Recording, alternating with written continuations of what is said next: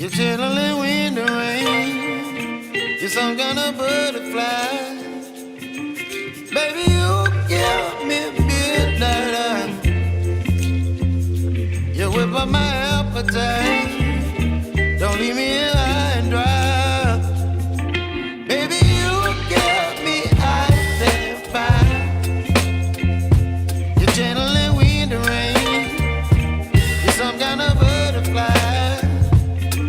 Baby, you give me midnight.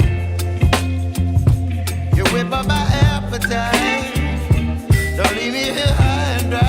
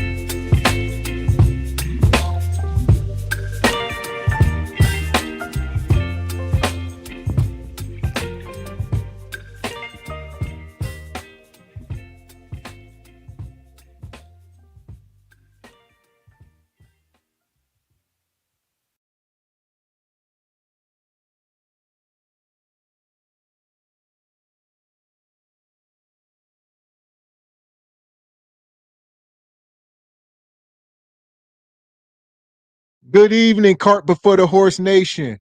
Live show starting soon.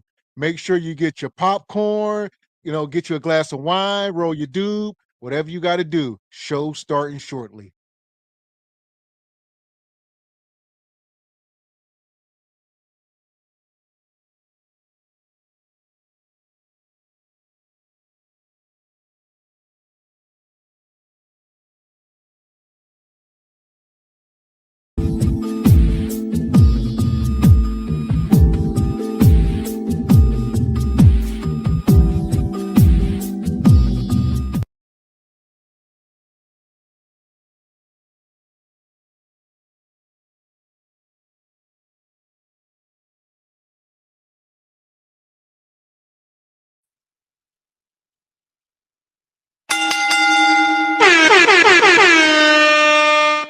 Let's get ready to rumble! Welcome. Live Saturday night, Regal Rumble. We in the building, Mr. Walker. How you feeling tonight, brother?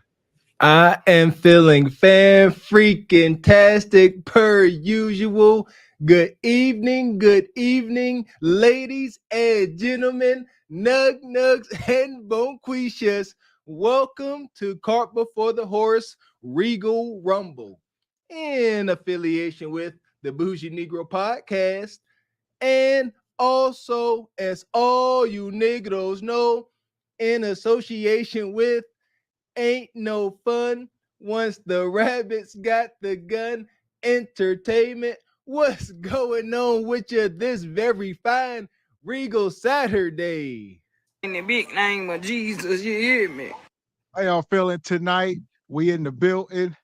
We got a full show lined up. So let's make sure we got everything straight. I see my guy Don in the building. How you feeling tonight, Don? The biggest joker, people. The biggest joker, baby. What's going on with you? Who else we got? I see Rakai. I see my guy Jay Gray, Stevie D, Danny Nicole. How you feeling tonight, Danny? We about to cook up for y'all. We out here in these YouTube streets, my baby. Regal Rumble, your favorite place, your favorite destination for Saturday. We out here. Yes. So before we even get started, I see some of y'all already come through with some super chats. Shout out to my guy Joker Nutty Nate. How you feeling tonight, brother? He says, let's get Regal to Rumble. Right. I like that. Cart before the horse. There we go. Also, where we at? Shout out to Rachai Media. Money. Appreciate you, brother. He says, good evening to the chat. Also, Frederick Howard come through. Yeah. How you feeling, Frederick? He says, Mr. Walker. He says, are you and Gavin X grilling dirty back feet hyenas in your neighborhood? Nah, we being kind. We got a full show lined up here. So yeah, we vegetarian. there you go. So where we at? We got some ladies in the back, so we definitely ain't gonna keep y'all waiting much longer. Here we go. Me and Mr. Walker, as y'all can see in the thumbnail, in the title of the show, are men to blame for the 304s in the community. You know? Oh boy. Huh. That conversation got more dang on rabbit holes than a little bit. This ought to be fun. Yes. So here we go. We're going to bring the ladies up and we're going to get cooking here because we already got some videos to get to. We'll be dropping the link tonight. So what time is it? 8:45. Shout out to my guy, Larry. I see y'all in the chat. April Johnson, Shantae, Gwendolyn, Amar Jones. We see y'all in the chat. Yeah, we'll be dropping the link around maybe, I don't know. We'll give them at least an hour. So within that hour, we'll be dropping the link. We'll roll the bounties and all that out, and y'all welcome to come up. There we go. Oh, that sounds like a plan. So without further ado, we're going to bring the ladies up. I see they in the back. First, who we got here? I see my girl, Pick Meek back here. How you feeling tonight, Meek? Meek in Welcome the building. How you feeling? Like a granny. Oh my God, I hate these glasses. feel like it's been like a month. Feel like you've been gone for a minute. We ain't seen you. It's been a week. That's what I'm saying. It feels longer. Like it's crazy. I was like, I cannot be missing my Saturday. Is something in your mouth? What's in your mouth? You got braces? Nothing. No. Oh, look like you have braces. It's just the light. Okay. No. So here we go. I'm gonna drop your link, Meek, because I see if y'all ain't been over to Meek's channel, I see you dropped the video the other day, and it's doing some pretty good numbers over there, Meek. Is it? It got copyrighted. I tried to be funny. Oh. Oh I put no! Project Pat in there. Don't save her. And they. It was so funny. Like I had like a little graveyard background, and it was swinging No Man's Land. Oh, that okay.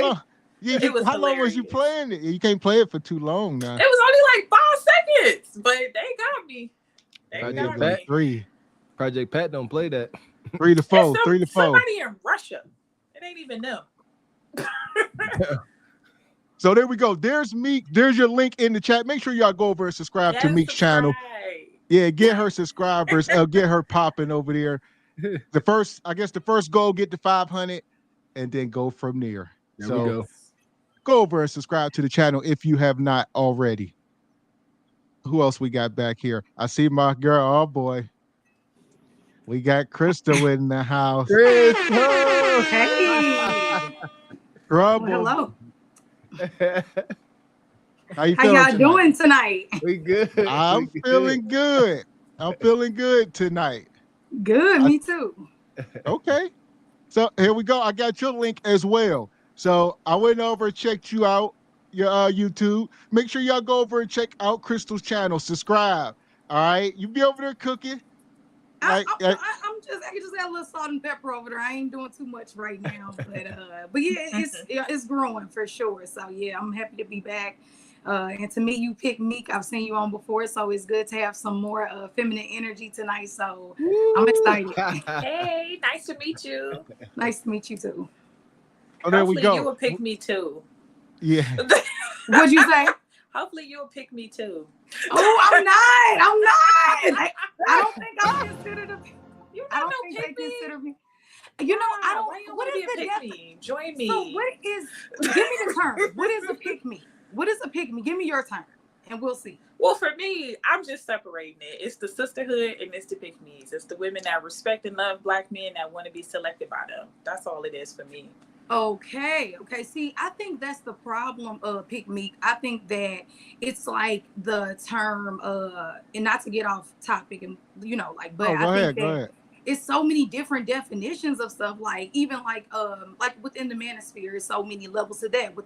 With feminists, it's so many levels to that. Like Yeah. I think people lean so much one way or the other, and categories can get super confusing. So I'm sure in some forums I will be considered a pick me. I don't consider myself a pick me, but I do agree. I love black men, and I am very pro black man, but I call out things, but I don't know. I love women too, so I don't know. I guess I'm somewhere in the middle. Okay. All right. Well, this is the accountability show. So I'm ready for it. Holding them accountable. I'm with it. There we go. And like I said, the title of the show, I'll run the banner at the bottom. Are men to, it's real specific. A lot of people say who's to blame, but we're just going to say, are men to blame for the 304s in the community? Yes. Okay. Pick me says yes. Are men to blame for these promiscuous FNF sisters? No, my thought process is saying no. I gotta say no. I don't mind being accountable. I hope that's understood by now. But I'm just no. I don't. Shoot, I take that back. I guess rap music, maybe. There you go. Think about it. It's a loaded question. You got to really think about this one. See, but then you start getting into, agenda and what's pushed on those artists. It's because it's been spoken. Yes, rap music has something to do with the degradation of our sisters. Indeed, at the very same time, we cannot ignore the fact that, these rappers are coming out now letting it be known that they were paid to push certain destructive lyrics. So, yes and no. Okay. Well, Meek, you said yes. Why you say yes? Men are to blame. Because it's a mixture of how they were raised. So it's like, yes, women fall into the responsibility. It's equally because what they were taught, but also men just don't be liking the good girl. And then it's like, y'all expect a good girl to last to 30. And I think that'd be weird. So it's like, good girls are usually good girls when they're younger. And when we're younger, we are being told to live life. And it's not just women that tell us to do that. Like, when I got out here and got outside, men told me to do it. It wasn't no girls. It was like, dudes was like, no, nobody's ever going to date you with a low body count. So if that's my reality, I know that's thousands of other girls' reality. So yes, men have something to do with it too. Should a woman try to reconfirm that? Now, one thing for men to say that they don't want that, should you go like ask other men, fathers, other men, like, is this true? Or should you just believe it and start operating like that? I mean, I have a daddy, so I would ask my dad, but there's information that my daddy will give me, and then there's information that real life will give me. So my daddy will tell me whatever is gonna sound good, especially for me to maintain my respect as his daughter. Like, no, I don't want you to be out here smashing everybody because you my daughter. I don't want you doing that.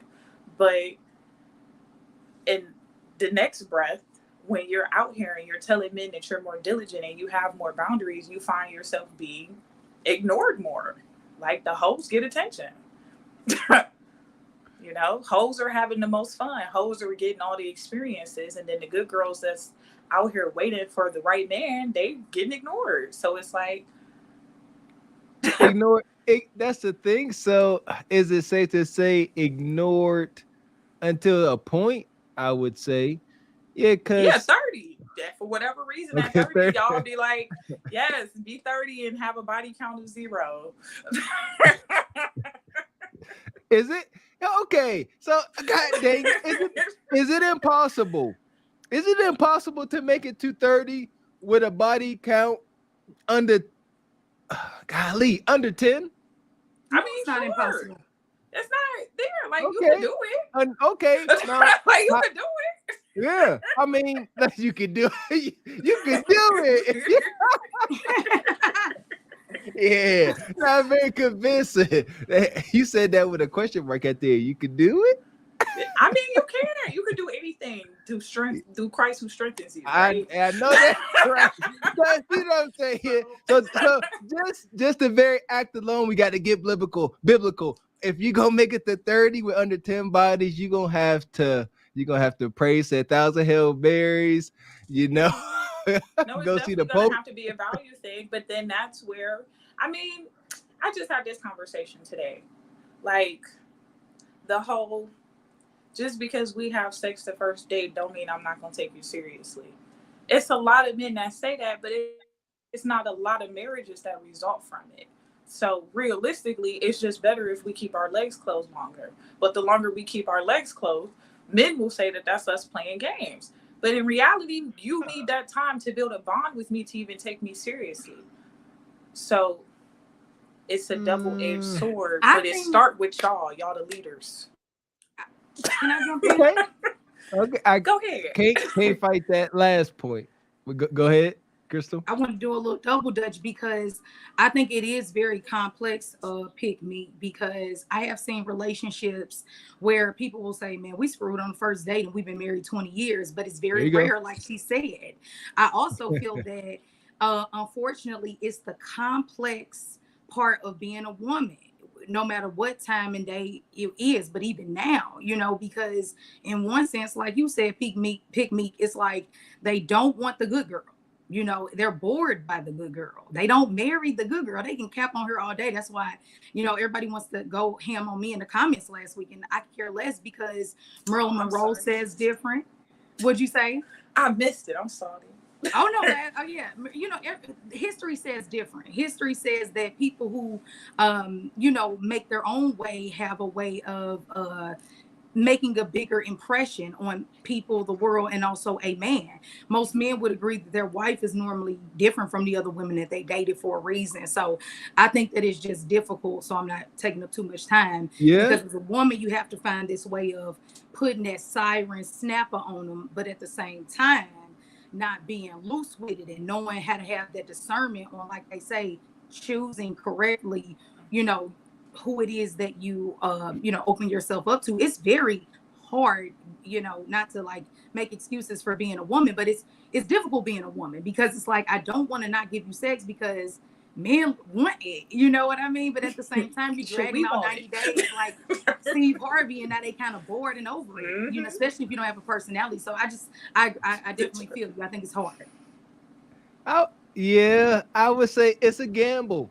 And I think that's something that today, people in today's sexual marketplace really don't want to accept and take on that gamble, because it's a gamble. You definitely don't want to listen to Steve Harvey and be trying to have a guy wait, I don't know, months. That's weird and wild. You know, it's you gotta have some education.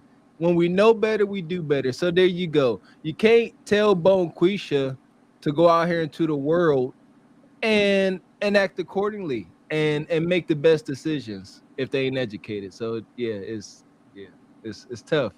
But why does everybody hate on Steve Harvey? Like, my thing is, sure, we need more. That's why I came out of my little cave, because I'm tired of women not having a voice in this. Like, I think we just have gotten so repetitive on this. You know, it's just no hope for women if you have a child, or if you have this, or if you have that. It's like no wiggle room. And I think it's BS. I like Steve Harvey, not for the unrealistic expectation that people are really about to be waiting 3 months, you know, every single person. But the women need some type of order. I think that's the issue with a lot of women now. They too loose. Yeah. They're too whorish. They need some type of guidance, because a lot of them don't have fathers. And so here comes Steve Harvey. Although he's capping and doing the most and being dramatic about it, he's just trying to give you some type of guidance to logically understand men, which y'all complain about women don't. And then also how to be more of a woman and not just be throwing it in a circle and getting pregnant by everybody and giving it up too easy. So although he didn't have the right approach, I think it was still honorable that he at least tried to do something. He got an A for effort. Yeah, Steve took a simping approach to it. No.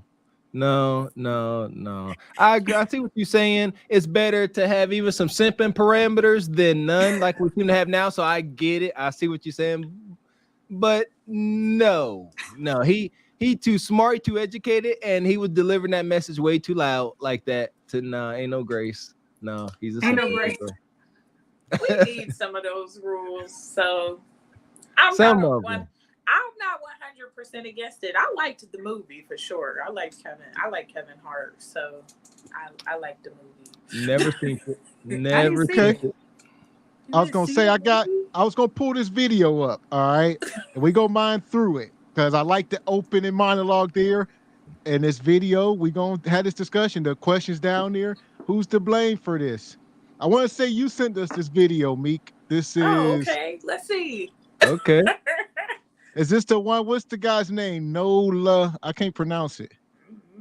Who knows? I be just sending stuff. He's tagged to the video. Let me see. I cannot pronounce the guy's name, but No Love Mar.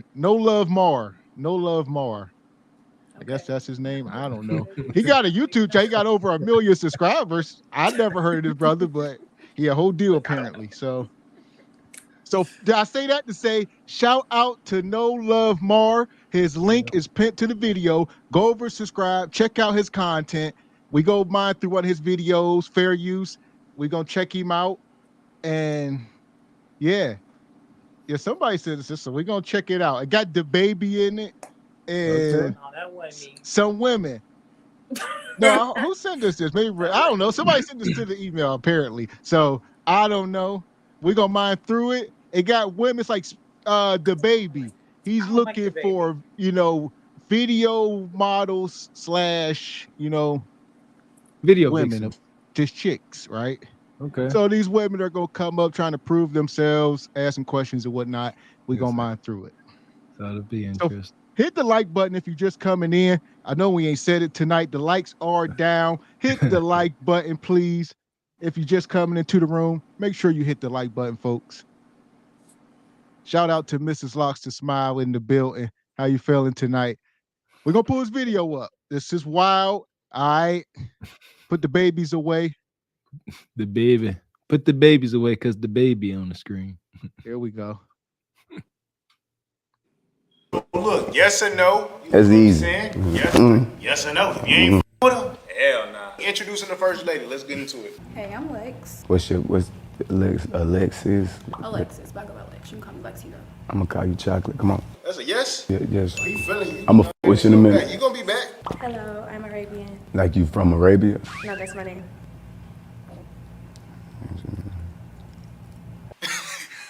How you feel? I'm just looking at her. Give my boy a 360. It's backed up. Come on.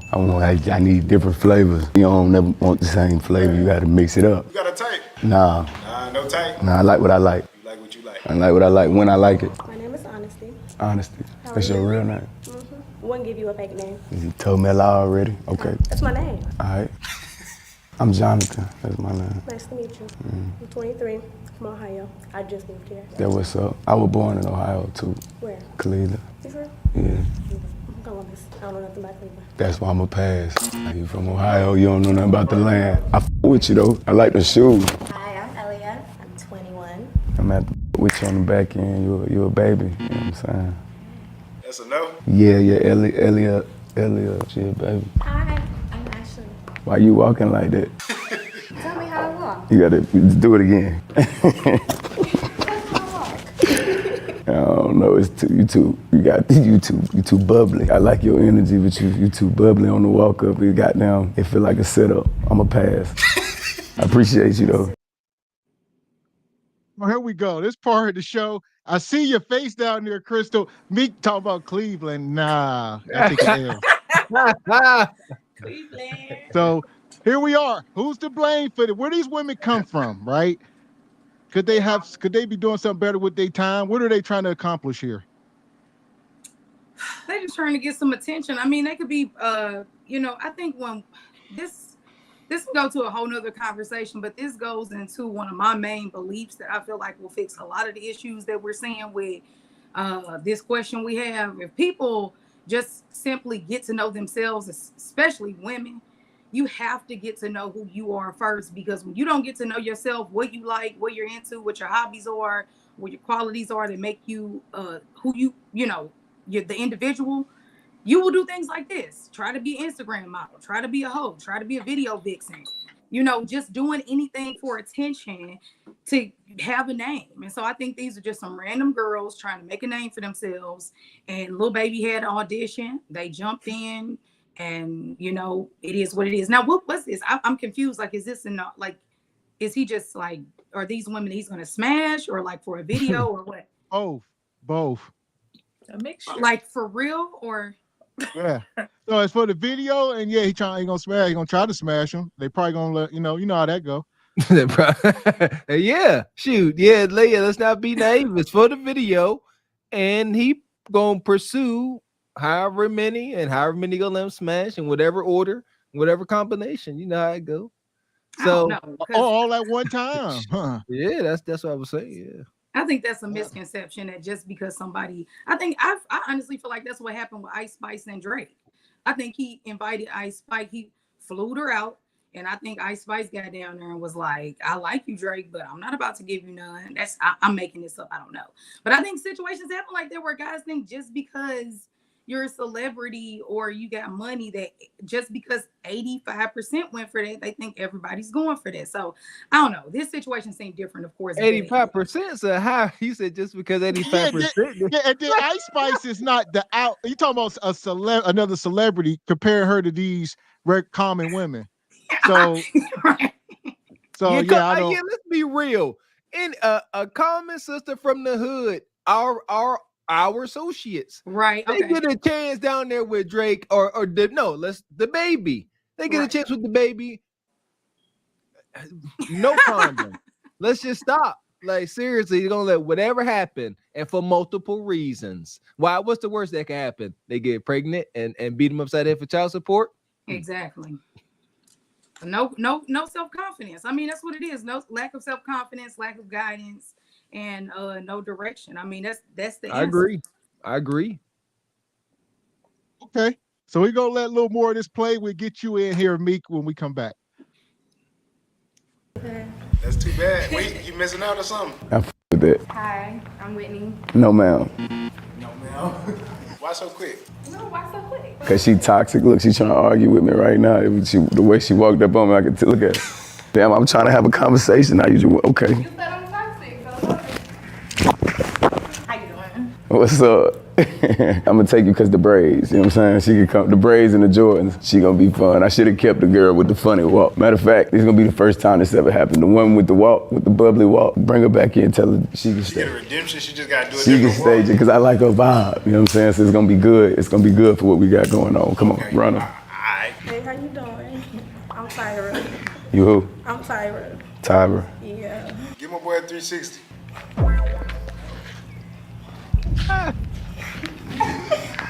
Out. I know. You know what? What you thinking? What I'm thinking? I don't know. Tell me what you think I was thinking. I ain't gonna tell you. I'm nervous. What you, huh? You don't like my shoes? You think I don't like your shoes? Damn. Huh? What your earrings say? Oh. And what your jacket say right there? Baby. See, who's to blame for this? No home training. These women coming from all over. Come on now. Y'all said men? Do you think the audition list said looking for wholesome girls with great personalities ready to be in my video? Come on now. If it did, could he find any? If it did, yes. Where would he find them? All over. But the list gotta say that. They don't ask for those girls. They ask for the hoes to be in the videos. The hoes get the attention. Look at these random hoes coming from all over getting the opportunity to meet a celebrity. And for what? Just to have their booty out? No. Right. And I think that we need to have an automatic stop the cap button, because I think that it's like men support this. Like, it's not a question. Like, men look at the body, men look at the woman in total. It's like this sex sells, and who is buying it?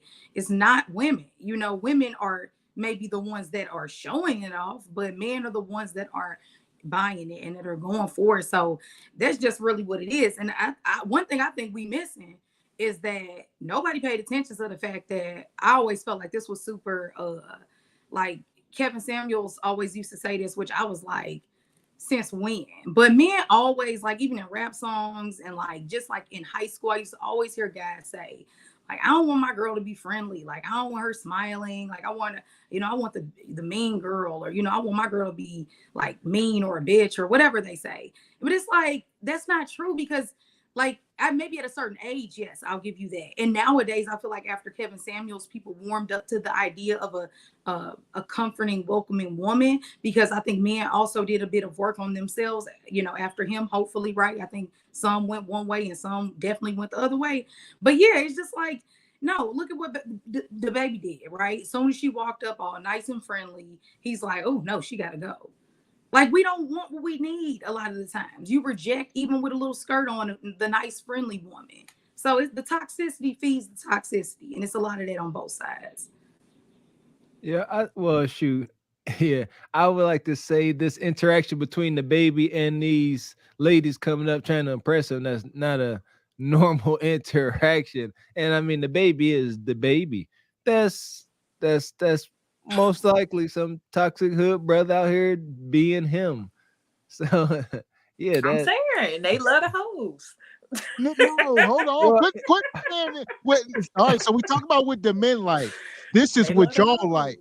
And no, most women, and he ain't necessarily a rapper. The men we talk about don't got millions of dollars, and he act like this though. There you this go. Is what y'all. Most women have kids by men that think like this. So yeah, let me tell you something though, because I used to like the baby before he got real weird, and when I was real big on the Breakfast Club, because they real good at getting people to reveal their real personalities, and the baby is like a genuine guy, but he 5'7", y'all, and you don't pick up that energy when he's sitting there. So that's like how you become Mr. Bitches. Like, that's why women like the hood men, for the confidence. And unfortunately, like, the nerdy dudes just don't be having it. So that's how we end up over there. But that's not my preference. There you go. That's not my accountability. Preference. That's not my preference. Yeah. So there you go. I'm gonna make the argument to heck with the fact that men don't like wholesome women.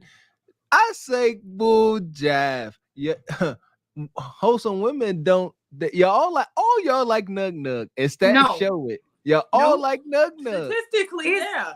Yeah, it wasn't numbers though. That's the only thing that we can trust. Men lie, women lie. Yeah. Numbers don't. Yeah, statistically, yes, we love them, but I it's for people character. People love who they're around. If you in the hood, you gonna date who in the hood. Shaquana gonna date Keyshawn because she's in the hood with him. That's just period. You're not gonna find, and yes, sometimes you find those like I think Mr. Walker, you said this last week. Sometimes you do find a nurse, or not a nurse, but like, let's say not a doctor, but you'll find a college educated woman, let's just say that, and she will still not necessarily be friends with, because I didn't really agree with that statement. Sometimes you will see her still hanging out with friends from back in the day, but you will see her dating a guy that's not, it's not making sense, right? Or like, let's say she'll date a hood dude or a guy who just, got out of jail or whatever. But once again, that's because she's missing a big part of the picture, that she really needs to work on a big part of herself. And to pick Meek's point, the reason why women pass up the nerdy guy, which for me, I've always more so like the laid back guy, the more shy dude. Mr. Just make it happen. You say he doesn't make it happen? I said, Mr. Make it happen. Like, they just sit there, man with a plan. Because those guys low-key have balance. They have balance. Like, they low-key have that balance of that masculinity, but they also don't deny that feminine aspect of themselves. Like last week, we had a whole hour-long discussion about the fact that men do not want to accept the fact that you still came from your mother. You have a piece of femininity in you, whether you want to admit that or not. You do. Just like women have a bit of masculinity within them. So anyway, women don't like the Wait, hold on, wait a minute, because you wait a minute, god dang it. Wait a second. no, wait a minute. That's true. Because I don't, you can't just say that. What are you insinuating? Obviously, men, we all come from our mothers, granted, but you know what I mean? You come from your mother, and you actually have more because of how we I ain't gonna take y'all down the deep rabbit hole because I ain't ready for that yet.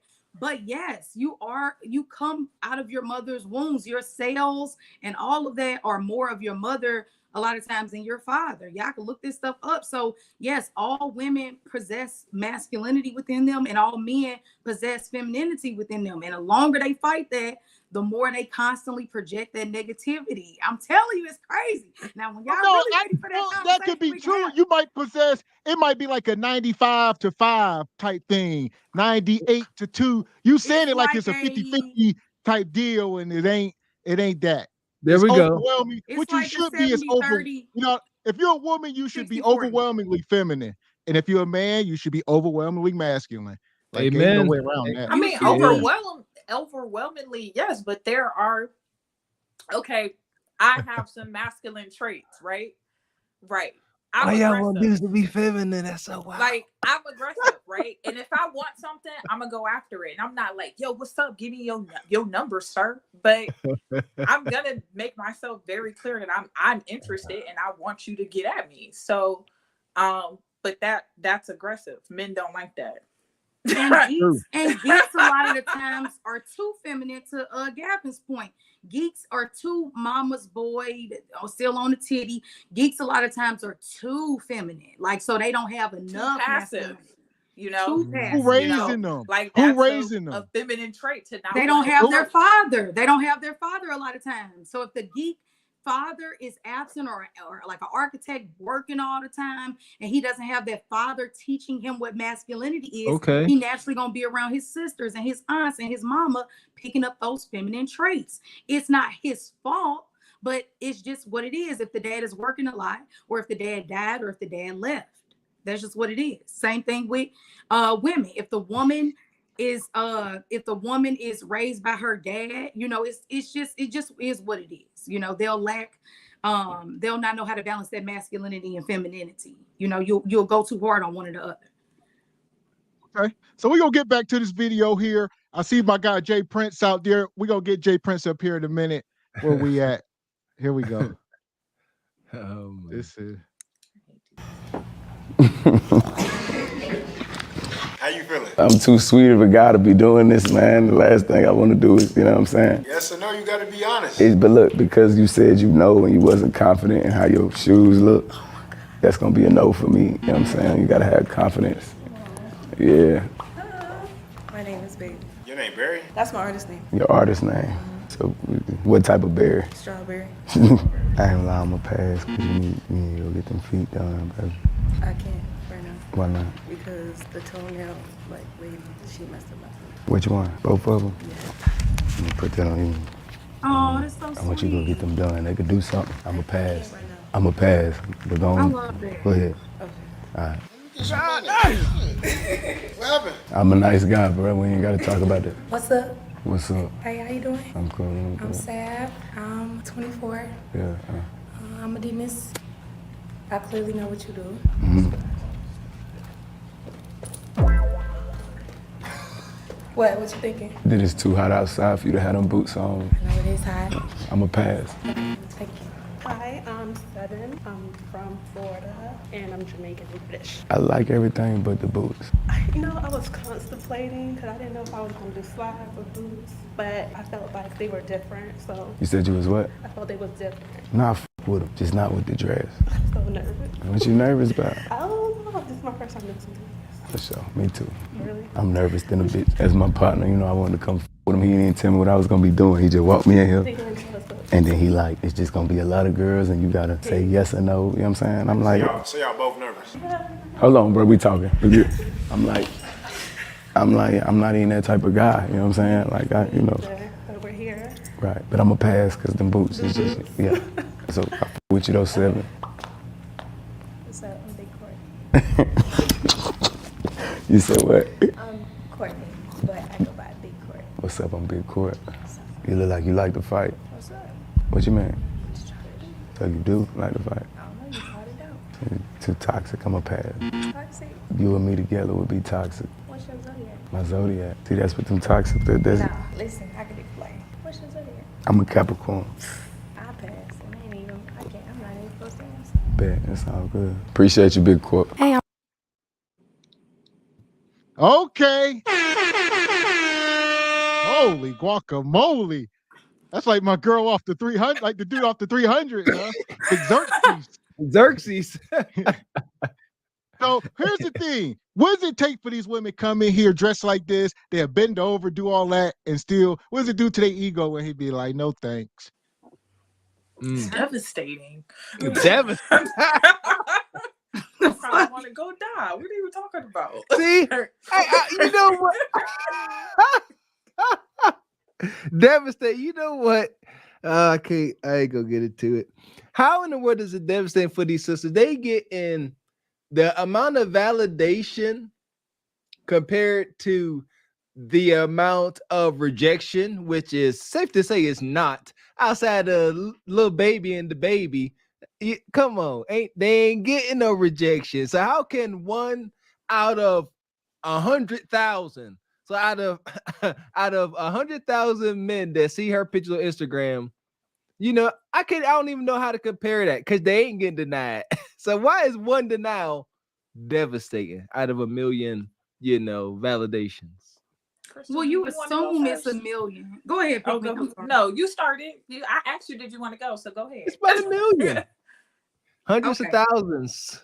Well, I think that men assume that women get more attention than they do sometimes. Then, you know, I think it just seems like we have all these men or like all this attention that sometimes is not really there. Now, I do understand that women definitely get more attention than guys. You know, I understand that. But I think still we're human. We're all human. None of us like rejection, no matter how beautiful, how many times you've been, you know, validated, non-validated.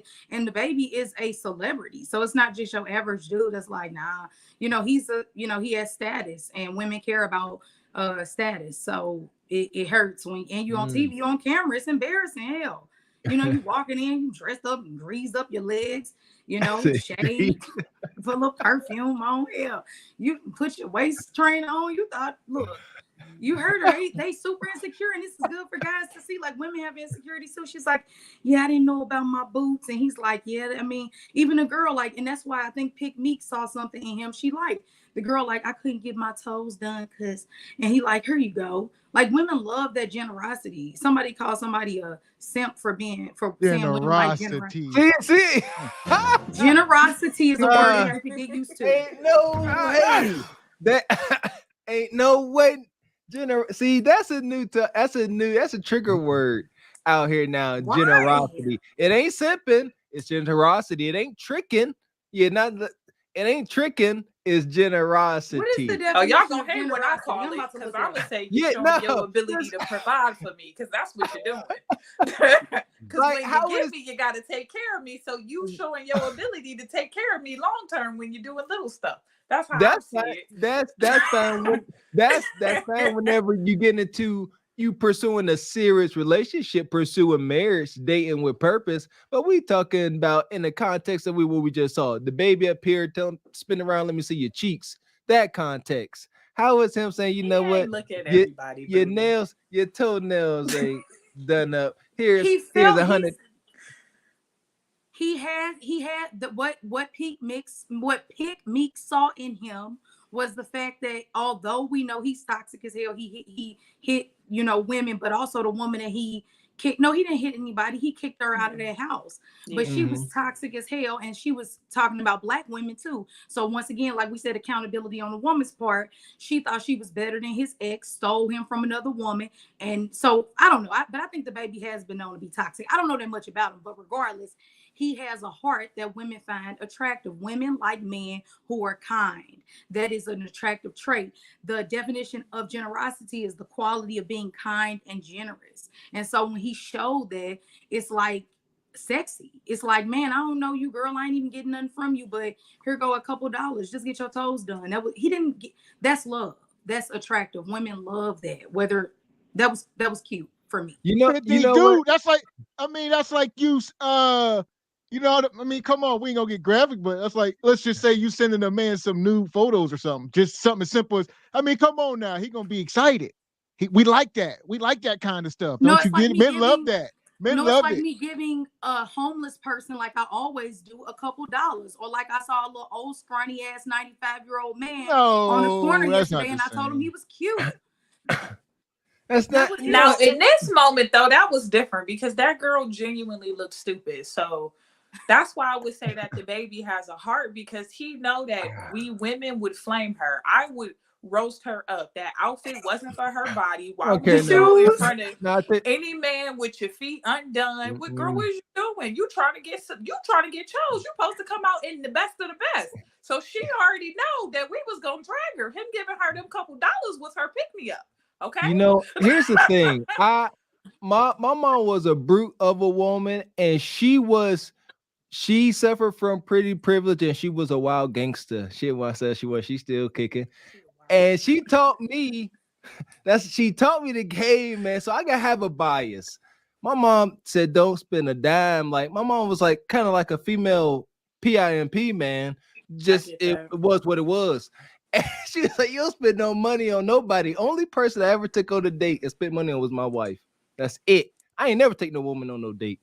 And I ain't but my daddy told me not to be in no man's face that can't spend his money on me. So if we was young, my daddy would be like, all right, let that man go ahead and get out the way. Because when we were children, my dad used to make boys bring him chicken to the house to date me and my sister. Like, oh, you want to date her? I need some chicken. Those was our diaries. He said, so, an offering. Like my dad didn't play that. So it's just like, I still don't take men around my dad because these men are not ready to meet my daddy. So it's just like, no. So for that's crazy. My daddy, like, no man should have your time who can't show you what he can do for you. Like, he let me know I'm a bill. You another bill. Is he ready to take on this bill? True. At this age, I would say possibly. Well, yeah, not the whole. Hey, real quick, let me get in here. Let me get her pay some of these bills. Real quick, we got a Cash App come in. Shout out to my girl April Johnson. She says her background is loud right now, but she gonna catch the show here in a minute. We appreciate you, April. Also, I see Devon come through. He says Pookies are hyper masculine, mama's boys, and think like women. I agree. And we got Lamb come through. How you feeling tonight, Lamb? Thank you. Now we can't call the baby all the way a Pookie though, because he had a daddy, y'all. He had a dad. He made an album about him. Well, it's just your software. It don't matter what you have. There you go. Your outcome, that don't determine your outcome. There you go. So here we go. Shout out to Lamb. She says what she's saying is men have estrogen in them, and women, just like women have testosterone in them, even though it's a small amount. That means you have the ability to be feminine, to have feminine traits as a man. So absolutely. So we touched on that little small. That don't mean you succumb to it. You got the ability to go jump off a bridge. You don't do that though, right? So yeah, you got to fight that. You got to fight that, brothers. See, wait, hold on. What does succumb mean? What do you mean, sir? What that doesn't mean succumb to it. I know you got to do it, but can you say that? Can you explain it to me real quick? Well, to succumb means be overtaken. So as a man, you don't want to be overtaken. You don't want to be overtaken with feminine traits, any feminine traits. Got you. At all. Got you. So here we go. We'll bring this sister back up. We'll keep minding through this. Make sure y'all hitting the like button if you're just coming in. I'm Presidential Rose, aka the Felicia, but I'm an artist, hustler. I do it all. I do hair, music, whatever. I like hustlers, you can say. Ooh, all right. Dab on hustlers. I'm Sky. I'm 22. I'm a stylist. I love jewelry, fashion, art, all of that. What's up? You staring real hard. I'm just trying to figure you out. You can use your words too, not just your eyes. I'm trying to figure out what type of motherfucker is you. Look like you got bruises on your leg. Why it look like that? I'm a track star too. I be running hurdles. Where you from? I'm Jamaican. So you from Jamaica? Mm-hmm. I grew up like North Atlanta though. So where you from? Jamaica, born, raised. I love Jamaica. Could show you someday. Yes or no? That's what I'm saying. You asking a lot. I'm a pass. I'm too nice of a guy for this shit, bro. God damn. Hi, I'm Tati. How you doing, Tati? I'm well. How about yourself? I'm blessed. I'm a pass. Okay. God bless. I like the outfit too. Thank you. You got a fat ass too. I'm Jelena. I'm a pass, baby. Pleasure to meet you. Pleased to meet you too. For sure. I'm Dage. I'm 24. I came here from Mississippi, but I'm a hairstylist here in Atlanta. I'm a pass. I'm a pass cut the shoes. Oh, good God. Hey, Jonathan. I'm Babe. What you said? I called you by your name, Jonathan. You know me from somewhere? I don't know you from nowhere. Can the children in Africa get a 360, please? Why are you so mean? But you, I ain't even said nothing. Okay. I'm gonna let you stay. As you already calling me mean before I can even, I'm gonna let you stay. Hi. What's up? How old you is? 25. I'm gonna let you stay because I like the hell. Thank you. I'm Marie. Nice to meet you. I'm gonna let you stay. I knew that. You said what? I knew that. She said she knew that. I'm about to say. Ifausumatikape. Huh? How are you, handsome? My name is Sunshine. What'd you say the first time? Ifausumatikape. I'm a pass. Nice meeting you. Nice meeting you. You kind of startled me a little bit. Hey, how you doing? I'm good. My name Keisha. I'm Jonathan. Nice to meet you. Nice to meet you. That's it? Yes. Nothing else? Uh-uh. Oh, okay then. That's yes or no? She left me, that's a no. Hey, how you doing? I'm good. My name is Carly. What that is on your shoe? Money. A $10,000 bill. Don't be smiling at me like that. I'm smiling at you. You just smiling. I like it though. You like it? Thank you. So you gonna ask me where I'm from? I'm a pass, but I fuck with you. Y'all got a real good selection of women, man. I'm bringing just straight great women in here. Been 100% great women, man. Even the ones I passed on, great energy. All right, so look, baby, this is round 2. We gonna see who like you. They go yes or no you, and if they say no, they out the game. If they say yes, they still in for round 3. Cool? Hello. Hey. Hello. I'm back. I have a couple questions for you. First, what's your sign? Capricorn. Capricorn. Mhm. Okay. What's the top 3 things you look for in a woman? Personality, confidence. What else? You gotta be smart too, intelligent. I hate a dumb motherfucker. What would you say is the most adventurous thing you've ever done? I done did some shit. It ain't too much I ain't did. Have you skydived? I ain't did that shit. Not yet. Yeah. Oh, here we go. All right. The baby. Like said, what are these women? Are men to blame? I say no. Y'all say men are to blame for these women acting like this? Y'all do know that women operate off of attention, right? Right. So if hoes get attention, they not getting it from me. I don't be out there like, yes, hoe, do your thing. I don't validate them. I don't support them. I don't put money in their pockets, and I don't wife them up. So, yeah. I don't ignore think. the hoes. You got to get the men to ignore them. Stop giving the hoes the D. I was gonna say let's call them 304s for YouTube purposes. Okay, let's call them 304s. Yeah. Y'all gotta stop giving the 304s time. I do real marriage-minded men give 304s the time of day?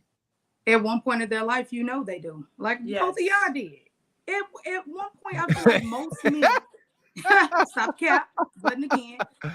So okay, here we go. Okay, let's touch on that. So whenever, okay, fair. At some point, we gave 304s the time of day.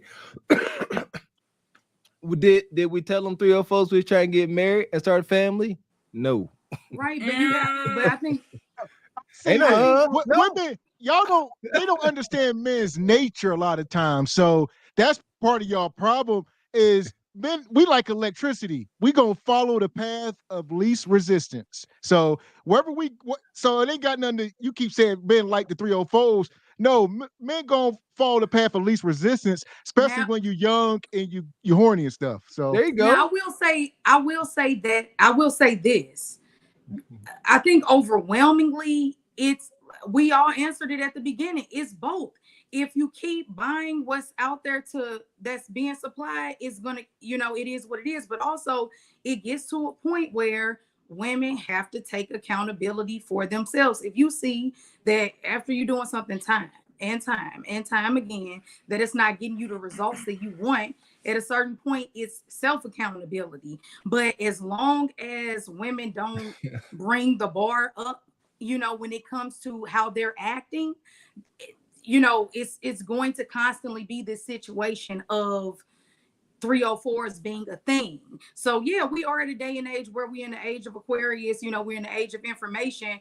If you want to do better, you can. But as long as they keep spending the money, and as long as you all keep doing it on both ends, it's going to be there. So ultimately, it's really both. Women got to raise the bar, and men have to stop supplying for the women that are not. Okay, real quick, I see we got somebody backstage. Oh boy, they got my girl Tyranny in the house, folks. What's up, you guys? Hey, you guys. What's up? Oh boy, it's a party now. Yes.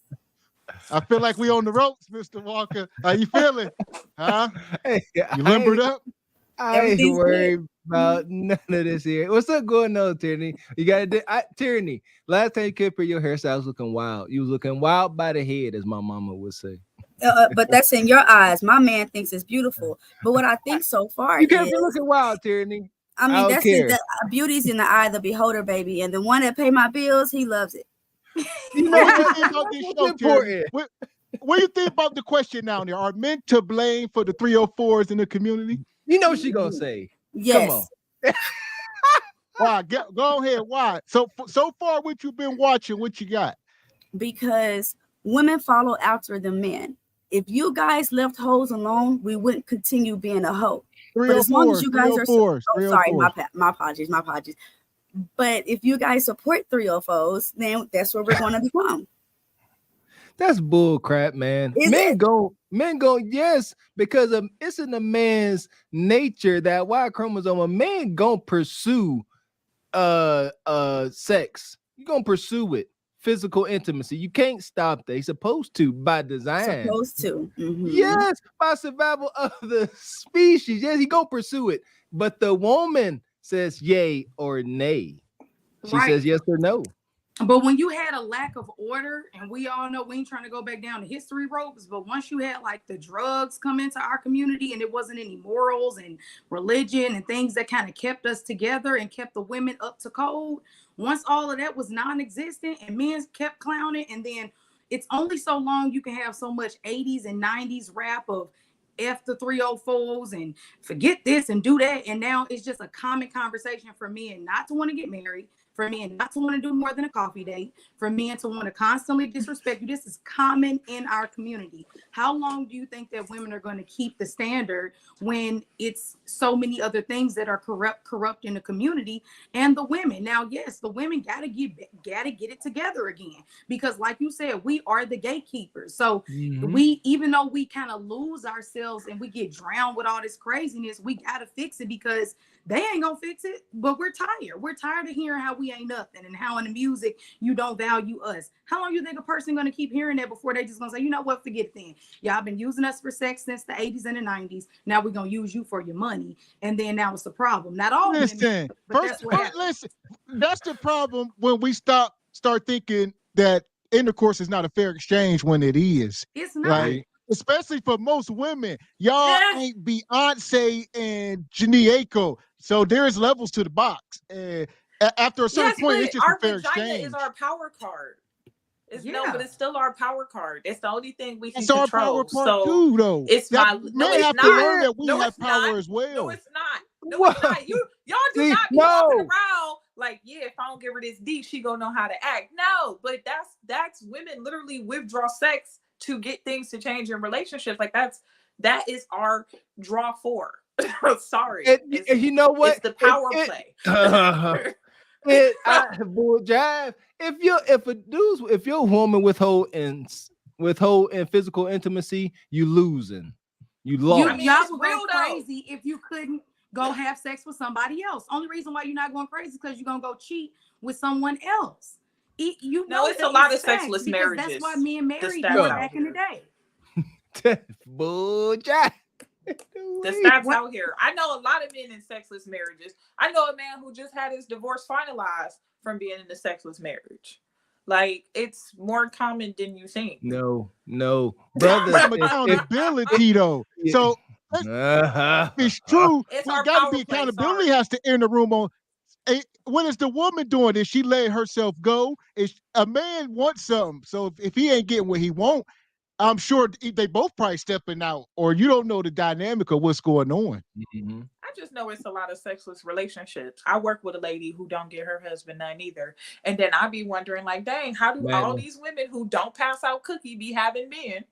But then us outside expected to just give it out because the man said you pretty. Like, I be thinking that's wild. It's the power play. I mean, I would say, because we are taught that, girl, you got that, but you got the prize, but in 2023, because these men think they the prize too. But I wanted, I'm gonna be honest, I wanted as much as he wanted. And y'all ladies know, whenever we break up, we really miss the D. Yeah, we miss him as well. But when we get the D back, it's amazing. And it's like, I don't want nobody else to have this D. And I mean, I don't know. the penis Terry, I think that's like, I think women like you, what I don't like about what I see about sometimes with the guys in the chat with you, they don't realize you're actually the woman they want to marry. They don't realize that though. That's the funny part, because men, I know y'all surprised. Why you they say surprised that? because they think it's crazy. Hold on. What Stop she the say cap. last time? She got Stop a the man. cap. What she say? She got a man. Okay, She got. it's a She fact. got. They love I that. ain't lying. They love that shit. Because I she the agree, one who Crystal. she gonna cook. She gonna give it to you every night. She gonna take care of them kids, and she gonna work, and she'll look crazy, and y'all like that. And they she also love gonna it. poke you in your forehead. She gonna talk back. She gonna be disagreeable. And they All y'all that, love you it. gonna get no peace. Come on now. And they love it. They love it. So look, Tyranny. Okay, I'm right. Okay, Crystal. If Tyranny is delivering all that, then I agree. Now, Tyranny, are you delivering all that without combativeness? And are you not poking your man in the forehead and telling him what he need to do? Huh? I will show you in a year at the most when I get that ring. I'll prove it to you. I'm not even gonna say that. Go. Say less. Say less. Okay. Okay. So here we go. Perfect. Now, Go ahead, Crystal. Go ahead. I didn't say she was perfect, and I didn't say that she's for everyone, but I said that's why she is a lot of the times the one who will get married sooner than other women, regardless if y'all want to talk about this and talk about that. But I sit back, I study people, I study women, and I study men, and I know it's BS. Y'all can say what y'all want all day, but I see what you all do, and it is what it is. It's the sex, and women like her will give it to you, and stay consistent with it. And then there are other wives, more so like myself, who I'm not as sexual as Tyranny. I'm a sexual being, but I can't keep up as much as a man. I don't have as high of a sex drive as she does. It doesn't mean that I'm bad in bed or anything. Not to put too much out there, but yeah. Yeah, but I'm not that. I'm not out there like that, Crystal. I'm boring sometimes. Sometimes I'm boring. I tell you what, boring. See, I tell you what, I don't. Y'all. I live in home world. Y'all tripping. Talking about withhold and box and stuff. Does not compute. Does not compute. I don't know what y'all talking about. All right, real quick, let me get to these super chats. Let me get these super chats real quick. Okay. I see Mr. come in. He says, if men are to blame for women's bad decisions, should we continue to respect women as adults? What does that mean to respect a human being as an adult? What do you mean? Yeah, if you're not responsible for anything like a child, should you be treated as a child? What he's asking. Responsible. But we said we said that we are responsible, but ultimately, you all like to look at just the tree and not the forest. And you have to look at the full picture. If something it's just like, no offense, but people in certain communities, when they say, why is the Black community, incarcerated the most? Well, if you want to look at that little small piece and not look at the whole picture, then of course it's going to seem like, wow, these people are dangerous. So yeah, you got to look at the forest and not just focus on a tree. So yeah, something has happened continuously for years. And of course, the effect of that is going to be more wild women. It's not right. We got to fix this. It ain't cool. People need to get back married. Women need to get it together. But ultimately, we're not children. And that comment and that behavior is why men are very feminine these days. And like Mr. Gavin said, they're embracing that more than the masculinity. So yeah, that's what it is. Exactly. It's like, okay, you're a woman, so should I respect you as a woman because you probably cheating on your man? Like, bro, yes, you still should respect me as a woman. Duh. I don't know. Okay. Look, I want to answer it. I want to say that. Go ahead. You should respect us because we're humans. Unless I give you a reason not to respect me, that should be the decision. But the attention needs to change. Stop giving the attention to the 304. Stop putting your money with the 304s. Make the corn industry go bankrupt. Make the other, all of that. Like, we are not paying for that. I assure you that I have never in my life subscribed to a corn site. So y'all got to stop making those women feel like they're the ones that are the most admired and start chasing after the women that want to be wives. Stop looking past the women that's virgins, because I know so many virgins that can't even date, for the women that's out here just throwing it around. But pick me. See, they want that type of woman, but they're not that type of man. So they're getting these really good women and they're screwing it up because they suck as a human being. I mean, what to do with them. They just not all of them, of course. Yeah. Not all of them. Mr. Walker, you got to write some of this stuff down, because let me get to these super chat, because I don't want them to pile up because we ain't gonna never get to them. Shout out to Ripside. He says 33 kids by 26 men is wild to blame him alone. Not sure what that's about, but we appreciate the super chat. Being a liar. Stop tearing me. Stop. Sorry. Here we go. Shout out to Ripside. He come back. He says they never account for the other 50% of men who don't have kids. The square dude. A condom is the real payment protection plan, brothers. Yeah. Boom, shakalaka. Okay. There you go. And energy don't die come through. Money, money, money, money, money, money. My guy, he says the fault is on one who holds most power. Women hold the power to sex. All right. So if a 304 gives the power so easy, and there are more women than men, who's at fault? Men. I mean, man, it's our fault. And that's why I'm telling women now to stop. Do not give out no cookie. Don't pass. Don't give it out. Cut it off. No, and if they got to be mad, let them be mad. Let's all collectively agree to withdraw cookie unless we start seeing certain things. We can make a list right now. But we also need y'all to stop subscribing to the porn sites. And that 75% of sex workers were molested as children, by the way, too. So keep that in mind. 75% of sex workers were molested as children. So that's another part of this conversation. So when the men also take accountability, it will make sense too. So don't complain about what you support. And that's all we're saying. Of course, we know it's the woman who getting on a 304 stroll, and she need to stop. We know that she's consciously doing it, but when you get down to the root of it, the rooter and the tutor, I bet you what happened. Her psychology, lack of a male presence, lack of accountability and validation from her father is the reason as to why. It's not an excuse, but it's the reason why she's behaving in that loose, nasty manner. And then she got another man who paying for it on OnlyFans. So don't complain, because I bet you if we went through your history on your phone, you support it. No, here's the thing. Listen, like I said, I understand you talking to the audience, but you talk to a small percentage of men. Let's be real. I don't know. Like, let me read this last super chat. Hold on. We're gonna get into it. Shout out to Richard Media. He says, so the men are responsible for these 304's behavior, correct? Men tell these women how to behave, dress, act, and women comply, correct? Do they listen? I mean, are they listening to their men? Women do. We're women who have morals and aren't mentally ill do. Yes. All of us are not walking around with our cheeks out. Like, that is not the blueprint of all of us. Like, some of us are decent women, you know? So, yes, wherever you can look around and see this decent women, yes, we do that. Okay. Shout out to my guy, Don. Don says multiple bounties. All right, Don. Don ain't got the money. Okay. We'll see. All right.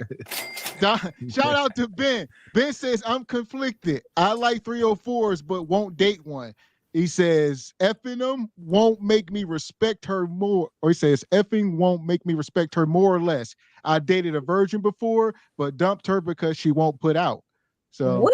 That's yes, that you're conflicted because you just said you won't date 304s, but you dumped the girl for not being one.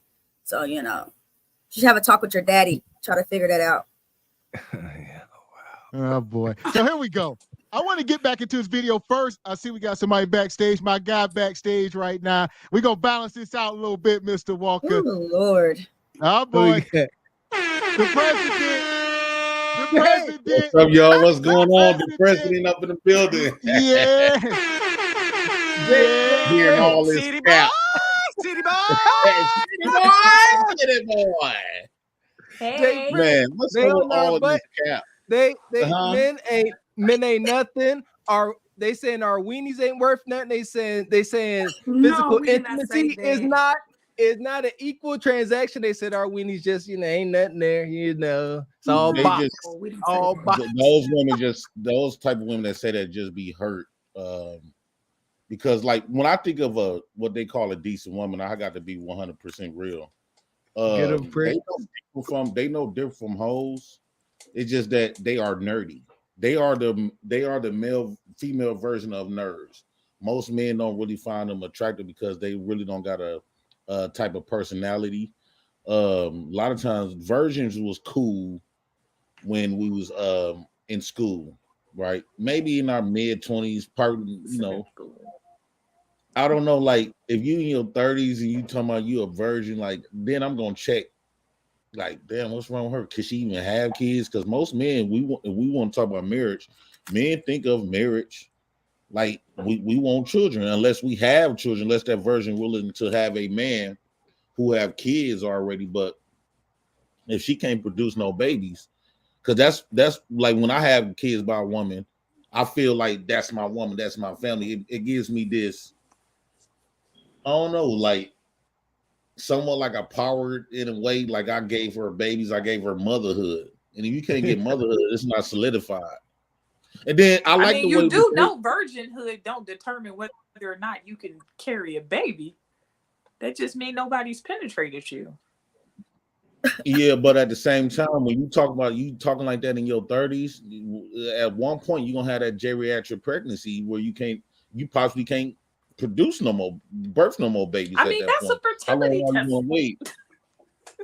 I think women. I mean, but if you value your body and if you say, okay, and this is where the conflict is, because if I'm a woman and I'm out here and I'm saying I only want to date a man that's willing to wait until I'm married and he takes me seriously, men overall walk away from those women. So if you're not trading the vagina, how can y'all say we do not like 304s when virgins are walked away from more than the 304s are? That part, I don't know. It's like this thin line because men want to see the baby just showing you what y'all really bring to the table, right? And when men think about a woman, we don't think about all of this 90-day junk. We don't honor that. That's some stuff that was man-made. When we think of a woman, when we want a woman, first thing we think about, is she cute? She fine? I want to fuck. Point blank simple. When a man approaches you, he got all of that in his mind before he even come in your path. You fine, you got a big, nice body, because that body sometimes matters way more than a face, than her face. And he think about fucking out the gate. All of this other stuff that y'all trying to force us men to be. Well, shame on you men then for thinking that way. Y'all want to force these men to be these Jesus Christ, only look at you for all of this. No, we don't give a fuck about none of that. And we don't give a fuck about how much in your bank account. We don't too much give a care about your education. We want to know, because so what do you care about? What do you care about? If what okay, at the end of the day, like. and then it's loyal. If she's loyal, if I get with you, if you're gonna be loyal to me, right? Because technically, but you said that y'all just want to smash, so why would loyalty matter? No. What I'm saying is that's what make us approach you. Then after that, we got to see if you loyal, you got a personality. Do you cook? Do you clean? Do you nurture? Are you loving? Do you speak positivity? Are you is you not this angry mutt? You know, we don't want to deal with none of that. Me personally, I hate to see a woman with a frown on her face. That's so unattractive to me. You don't got nothing to be angry about. He speaks for himself. Trey said you not. I just but here's the thing with men, like when all these women be on cold, right? Majority of the time women be on cold, right? And women got more. They beating us because they on cold, whereas men, they be trying to be the top king simp and shit. You think like so? This is the reason why y'all gotta be sitting up there begging and spending all y'all money on women, and y'all getting women view y'all as a dollar sign because you giving somebody that's emotional who don't have power, too much power over men. Should no woman have power over men? I like this video what you did with the baby, because it's showing women supposed to qualify herself to a man, not a man weaken himself to qualify himself to her. No, he needs to be qualified too. I'm saying you don't think we never have power over a man? A woman should never have power over a man. No, absolutely not. Why? Have power. What if you're weaker than her? Women have power. I will say it's. What if you're weaker than her? What if she's smarter than you? What if she has a little bit of strength in her? What if she's stronger than you when it comes to dealing with the world? You know, what if she has value to her? Why do you not have to qualify yourself to be with a woman like her? Because if a woman chooses a man and she's stronger than him with dealing with the world, she chose a girl. Tyranny, y'all, and then you go, Tyranny, you always go right back to y'all keep choosing wrong. Y'all choosing the wrong dude. A woman's power is in her femininity, and a man's power is in his that's what I was gonna say. So if I'm maintaining my role, I'm doing it right. I got power. And the true power is in balancing it. That's what it is.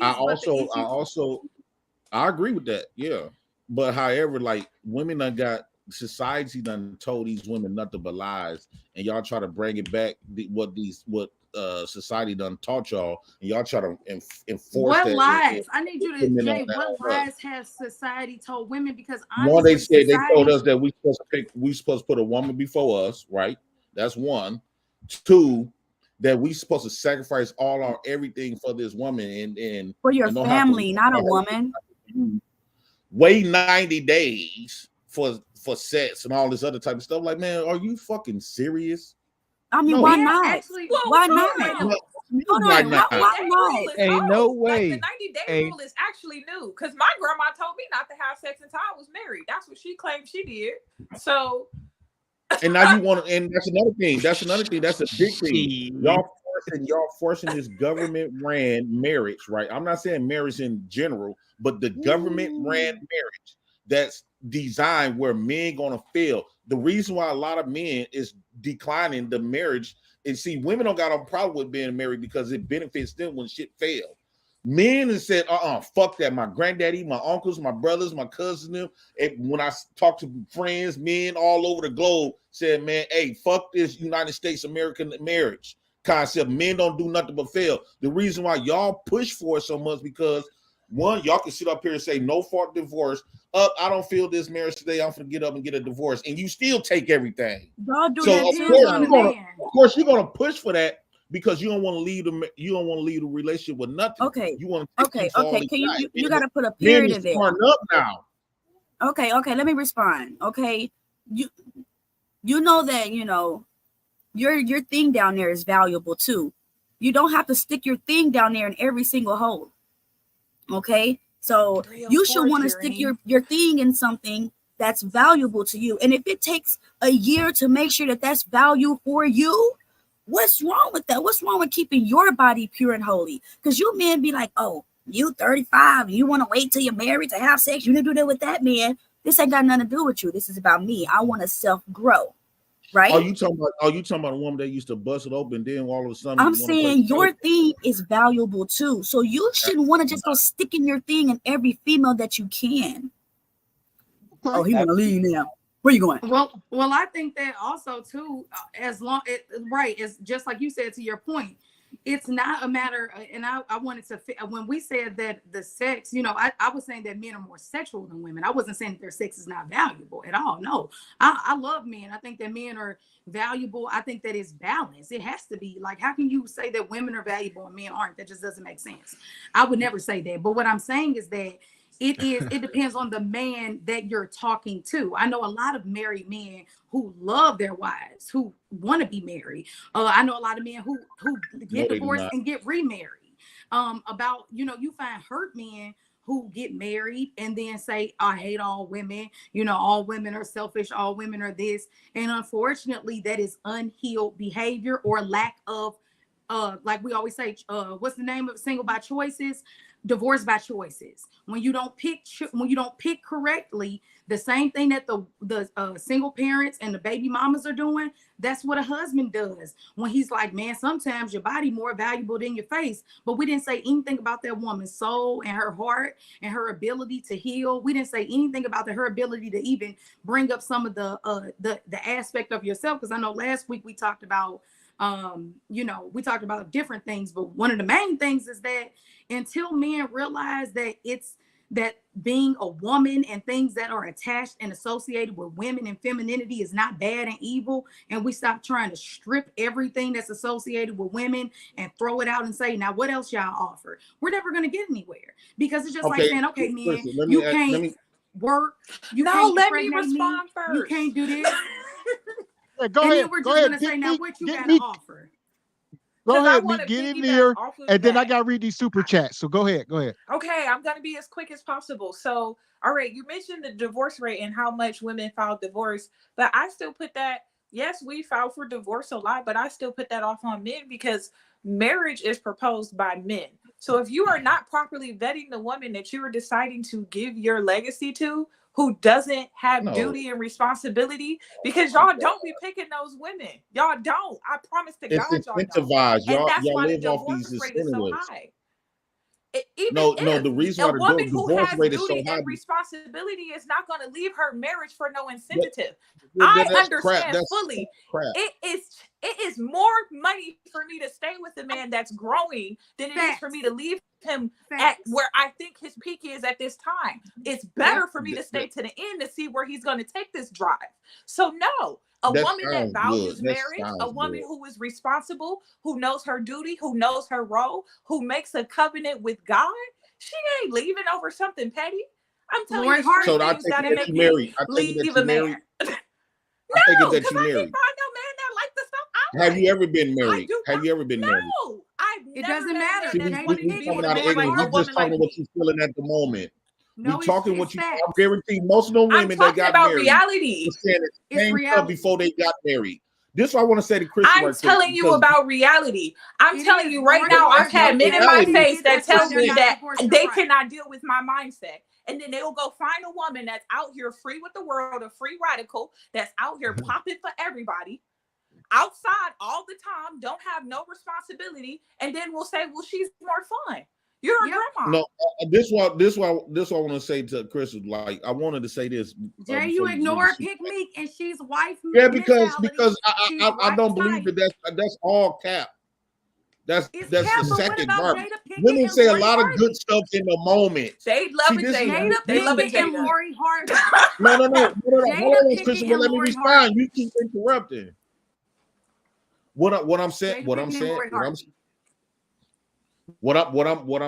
is that women say stuff what they feeling at the moment, and every time you listen to women, especially on a public place or just out loud, they say all the right shit. But that's why I tell men never listen to a second words that come out of women's mouth. You watch that sounds.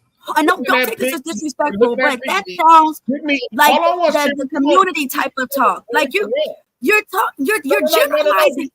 Hold on, Jay. You're generalizing women. Come on now, you've been married. I have been married, and I have been married, and I will be married. And hold on, let me. I don't want to overtalk. But I didn't divorce him. We ain't gonna make it personal. Keep it on the topic. Right. But a lot of when I hung around marriage, you just disrespectfully interrupted. Yes, I interrupted you because your rhetoric is rhetoric. Okay, well, please put a well, let period me in speak this. my rhetoric because I feel like what y'all saying is rhetoric. It's Go ahead, garbage. land your plane. You're Land your plane, generalizing JP. Go ahead. women. You're Go ahead, I'm trying to generalizing be land your plane. women. shut the fuck up. Whoa. All right, come on. Land your plane, JP. Come on. Keep it Beta. respectful. Keep it respectful.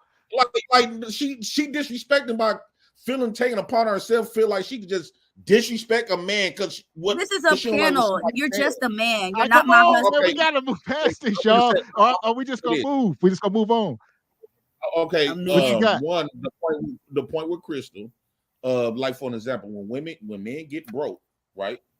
A woman will say, "Well, you got a certain length of time," especially if she option where all the men that's in her inboxes and stuff like that. So she gonna give that man a length of time before he. Some women leave you out the gate if you get broke. Well, let's vice versa that. If you get fat, right, me and you together, and you get fat, you gain weight. You got a certain length of time to lose that weight. You ain't supposed to just stay there and just keep that fat and that fat keep growing. No, we don't want that. We want beauty. Y'all want money. We want beauty. So if you can't maintain that beauty, you don't deserve no man. Point blank, period. But the problem is they've been forcing us. Women have been forcing us to say, "Oh, just because a woman gained weight, you supposed to love her through all of that." But on the flip end, you don't love men through all the bullshit. We don't want no fat, ugly ass woman. I don't know. And that's what you the know big what, need is talking about. Women always say good shit, but what they do is totally different. Like, come on, now, dude, majority of women be leaving those marriages because they feelings change, their emotions change. No, listen, They Jay, but something different. Women, you have to think about it like this. Women My bad. are like, oh, I'm sorry, you weren't done, Jay. No, all I was saying is like women, we getting so tired of hearing women. She slipped up and found a reason to blame it all on men like these. Like we getting tired of hearing that. That's so fucking irritating. And We get tired of hearing y'all complaining, bitch, too. This is why men say women are children. Women should not. We shouldn't respect a woman that act like a child. You are not a adult. Adults take accountability and responsibility and not try to add everybody into. Why do you hate women so bad? What's wrong with you? Why do y'all hate women? I'm saying in general. Every time women speak, they speak with like a kid. A kid always want to add everybody into their mess. They never want to take full responsibility. Can you put a period at the end of your sentence? And I have never heard a woman genuinely apologize for the fucked up shit she did. It was always get out of the state that you in. Her daddy fault, her granddaddy fault. It's never heard. Move around, Jay. Go to another country. Hey, go get a passport. There's plenty of women out there. You're generalizing all women from one woman that maybe hurt you. Maybe two women. I would just say you attract what you are. So if you what you say, hold on, Crystal, what you say? Women, what you say? The majority of women that we deal with is just like you. Do think just like and y'all marry me. What did Crystal just say? So what? So what? What? And what? What we saying? What we saying? That was a Mexican man that married me. A Mexican married me, an African married me, and a black one about to marry you. You was better than what you was. Hey, I'm marriageable, baby. How many marriages have you been in? Zero. Tuti is nada. You can't say nothing about me. All right, let me get these super chats real quick. All right, shout out to Shantae. She come through. We appreciate you. She said, "Oh hell no." She said, "I got to get Advil." Y'all got Jay Prince up here. Yeah. All right, Richard Media, he says, so the response provided by the females on the panel, men are not responsible for these 304's behavior. All right, he comes, Mr. come through. He says, men can cry and bust at the same time. Remember, the next time you think a man violate you just because y'all went meet to meet. So, and last but not least, we got a couple more. Richard Media says, he's generalizing women. That is what the females on the panel have been doing all night, generalizing all men. Men, yeah. So that's one thing, JP. It's hard. You really can't. You try painting with that broad brush all the time, and then you know what I mean, go along the line saying all women, just like they saying all men, and it's not all women or all men. So there you go. That's true. Can I say this in response? But here's the all men and all women talking point comes, as Crystal said, comes from a place of hurt. Anybody can put that broad brush. Most. Huh? I never said the word all. I never said the word all. Either. I like saying I majority. have never said the I word like saying all. words like majority. You say women. You just say majority. You could be talking about 51% and just, you know what I mean, or more. Hey, what can I say this then? What can I say this? And especially in our race, we more likely to find a piece of shit ass woman than a good woman. We not finna sit up here and pretend like we just got a bunch of good black women to choose from. That is vice versa. Y'all too. Oh my God. We got more fucked sorry, up black Prince. women. Can I please We got cut you way off? more fucked up black women than we do. To find a good woman, we gotta vet extremely hard. And it depends on it. Or do you have to work extremely hard on yourself? Hold on. No, Jay on. Prince, please, can I please make a comment? No, how you please, gonna ask me to please speak? I was just speaking. You just gotta make I'm it quick, so Jay. sorry. Go ahead. You got 30 seconds, Jay. So get in. Go ahead. Go ahead. Like, damn, they want somebody to sit up there and listen to their garbage, but they can't listen to what I got Why to do say. you hate women? All of us up here is fine. I'm confused. It's giving single I hate mom women. race. But That was really No, messed it's up, giving Jay. single mom race. I was trying to talk my It's point out, giving trying to get my words out. Y'all keep interrupting. Go ahead, Jay. It's the majority. It's the majority. I would say the majority of women. You will, because if that wasn't the case, and all this vetting stuff is unavoidable, it depends on what these women is being incentivized with. Majority of these women know at the end of the day they got a couple of get out of jail free cards in the back of their pocket. They got the Me Too movement card, they got the Believe All Women card, they got the child support card, they got the divorce card. So anything at any given moment, if they decide to give up this whole relationship or whatever, they know they got shit that could bag them up and come out on top of the man. Women only love you temporarily based on the moment, based on the feeling that you're having at that moment. But these women going to utilize, especially if you're the type of man that, you know, you're not a pushover, you more dominant. These women in 2023 is aiming to be more dominant. They are raised, they are being bred to not take orders from men. They trying to be independent of a man. That's why you would see a woman that's making $300,000 a year and would get with them a broke man because she knows she can't control that man. They don't want to be controlled by the man. Okay, get in there, pick me real quick. Go ahead. Okay, it's so many things. One, men like to date their mamas, right? So if you were single mom raised and you were taught to go chase the strong and independent woman, the woman that talks to you like your mama talked to you, you're gonna date the trash women. Okay, that's just what they be doing overall. In majority, they be looking for their mama, and I send enough screenshots to y'all to show that I be meeting too many men who be looking for their mama in me. So sorry, not sorry, I'm not gonna play that game. How many men have you dated? Like, you said too many, so it seems like it's a lot. Like, it's a whole bunch of, like, it's a lot of men that be trying to. But we sitting up here talking about 304s. We sitting up here talking about 304s. Dating is not having sex. Exactly. So, back to my other point. Betty still has something to do with you, because the women that come from strong families that's going to have a man that's down with the whole dating process, y'all don't be wanting to be bothered with them. Y'all want to be bothered by women who come from broken homes, who don't know nothing about structure in families and longevity. So that's still on you. If you choosing a woman that at the time anything goes over her, she runs, that's the selection that you made, my friend. So if you're not asking her the correct questions to find out what type of woman she is, that's not on me. That's not on me. But me, somebody who tells you that I value that, y'all walk past me all the time.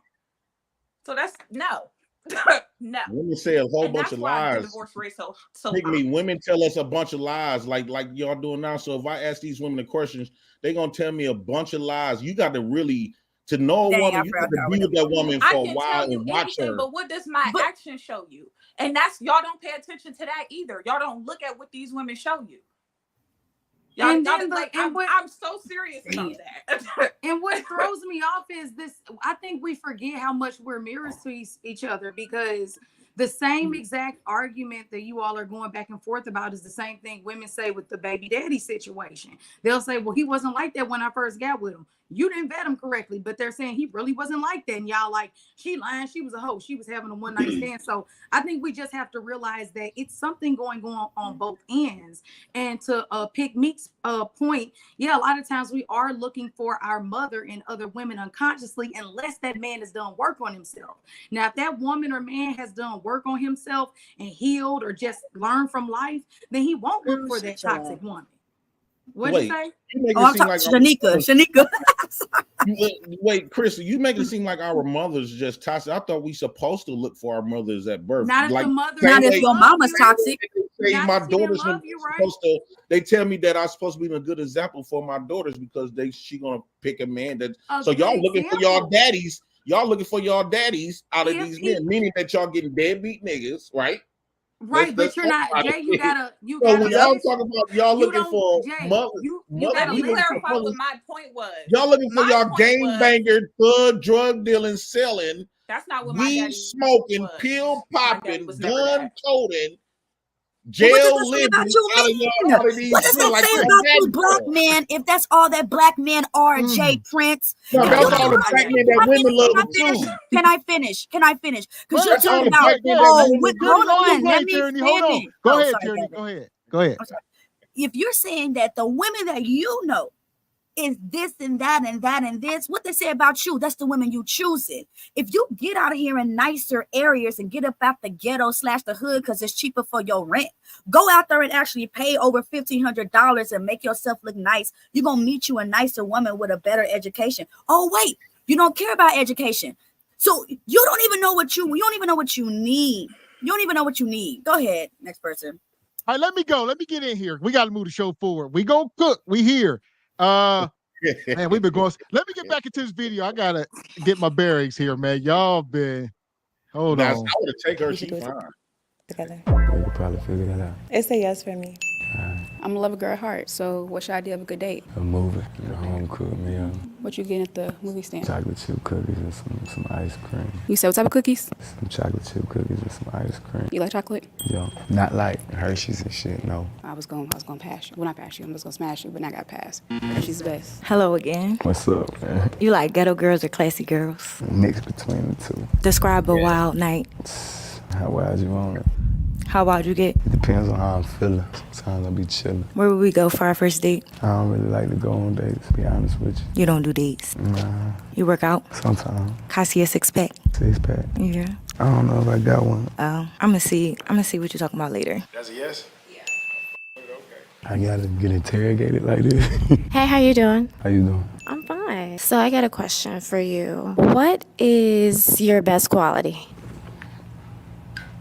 No answer? Okay. You look like you could pick me up. You think you can? Can I see? Okay. So what do you like to do for fun? Okay. That's a yes or no? It's a yeah. You the type to take a bath every day or you be skipping sometimes? I definitely take a bath every day. Right. She got straight to it and got on. I have a serious question. If I was to you on the first date, would you think I'm a whore? Would you look at me as a whore? Nah. So if girls fuck you on the first date, you don't look at them as a... What you mean if girls? You talking about you or just girls? Well, me. Nah. You wouldn't look at me, oh, she would fuck anybody on the first date. Okay. So I want to know, do you eat ass? No. No? Okay. What up, the baby? What's up? What they be saying? It's not the baby, it's my baby. Yeah. I like that, I like how you're looking at me. You gotta keep looking up, though. You know, I'm the president. You gotta give me eye contact. I like that. Why are you still looking down? Well, now I got a question. Can you pick me up? Do you think you pick me up? No. You don't think you pick me up? Why you not looking at me? I thought we just had like an agreement, but they're looking at each other. You don't think you can pick me up for free? You a freak? You like giving or receiving? Come on, you like giving or receiving? Receiving. All right, respect. You like licking toes or anything, like the little freaky shit? No. Man, what's up with you? You're not a freak. All these songs and shit, but you're not a freak. I'm confused. I'm a freak when I want to be. It's not giving that right now. It's giving you not trying to be freaky. If me was in a bed right now, if it was just me and you one-on-one, would you like climb this tree or would you leave that tree alone? I could give her 360. Let me get you right. You know, just shake the ass, whatever they be doing or whatever. You can look at the whole body. Or you say you can fuck with me before you seen that? I could fuck with you. I like your vibe. I like your vibe too, baby. I like her vibe too. All right, so look. So there we go. All right, back to the panel. Let me get these super chats and we'll get back into the question where we at. Shout out to April Johnson for becoming a channel member. We appreciate you, April. Double C come through. He says, I can end at right time. I love the Regal Rumble. Oh, he said I came in at the right time. Shout out to Double C. All right. Thank you. Where we at? Gang Glock come through. Money. He says these women bash black nerds, but one of the biggest problems in the black women, we say they don't want the nerdy business class until they hit the wall. So Damn. they don't want that. Yeah, they call them a square and all that. A white nerd. I love dorks. But then they want him to be the stepdaddy though, for sure. Yeah, It ain't black, it's whack. See what Santorini? Yeah. It just so happens that by the numbers, once these sisters have a kid, they then gave Tyrone the freshest squeeze. Now they ready for the nerd. How convenient. They still don't really. They still don't want the nerds. It's just the. Then you hear a woman talking. I know you heard a woman talking. Come on, Jay Prince. We go beyond this internet stuff. Come on now. God damn. Okay, go ahead, Penny. Go ahead, man. Go. I would say they really. It's not the fact that they want a nerd when they get done. It's just the fact that the gangsters don't want them no more when they hit a certain age, because now they titties done fell all onto their laps. They not fine. They not in their prime time no more. So the men that been wanting them all their life, that they've been pushing to the side, I think them nerds or them good guys is a goddamn fool to give them women a time of the day. They didn't want you when they was in their prime. But now all of a sudden that them gangsters don't want them no more, and them gangsters don't put a bunch of kids in them. Now you often now they willing to give y'all that ran down old ass pussy with multiple baggages / kids. Now they want you to take the responsibility and say, "Oh, come on, ran down. I want to give you the pussy now. I'm willing to." You're not getting them when they was fine. You getting them when they was like niggas don't really want them no more. You said but your penis is slow now. Good. Huh? That's crazy. You think it's an age limit on when Pookie stopped liking women? No, it's an age limit on that particular woman. Like you got to think. If you was fine in your 20s, right? If you was fine in your 20s, right? A lot of men. So let me say you give a lot of men. You give a lot of men in your 20s. Now when you hit 35, 40, you ain't looking the same now. Where are y'all getting that women are having sex with like, no, so we don't men? Want that. We still want beautiful women. We don't want that. Where are y'all getting that there aren't black beautiful women and women who have had sex with all these? You do realize there's a middle ground, right? Of women who haven't just had a whole bunch of sex partners and black women who still look I don't believe it. Good. Women have more sex. Let me tell you why. Women have more sex than men. I'm gonna tell you why. Because women are more, they emotional, right? 2, they are the ones in actually men, and that's a misconception. Men are actually more emotional than women. No. They are more in control of sex. So men can just only ask. Well, we don't care what we do. We still got to get the permission from the woman. So the woman gives out the permission for sex. And when women feminine get around a masculine energy, they pussy just get submissive. Yeah, all of a sudden, how many times? Come on, Terry. You one of my examples. What? Who you talking about, Terry? You was on the president at first. Boy, here we go, man. Get in here, Meek. Meek and Crystal, y'all get in here. No, I disagree. I just disagree on that whole statement. Like I literally just had this conversation. And my bad, since I've been 30, I've had more felons try to get at me than when I was younger. Like when I was younger, I had more men who were more serious. Like my example was when I worked downtown Cleveland. I worked downtown Cleveland when I was under 25, and I worked downtown Cleveland when I was 30. Under 25, I could meet men, business execs that's out on lunch, no issue. At 30, it was like people who would be going to the bus stop trying to talk to me, and I would be looking around. Would you mind doing a Kendra cam? Because you got to pay for it. Because I look better now than I did at 22. Right, so you might got a different type of shape now. So her IG I'm out. older too. Go on her IG. But So that shape, this older you age can, is more a woman pookies can at look me. like a dog, right? A woman can look like a dog by the face, but if that body fine, we'll damn near fuck a sheep if she got a fat ass. Come on now. So are you saying because I became more attractive Crystal, now because I look more good, more pookies like me? I think when it comes to if you got that ghetto booty in nice shape, booty. Well, if you got a nice booty, like you don't shape like a heart, niggas gonna try to talk to you. Oh my! you probably didn't I have don't think no it's big no booty. age limit on pookies. I think pookies are mess with you to the day like you you just die. said, you didn't have no shape back then. You didn't have no shape in your early 20s. Now you done got 30. You done filled out more. It took you a little bit long time to fill out more, but No, you got I strength trained. Now niggas I giving you that created this body. attention. No, But you just said this the older body. we get, If they don't want us. you had that shape in your 20s, you'd have had way more dudes at you. You think I'd have had more pookies? Like that. My point is at 30 is when the pookies started knocking.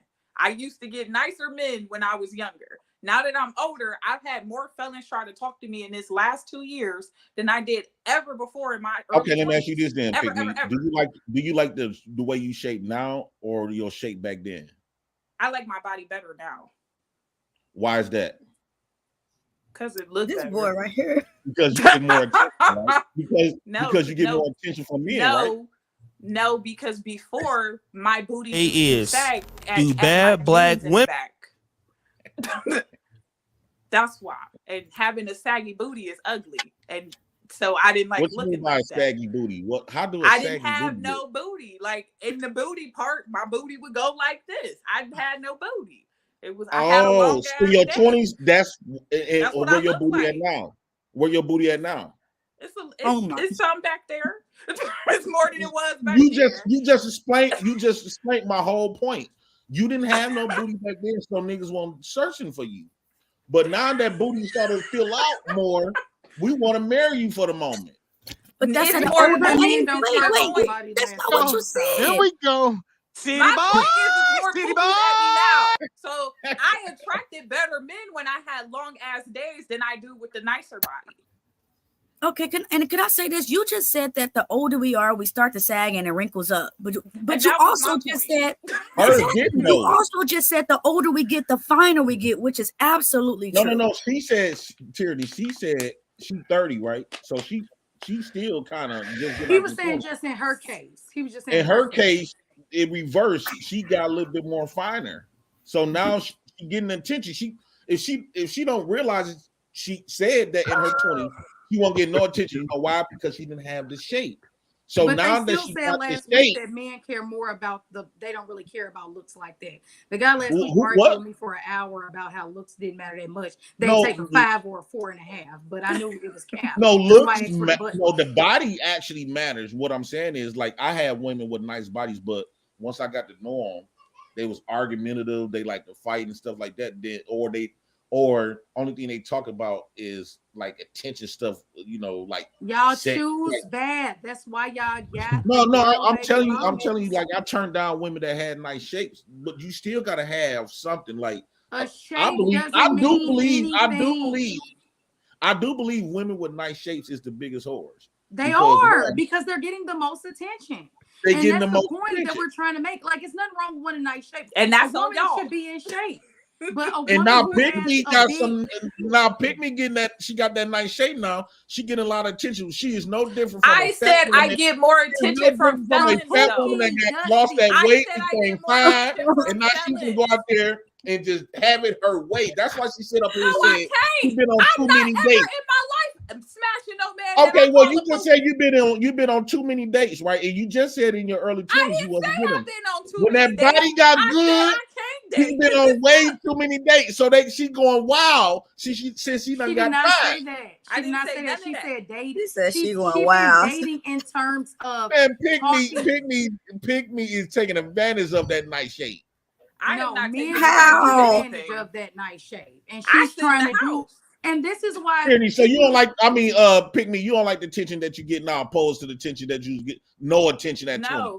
First of all, let me get in here. Let me get in here real quick. She just said quick, women. because we going down the rabbit hole now. All right, shout out to Richard Media. Where we at? He says, where he at? He says, you can't make this up. You can't listen to this. Yeah, y'all own one tonight. He says, on a different subject, Michigan. Yeah, shout out to Richard Media. Money. So here's what we'll do. All right, I'm gonna let you get in here, Crystal.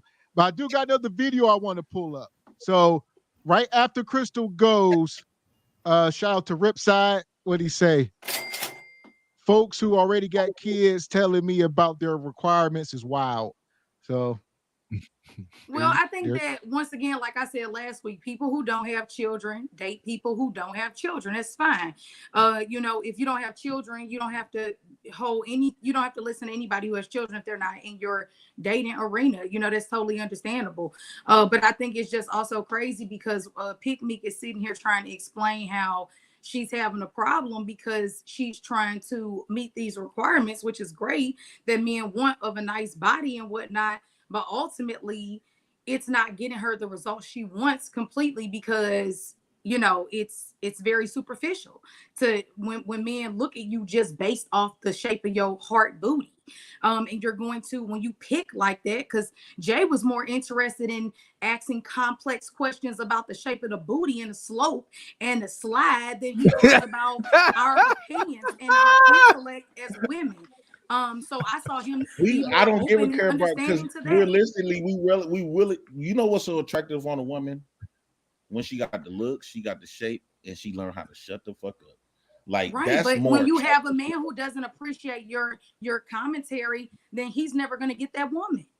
Because all you did was really show us that you care more about the shape of the booty than you did our commentary. And you have a selective of black women here. You got Tyranny, you know, she's a certain type of black woman, beautiful. You got Pick Meek, another different type of black woman. And you got me, and you completely discredited all of us. So, I mean, I think the live is speaking for itself. So I don't know. And I just find it so confusing that women leave men when they down, when Nug be getting held down in jail and getting his commentary and his books put on. So I'm confused, but that whole stop. If I had my own stop the cap button, I would be hitting it because it's BS. But it's cool. We can move on, Gavin. Oh, all right, wonderful. So everybody write that topic down for next week, though. Write that topic down for next week. What's that? What topic? Do women not stand beside men, or do we choose the wrong men to stand beside? Because that's the real conversation. That's a good one. Okay. I like it. We got you. So here we go. This is what I'm gonna do. I'm pull this video up, and I'm gonna drop the link in the chat. Y'all more than welcome to come up. You got to be on camera, and we gonna roll these bounties out as if y'all feeling rambunctious. All right. Here we go. Are black men to blame? This is further the question we asking. Here we go. Of the day is, do bad black women come from bad black men? Now that's interesting to know because many black men would say no. I have no impact on what black women want to do.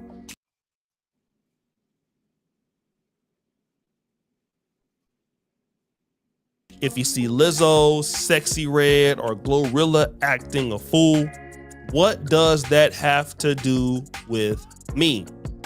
And you would be right. I mean, it's not your fault that people decide they want to do what they want to do, especially when you have feminism and other agendas. But the question remains, are bad black women the result of bad black men? There's a young brother by the name of King Randall who's going to talk about this. Shout out to I Never Knew TV. I want to get into this reaction, and then we're going to come back. You were very hard on the brothers one time, right? I heard you saying that every black man should, especially black men without children, if I'm correct. Paraphrasing. I want to be clear. Say, yeah. Right? Paraphrasing. Every black man without children should be mentoring some child, right? I agree and disagree. I'm gonna tell you why. I know too. I agree in regards to, yes, brothers should be putting more work in and spending more time actually helping. I disagree with the reality of the capability of brothers doing that. What I've learned in my short life is that people who are highly skilled, highly talented, highly determined forget other people don't have that. And I see that in you, Mhm. right? You have the Marine vibe, you have the intellect, you have all these things. So it's kind of unrealistic to even, that's the part I disagree with. It's unrealistic to go ask an X-Man that can't even take care of himself to go give back to someone else. Correct. Right? So my throw with that is to men who are complaining about the community and who have issue with said community. If you haven't said issue, what are you doing? And the first part. Okay, so this is a great point. This is a. Well, there we go. We'll get into the first part of his questions. He's saying, men without children. So he got real specific. But either way, he says men without children should come into the community and be role models. Go to Bonquisha and some of these women in the hood and say, let me take your son under my wing. And that's such a complex thing that it ain't even, first of all, it ain't gonna happen because the women are too hung up and they're gonna be trying to sleep with these men. They're already down bad, so they need bills paid, stuff like that. I've known men. I've seen videos and I know men who've done stuff like this, and at some point the mom end up hitting on them. So they jeopardize their own children. So I don't like the way you said that. What'd you say? Pick me. I ain't like that because they be sharking at the single moms as a single mom raising a boy who been on basketball and football. I don't be in their face; they be in my face. I can come over and help them out with some extra moves. Right? No. Right. Wait, so you got children, Pickney? You have children? Yes, I have a 12-year-old. Yeah, I think that's also, although, we want to, I get what Gavin is saying. Like, I could totally see a single mother hitting on a quality, great black man, because that's admirable. She should. I mean, I'm not going to say she should be hitting on him, but that's better than her hitting on somebody else. She women are supposed to be hypergamous by nature. And don't get triggered, guys. Let me finish. Hypergamy is not necessarily money. The Western world has made it that. Hypergamy is when you admire and look up to a man. And when you see a man doing that within his community, it's very attractive. Just like my little baby, I hate to use it, but the money when he gave, it was like, man, that's very noble of him. Like, he didn't have to do that. So it was a good thing. So back to my point. So I think with what he said, Urban League. And when you have different, different social groups where men come together and they're examples for little boys in the hood who don't have a dad around. Yes, that's amazing. And I think it goes back to let the women get the women together. And I know a lot of women don't like hearing that because we, as women, we don't have a lot of good examples right now of leadership. And let the men get the men together. Don't worry about if she gonna try to sleep with said man. That's okay. He'll have the willpower to not do it. So I think it would be good. I think it could be. Some people could say it's far-fetched, but the Black Panthers did it. The Black Panthers did it in the 70s when men were still very masculine.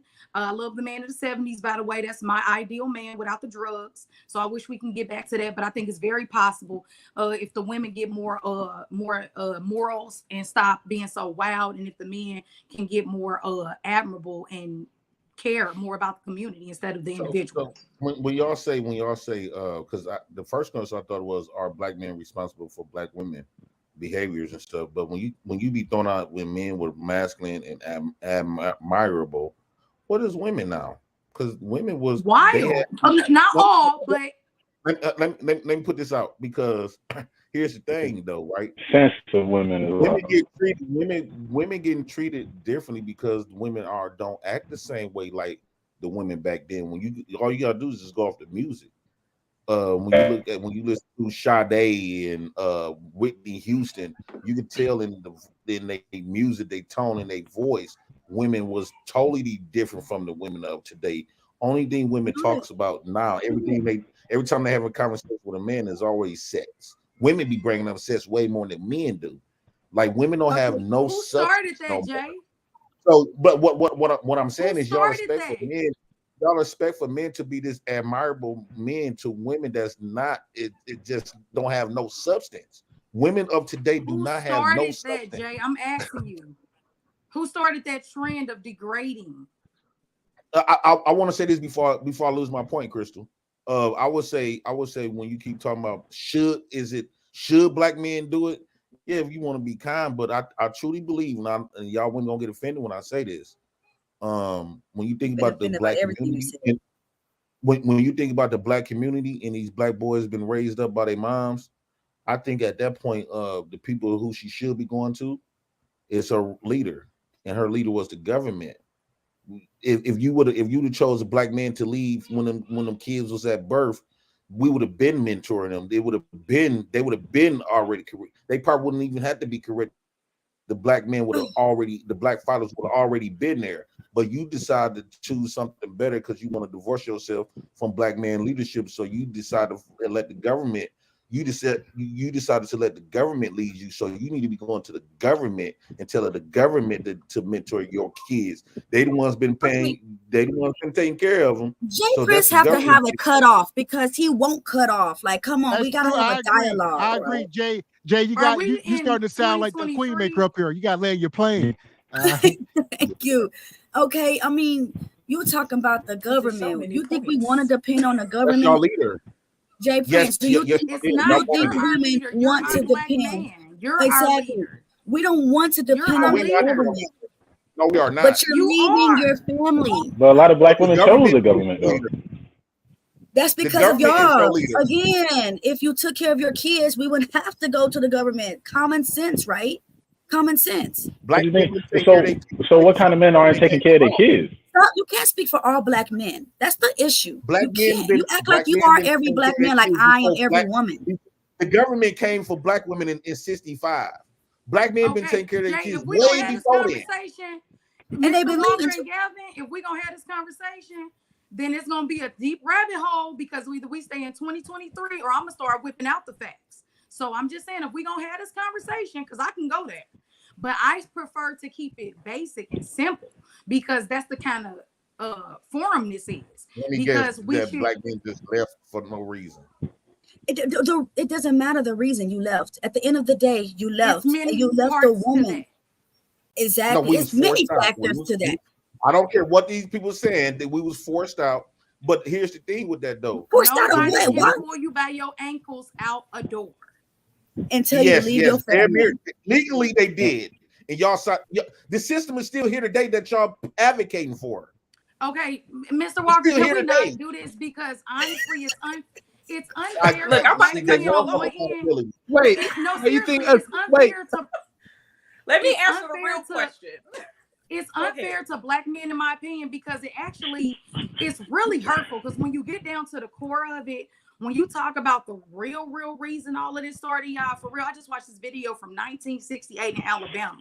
Black men have a deep wound from always trying to provide. And when we really get down to the details, black men were seriously trying to provide for a long time. And their jobs were being dangled in front of them like a sick tool by the man. And that was horrible. And it hurts. It really hurts. But that's going to be too many rabbit holes to go down. But ultimately, when we're talking about the late 60s, 70s, that's a different talking point. So that's what I'm saying. If we get into this conversation, it's going to go too deep and too many rabbit holes. So if we stay here right now, we can stay on code and stay on topic. I would love another question to go that deep. So okay. Wait, before we go welcome Trey, J Pop. I had a chance to say what's up. What's going on with you, J Pop? What's going on, Willie? I'm chilling, man. I'm chilling. Trey, welcome, brother. Welcome to the show. So should men somebody else talking? Oh no, who was that? No, I'm just speaking to the panel. I'm just saying what's up to everybody. Who is that? That voice. Hold on. I want to say this. I want to say this to Gavin and Mr. Walker. You know, I just stumbled up on y'all about 10 days ago, and I'm telling you, I've been laughing every night to sleep. Y'all are the funniest cats on this space, but y'all speaking a lot of real facts when it comes to the generation of warriors. I call y'all the generation of warriors. I'm 55 years old. Okay. Found my queen 10 years ago, been rocking ever since. There we go. I was out here single, doing my thing, had my own spot. Wasn't going. If you went on a date with me, we was walking in the park. Because if she wasn't gonna walk with you in the park, she wasn't gonna walk with you in life. Talk about it, dog. If you wanted to eat, you better come over and get some of this baked fish. I'm great hook up. And when I come to your spot, I'm checking your refrigerator. If you got empty cartons in there, you might get meat to me tonight. But I'm moving on. I'm sliding.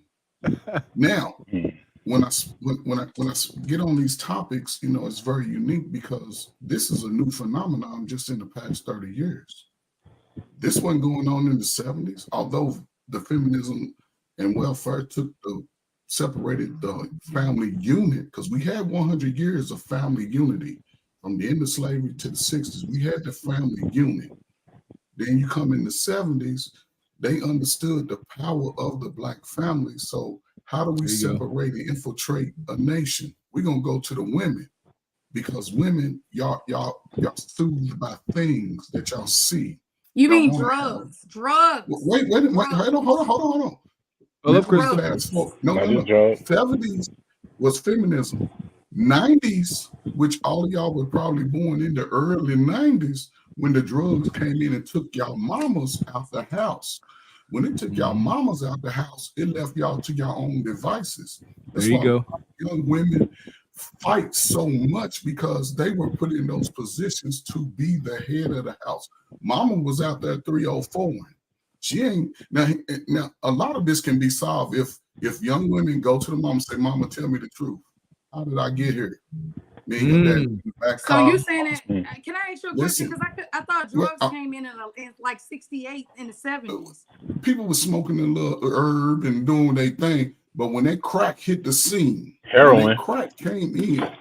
Think about it. A lot of y'all cousins, brothers, uncles were killed by fellow brothers. A lot of these brothers spent 20, 30 years in prison. Now they trying to revamp and come back and make up for that 20, 30 years. So it's a lot of brokenness. It's nobody's fault. It's just the time. Now, the trick of it is today, women gravitate to the voices that speak loudest. Y'all, when y'all hear people saying, we don't need dudes, we don't need this, listen, Black men have always been the footstool. They tell y'all, you don't need a brother. That's the voices. We don't need the brother. But the Black man has always been the footstool, because if you really look at the power of a brother who's stronger, faster, most creative, we make it out of nothing. The one thing that messes us up today is that everybody was raised by the same type of mama and came from a baby daddy. That's the problem. Yes. But and that's why I say for men, this is my message always from the 20 years I worked in Illinois, Chicago, West Side, South Side. You can go to any, I was in every neighborhood from Cabrini Green, Robert Taylor Projects to the Wild Hunteds. The one thing that I've learned is that now, it's because y'all chase money. That's a big issue. Y'all chase money, but y'all spend more money. What I've seen is that there's been such a divide, because when the boys in the home raised with mama, she's telling them, your daddy ain't shit, you ain't gonna be shit, blah, blah, blah. The girl, she gonna pretty much, you and your mama are cool until you start filling out. But who's buying those outfits? You can take a 17-year-old and a 35-year-old. Y'all got the same uniform for the last 35 years. Everybody's cheeks is out. Everybody's showing their breasts. We don't have to wonder what you look like anymore. We see you down the block strutting it, but then you say, why am I getting this bad attention? Because that's the uniform that women are pushing to each other. Girl, we need each other is my biggest message. We need each other.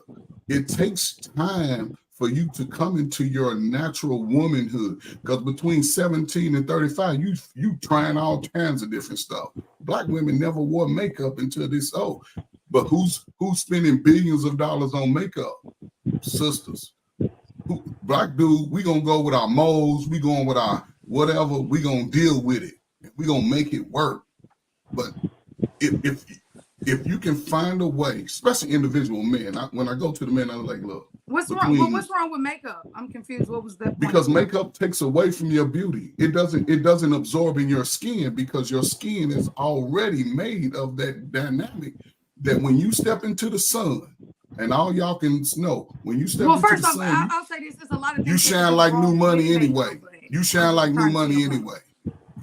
You sound like new money when you step into the sun. That's that gene you got. You that's when men like, ooh, that sun look good. They glistening off like makeup starts to run. It don't y'all don't absorb it. It's not. It was made because if you go look at history, makeup was for those loose women of Greek. It was for prostitutes. That doesn't make any sense. Egyptians wear makeup. It may not make sense to you. None of this makes any sense. You guys are generalizing. You guys, I'm not generalizing. I'm not generalizing. Only thing I'm saying is this.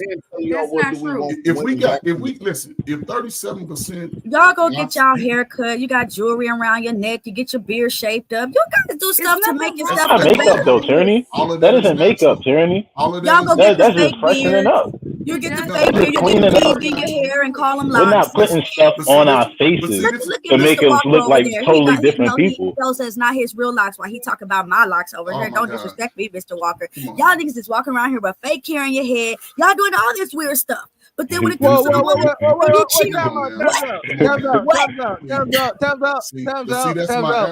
Tyranny, what you say about? Wait, Tyranny, what you see? I heard you say, Mr. Walker. Did you say something about? Man, I'm just talking smack because I'm in my feelings. About to talk about. See, this is what I'm saying. Man, we can't operate in our feelings.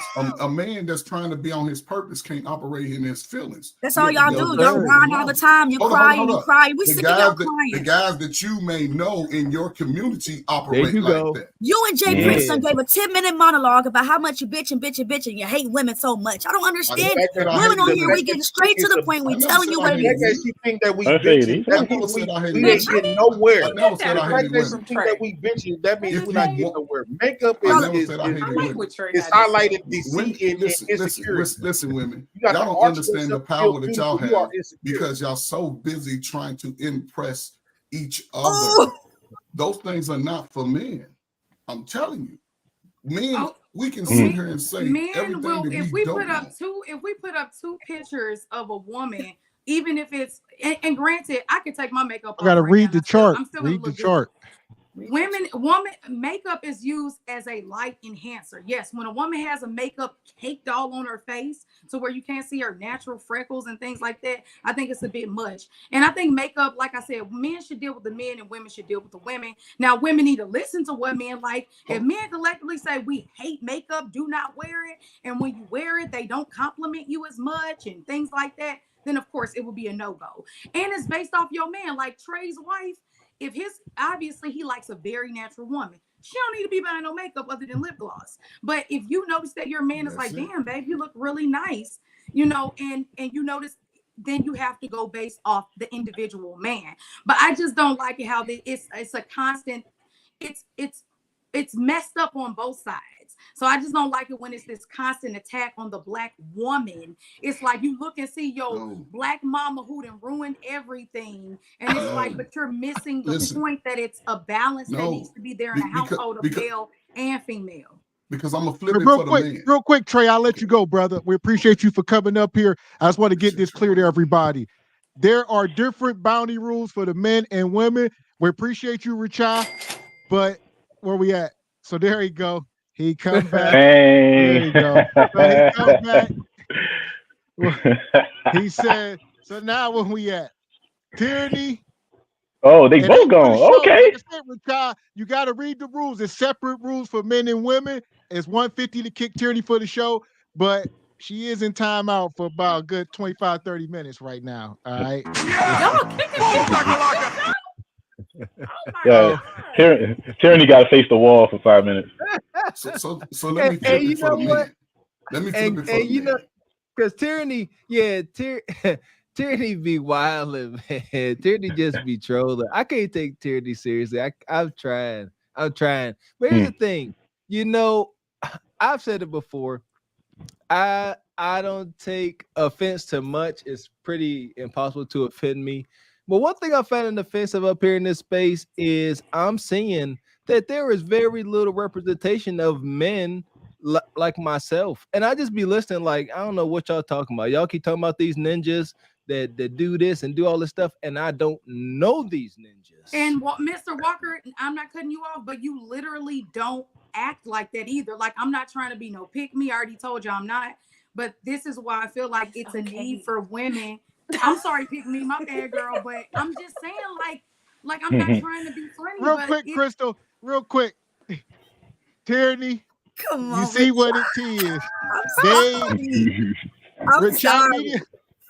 Look, Richard has spoken. All right, they done seen enough for Tyranny for tonight. So unless somebody buy you back, Tyranny, be on the lookout. Later, as the show go on, the bounty may decrease late in the show, so maybe an opportunity to come back. But until then, adios, Tyranny. We appreciate you for coming in. Peace out, sister. What's up, Tyranny? The passengers of the doomed Titanic sub spent their last moments in total darkness looking for bioluminescent creatures out of the small window and listening to their favorite music. The new details of the 5 passengers' final moments have been revealed by the wife and mum of the father-son duo. Wade in the water, wade in the water, diamond wade in the water.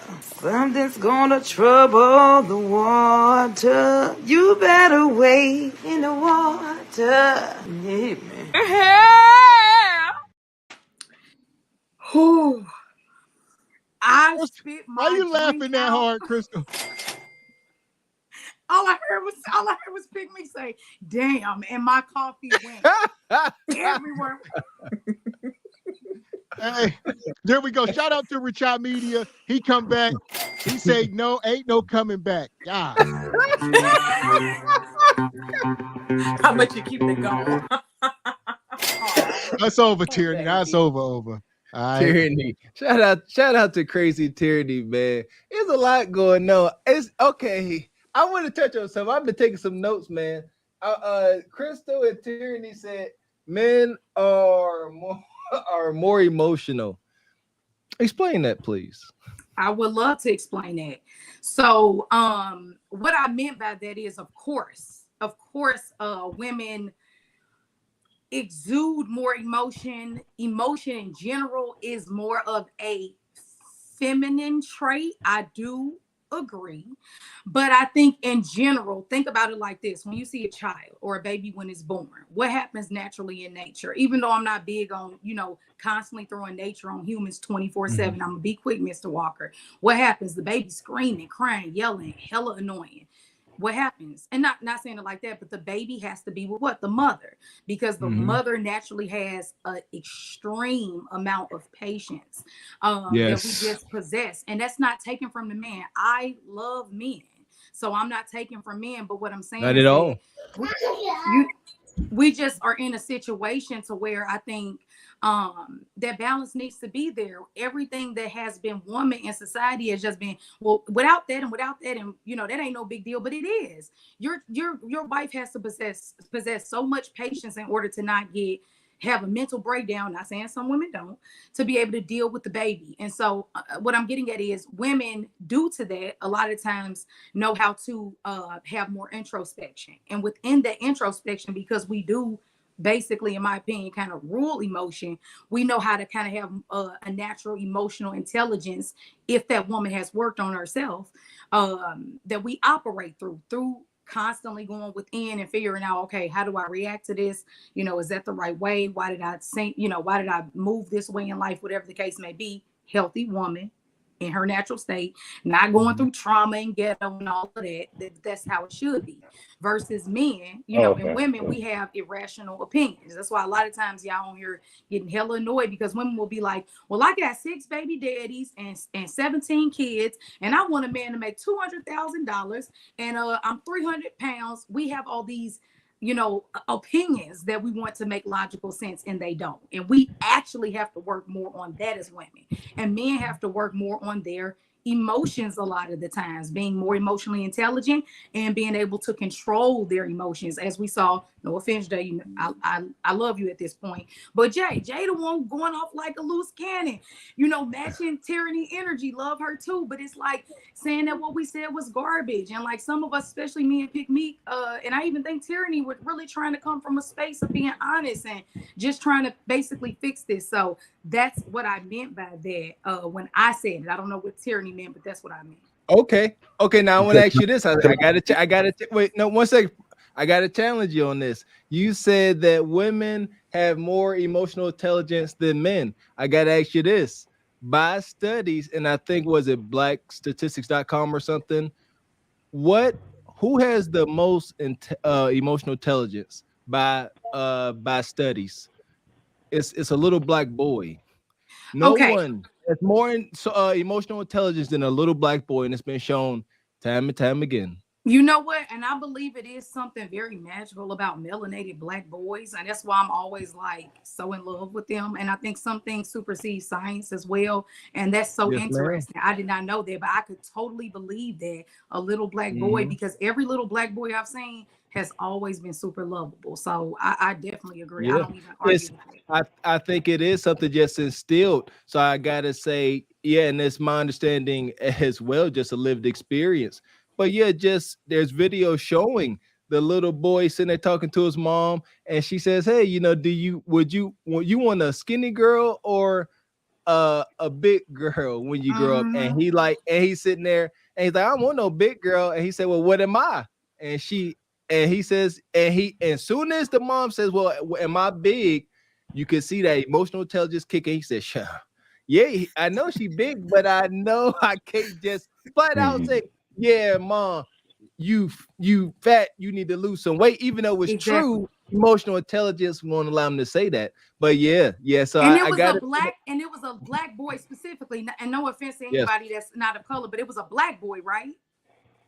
Did you say black, Mr. Walker? Right. And that's what I'm saying. That's why, like, I don't know if y'all pay attention, but like, I don't agree with, like, I know some of them get mad at me, but like, y'all have to I think sometimes you have to listen to women, and sometimes we just get thrown away. But I literally said even last week, I'll go on a smoothie day, I'll go on a walk. I agree with Trey. If you can't go on a walk with a woman and talk to her and have hours of conversation, that a lot of men disagree with me and said, I ain't sitting on the phone talking to you for hours, I wanted to talk, then you don't need to marry that woman. So a lot of people just got so caught up in that they missed everything else I said.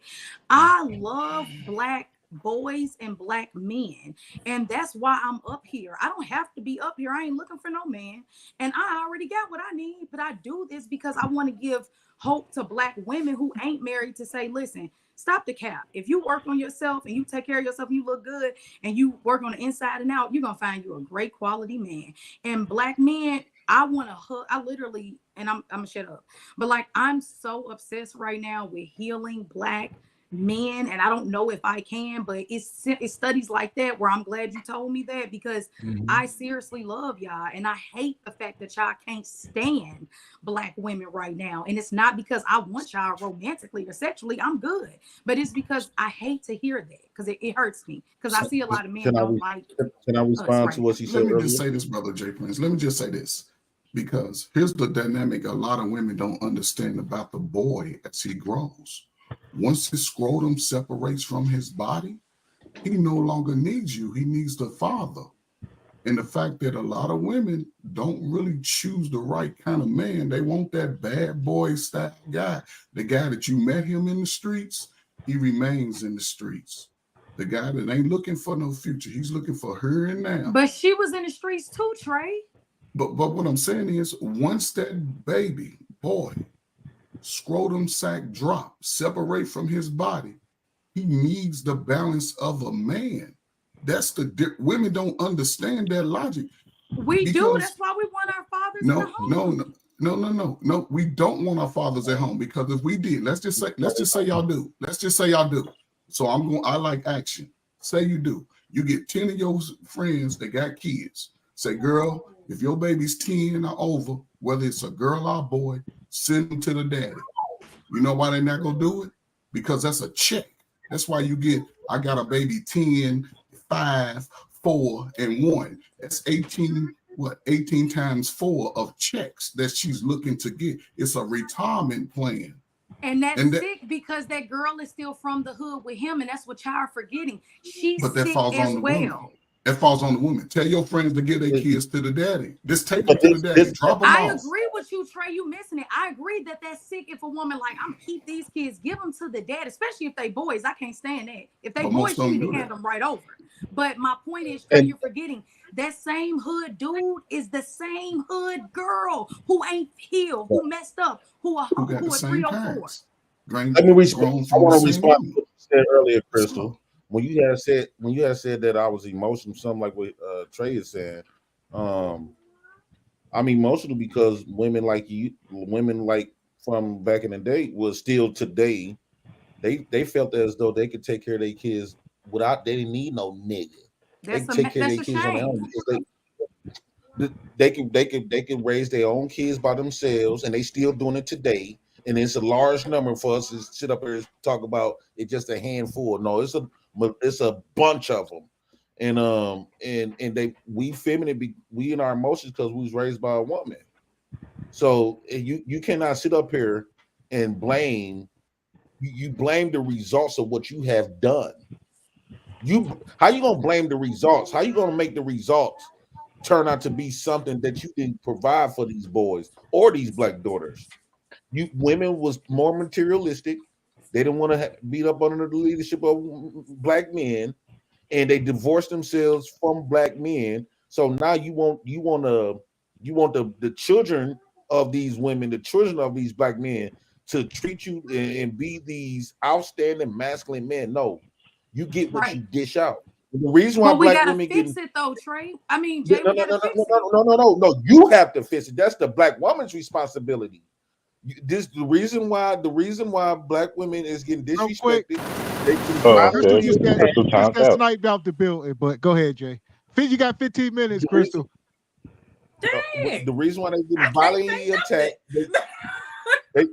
they getting violently attacked, they getting disrespected, they getting deleted in some cases, they getting cheated on. Their sons is beating them up. Their daughters is beating them up. Their sons don't respect them. It's because that's what you dish out when you try to remove the father. And now you can tell that y'all ain't trying to reconcile that because now you want to say, did nobody put out millions of black men? So millions of black men just wanted to ban their children, which is a whole lot because when you think about it, black men never left these communities. You cashed in the real fathers for stepfathers. This is the reason why black community, majority of niggas was raised around stepdaddies. Basically, a nigga that's in the house, do whatever the fuck the woman want him to do, quiet, it can't say shit, but give her money and do what the fuck he say because she don't want to have the father in the house because she got more benefits from the state and the daddy, and the stepfather. These women become up here lying. Don't try to make it seem like millions of black men say fuck they kids. I will say that no, all men did not have the mindset to step away from their children. Women went out and only selected the men who had that mindset. So yes, because I have this argument all the time on Instagram because I be like, y'all grandmas wanted to be on welfare. My grandma stood by her husband and they had no mortgage. So y'all grandma was stupid. I don't have no problem saying that. But it was so many women that was like, I'd rather deal with the man that's a buster. Like, how do you face adversity? So what? No okay, the white man taking your job away. What you gonna do to make some money to keep the family afloat? Instead of women choosing the men that was doing all they could to do legal jobs, they chose the men that took the easy route. The men that was like, well, shit, it's getting too tough. No accountability. The man is not going to hold them accountable. Pookie and Ray Ray do not hold you accountable. Nug don't hold you accountable.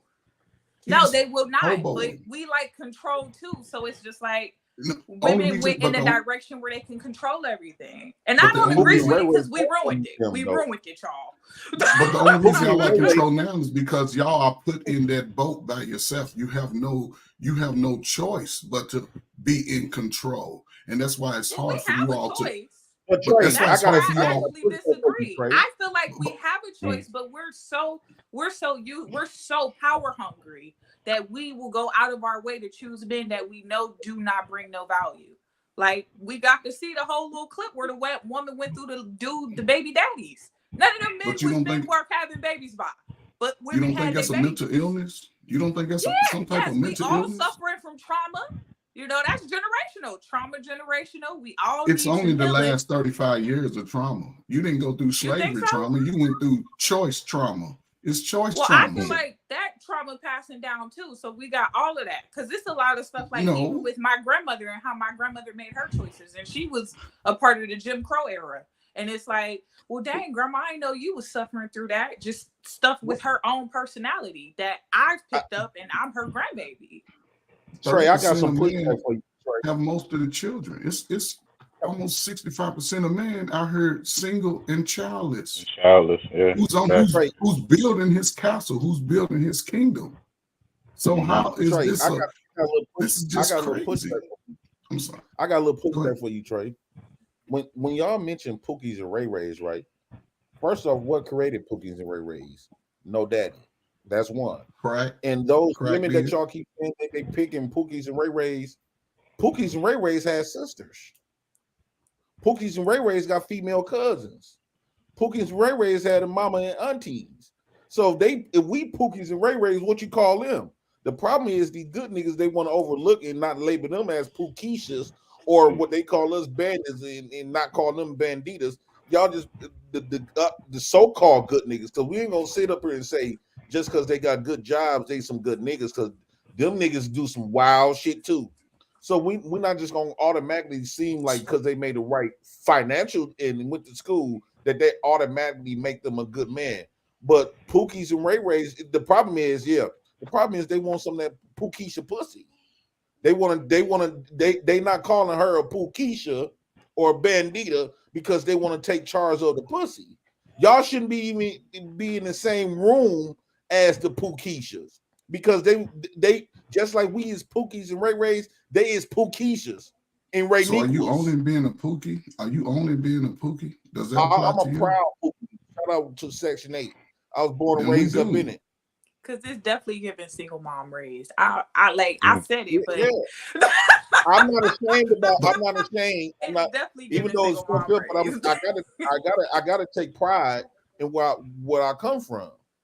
But taking pride in where you come from, I came from the projects. I came from the mud, and it's not about trying to say one person is better because we all go through this.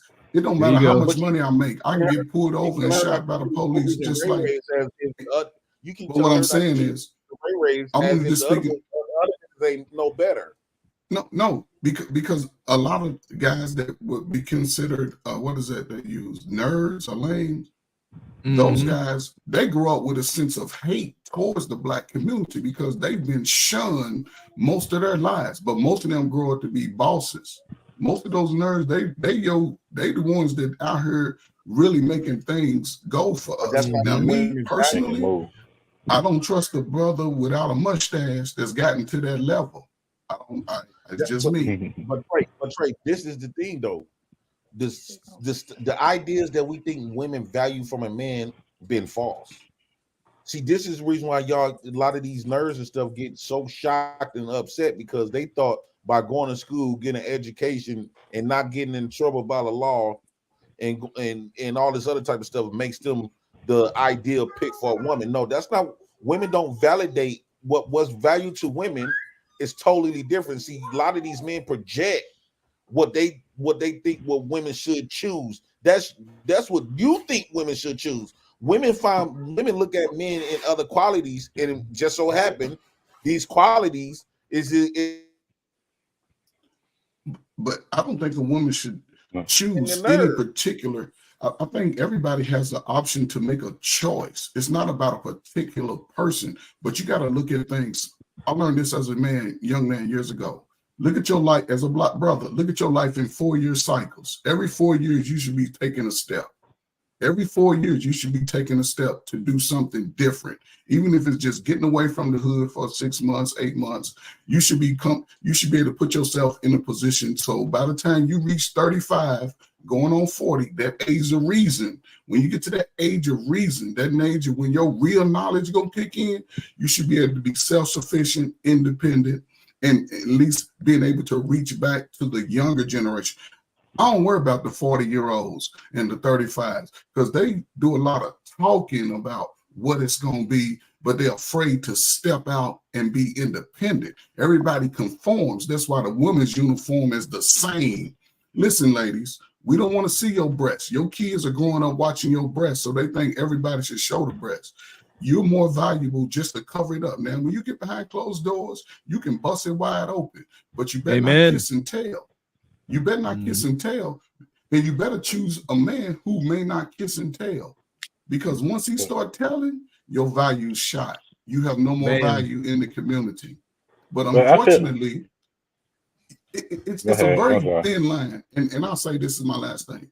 This is the best time for brothers, 18 to 40, to get on their square. This is the best time, because over these next 5 or 10 years, these wars that are happening, they all by design.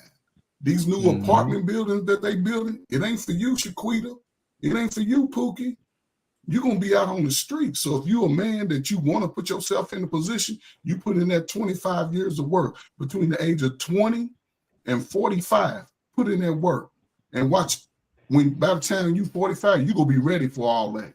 You ain't going to go out and buy all this fake clothes and fake jewelry just to attract a certain type of person. You're going to be more determined to build your legacy. And don't, if a woman got kids, stay away from her. Build your own. We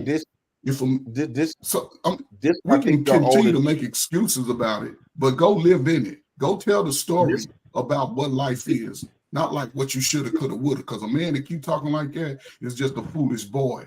Stop wearing your jeans off your cheeks. Put your pants on, put a belt on, hold your chest up, wash your hair, take a bath, get the all that. It's a lot that men could do, but I'm just saying, man, and this is it. Iron sharpens iron. That's all I gotta say. Yes, sir. Yes, that's can I say this like right quick? Can I say this to Trey? This is where the old niggas. The reason why Pook's getting chose because the older niggas they was too soft.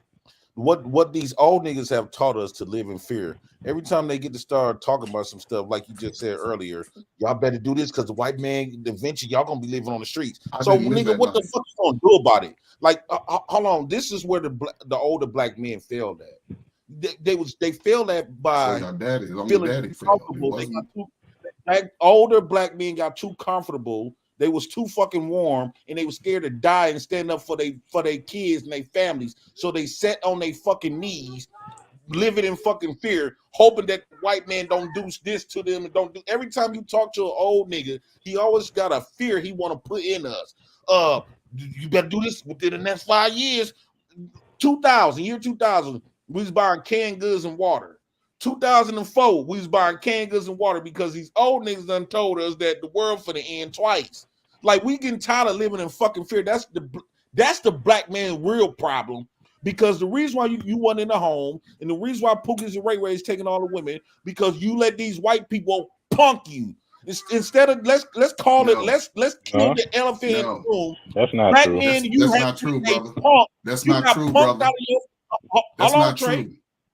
That's very true. You got punked out of your family. You got punked out of your never leaves the neighborhood. The real word is no. The reason you want to be all up. The house niggas always want to be up. Never leaves. White man living right next door to that white man. Work that white man job, smiling giving that white man fake smiles every goddamn day. And you go off by the white man standards of beauty for your race of women. The reason why we like light-skinned women because the white man said the light-skinned woman was more beautiful. You let that white man I want my woman burnt black blue. Hold on. The black man didn't stand up and grab his balls. You let the white man punk you. Hold on, bro. Those two don't move. Hold on. We all got a question. That's why we here. Hold on. Thank you. Be here. Hold on. Thank you. Did we get punked? Thank you, Rakai Media. Because he was talking some bullshit now, bro. Hold on. Hold on. See, The passengers of the doomed Titanic sub spent their last moments in total darkness looking for bioluminescent creatures out of the small window and listening to their favorite music. The new details of the 5 passengers' final moments have been revealed by the wife and mum of the father-son duo. Wade in the water, diamond wade in the water. Something's gonna trouble the water. You better wade in the water. Yeah, man.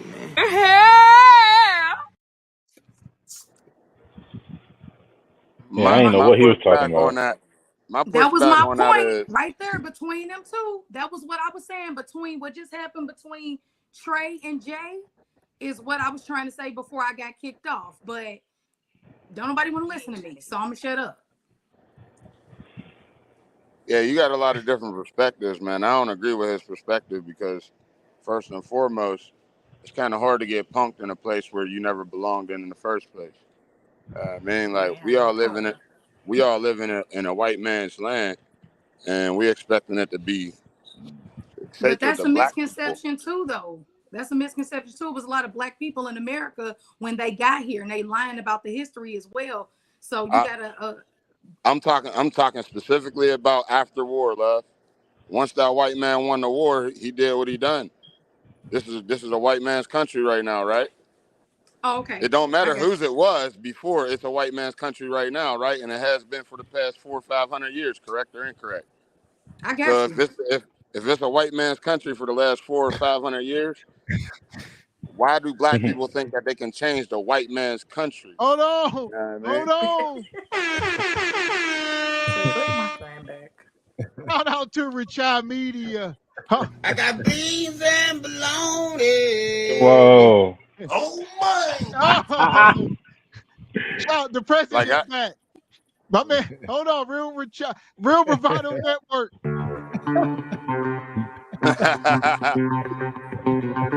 Say, bring Jay Prince back. Let the president cook. Jay, I appreciate Jay Snap though. Jay Snap because he spoke from a different place. No, like I understand his perspective. Like black men did drop the ball. We dropped the ball in a very what very what the fuck is a very important time. And in my opinion, that time is when we had the option of selling drugs or not selling drugs. Yeah, man. That's really what it was. Hello. Hold on, baby. Once that situation happened, like Gavin, once we made that decision, the women ran with what they could run with. You know what I mean? That left them with the possibility of taking over the household because the man no longer has that ability. Because he's now either A drug lord or B or a drug addict. What was going? Stop giving the white man all the glory. It's a fact, though. I mean, because I think both of them had points. I think that both of them were very true in what they said. Somebody's mic is on.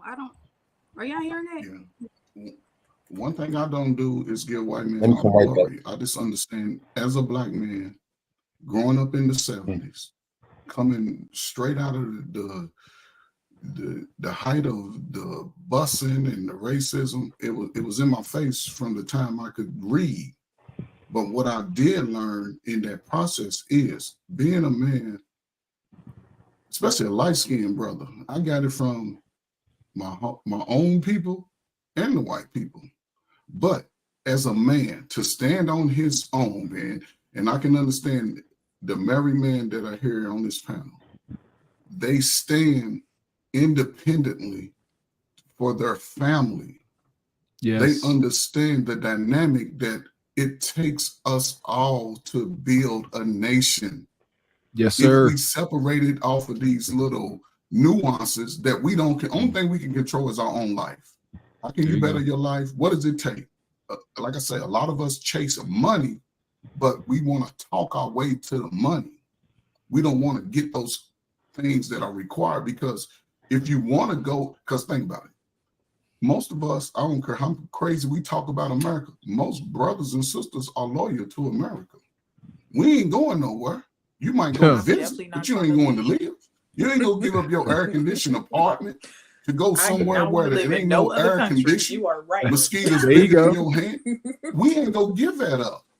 So Talk about while it. we here, But I think it'll it's be because nice. inherently, a lot of us don't realize that a lot of our ancestors were literally like, we don't know our history. And I think it's because a lot of our history has been lied to and brainwashed. Like a lot of us literally ain't leaving because, for one, even if you believe we all came from Africa on a slave trade, but the math ain't mathing. Even if you believe that, your ancestors put in too much blood, sweat, and tears for you to think that you're about to leave up out of here without what you came for. So why are we not working together now? We need to be working together more what I now. want to say. Why do you think I go down more in now. the submarine? Because I care enough to fight for my brother. And So I care enough to not be on the other side and to stand. Go tell 10 of your single friends and say, look, stop saying we don't need the brothers. Okay, so you tell all y'all single friends. Stop saying that they don't need me. That's what my whole podcast is I tell about. them that every day. I tell them that every day. Tell them that every day. I tell them that every day. I've spent my last 20 years. I'm saying that I'm a woman on this platform of men. So I'm already saying you got to know that because I'm here. I'm married.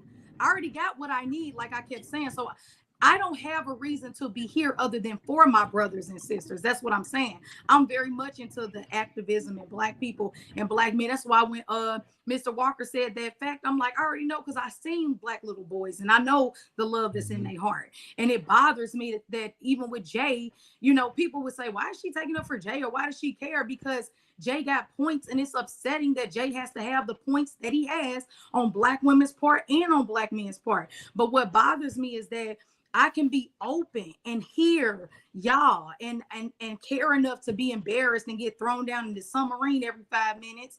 But it's like the moment I'm just making a reasonable point, it's no other side of hearing me. And that's all I'm saying. No, but okay. So does everything? This is what would really help a lot of us as we move forward as adults. Everything does not have to stick to you. A lot of times we take hold on, brother. I don't want to cut you off. It's a lot going on. I promise you it is. All right. It's a lie. All right, y'all. Prince is back. All right. So here we go, real quick. Rashad threw him out. And then Real Bravado. Here go Real Bravado in the building, matter of fact. Shout out to my guy TJ and the Real Bravado Network. So he come through and he brought Jay Prince back, and then Don threw him back, and Bravado brought you back. So he said he want to come up. What you got, Real Bravado? We appreciate you, brother. Make him turn his light on. Right. Turn your light on. Where you at, brother? Yeah. Well, TJ. He Batman. He in the shadows right now. Can you guys hear me? TJ, welcome, brother. Yes, sir. Yes, sir. Go ahead. The floor is yours. You guys can hear me. First of all, ladies, I will bounce your asses for the rest of the show. You keep telling me what to do. I got bread like that. Second, I want to come and I want to actually defend Jay Prince. He's absolutely right when he talk about Black men. We don't do nothing but get punked. I just did a stream about this 2 days ago. We get punked by the white man, by our job, by our mama, by our woman. We get punked by everybody. And thank God for Jay Prince for saying that. He's not lying. Who disagree with? I agree with him. And why are you being disrespectful when we agree with him? First of all, I'm not talking to you. Hold on. When you say the, punk, what do you mean? Put that in context, please. I'm talking to the. We laying on our back right along side by side with our woman. That's why the Black women don't respect us, because when she on her back, she look up. I'm talking Go to ahead, the my bad. fellas I'm talking to the fellas that disagree with Jay Prince and why they keep bouncing him. And they're bouncing by him saying this. He's telling the absolute truth. I ain't understand nothing you just said, bro. You guys hear me? I can hear you. We got kicked out. Shit, I got kicked out. Yeah, Jay Prince is absolutely telling the truth. And so for Crystal talking about, I agree. I'm not talking to you. I'm not talking to people that agree. I'm talking to those that disagree. I'm asking the context of what punk is, because it sounds like people saying that the black man got punked for following rules and laws. We're not talking about rules and laws. We're talking about how black men are taking the back seat, and the fact that we're taking a back seat in our own homes, we're taking a back seat in our own lives. We're not talking about the rule of law. We're talking about how our women rule us, and we're talking about how black men in general are afraid to tell our women to, one, go shut the fuck up. Two, this is how we're gonna run our work, how we're gonna run our family. And three, we're talking about the black men who ain't got enough to go have their own shit to bring their woman into their home, so they gotta be subservient to these women. All right. I understand that, but that's not the part that I'm speaking on. You said that, all right, specifically jobs. Like y'all mentioned that black men are getting punked at their jobs, this, that, and the third. What exactly? How are black men getting punked at their jobs?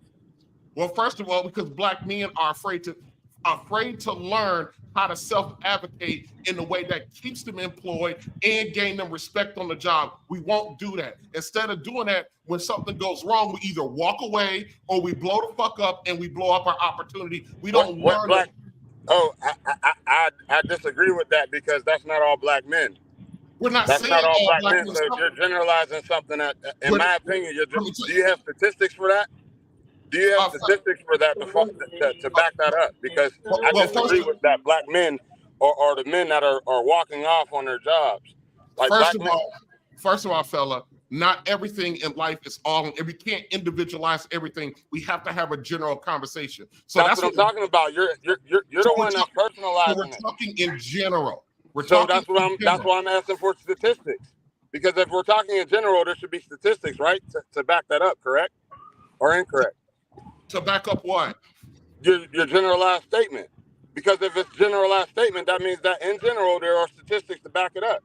Otherwise, you are talking about a personalized situation, an anecdotal situation. There's no stats to back that up, that black men are getting punked at their jobs, that black men are walking off from their jobs. There's no statistics on that. Just because there are no stats on it, that doesn't mean it's not happening. All right, but it doesn't mean that it is either. So once again, I'm asking for the facts. I'm not asking for an opinion. And here's the thing: you're trying to make a bad faith argument because it sounds a little like a hit dog hollering right now. No, I'm asking for context, and you're dancing around the context. I'm not dancing around it in a more firm voice.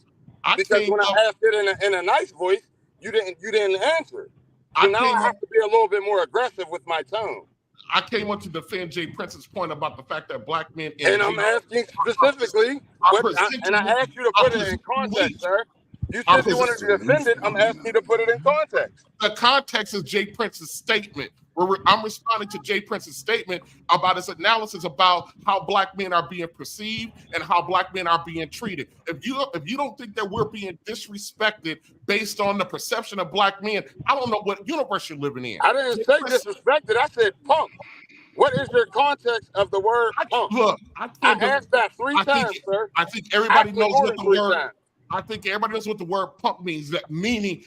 Not having a spine, not having a backbone, being run over. If you want a physical, you can get disrespected and still have a spine.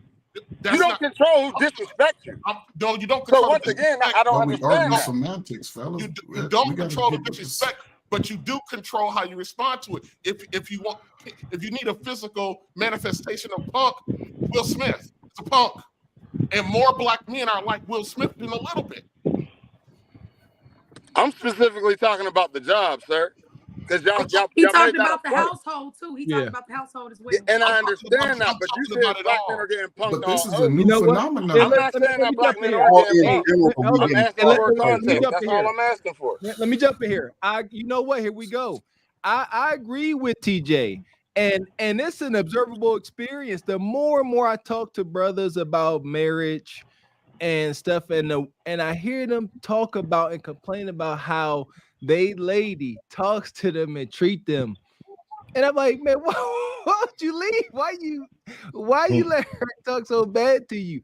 And because they just TJ, they just be like, I'm like, what you mean? I'm like, ninja, why you ain't got no peace? Walker, let me tell you why they don't leave, and I'm gonna be straight up with you. They'll leave because they're afraid that they're not gonna get no more pussy. That's why they put up with it. I take that.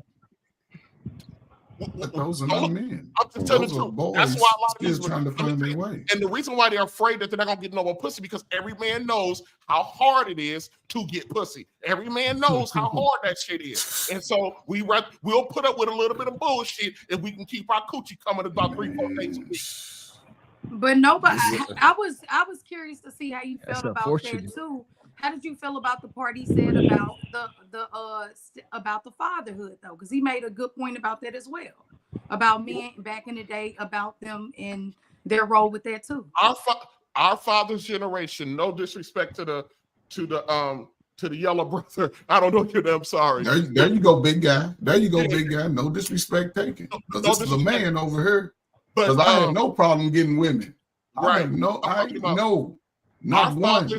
Our father's generation. I would say the guys that are now Most biracial men don't have that problem. I'm talking about the generation of men right now that's in their late 50s through their mid 60s. They set our generation up for failure because they tolerated so much bullshit. And I'm not talking about on an individual level. That's not true, brother. All you got to look at the outcome. Look at the outcome. Right. Look at the outcome. Look at the fact that you were raised by a woman. You were raised by a woman. Absolutely raised by a woman. And exactly. And that's because there was no one in the home, or our men did not tell our women to go sit the fuck down when they started the bull crap. Our father's generation co-signed the bullshit. And a lot of times, instead of they tried the same crap with rural farmer white folk about they wasn't in relationships, they were just screwing. About getting benefits and putting their man out. Them white women and the white men said, we would rather starve to death than put our husbands out in the house to take your benefits. That's what they did. Hold on. So now you put it back on the women because the women made that choice. When the system came to them, the mothers made that choice to separate. But the man was supposed to say, put his foot down and said, hell no. We're not doing it. Was on the man put his foot down when he has no power in the household. He's not making no money. So all of y'all put your foot down. All the brothers right now who don't want to be in that situation. What I mean is, you go in the house and put your foot down to that woman and you say, I'm going to be here and this is the way it's going to be. Other than that, simp out. Let me make this statement to Sergio right quick, right? This is another example of being punked, right? Let's say you got a baby by Pick Me right now. And Pick Me say, see, one thing about black women, they know when it comes to black women, they know it's another man that they can call to put your black ass in your punk ass place. And you ain't gonna do Hold on. I don't understand the scenario or situation that you're about to go into, bro. Don't have no, hold on. You saying if I have a baby, it's unrealistic anyway. If I had a child, get off the street. She knows she can go. Let's just say you want to be there, right? Let's just say you want to be there, right? She got a system saying, "Hey, I don't want Sergio here, so I'm gonna go to this white man to get your ass with." That's one sign of being punked. Marriage, you married this woman. They put up a sign. They gave these women no fault divorce, meaning that she could just say, "Okay, I don't want this marriage no more." And not only that, she could just leave. She could take all this shit and ride along with her, and you ain't gonna do shit about it. But sit there and cry, moan, and try to get yourself back together. It's many ways, and by them giving black men money, right? Yeah. They tricked us out of our fight. They tricked us. Now our focus more now is getting money instead of the fight like Malcolm X and the Black Panthers had. We got tricked out of the fight by searching out the money, all this other bull crap. And then we think individuality. The reason why black men are so weak because we're the only people in America who move as individuals. Black women move as a unit. White men move as a unit. Phenomenon. White women move as a unit. Other races move as a unit, but black men. This has only been going on for 35 years. It's a new phenomenon. It's been going on since most of this generation has been adults. Black men, until black men been like that.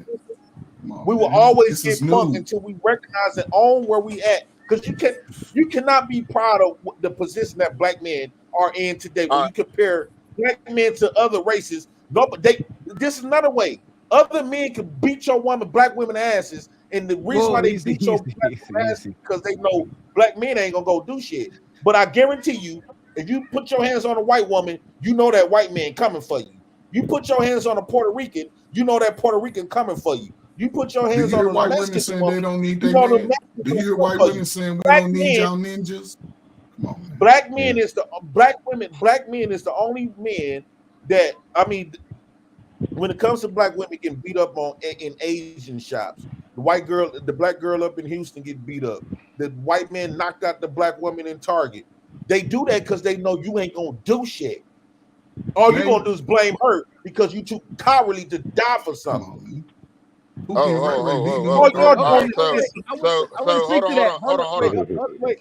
Now, hold on 1 second. I want to speak to Jay Prince right quick on that. Now, Jay Prince about protecting black women. I got to tell this story. I just talking about this with my wife. We were on the cruise trip. We leaving. All right, we leaving the cruise. Vacation's over. Everybody should be in a good mood. So we leaving the ship, and you look up and there's this sister, her and her daughter. She's arguing with this man and his son. So I see him arguing. I'm here with my wife and kids. All right. And I see this sister, her and her daughter, arguing with this man. And the guy started getting a little aggressive. So me being the man that these sisters say don't freaking exist, the guy that they say don't exist, I walked up there and me knowing how to deal with men with respect. I said, hey, can we just calm down? We're getting off the ship. Everybody calm down. That man stopped talking. That man was confronted by another man, and he said, okay, he stopped talking. That sister, wop. And I turned away, went back to my wife. I said, that's all I got. I said, ain't no way. Yeah, we gonna end that rhetoric of men, because I keep saying I don't know these ninjas y'all keep bringing up. But you know why, Mr. Walker? Can I respond? Because we need more men like Mr. Walker. We need more men like Trey. We need more men like RBN when he was talking that good stuff, and Jay when he turned into Malcolm X. That's what it is. But ladies, there's brothers like that. Hold on. Can I respond? Can I respond?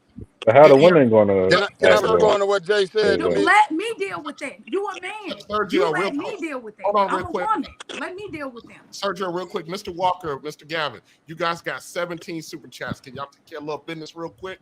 Yes, man. I was just about to cut in, real bravado. I appreciate that. Let me get to these. Creator, so I'm all over this, man. Go ahead. Oh man, I'm trying to. There we go. Let me get in here, man. Thank you. I need to get on your channel, RBN. I heard you've been. Oh yeah, Jay. Yeah, Jay. We gonna link up. We gonna link up, Jay.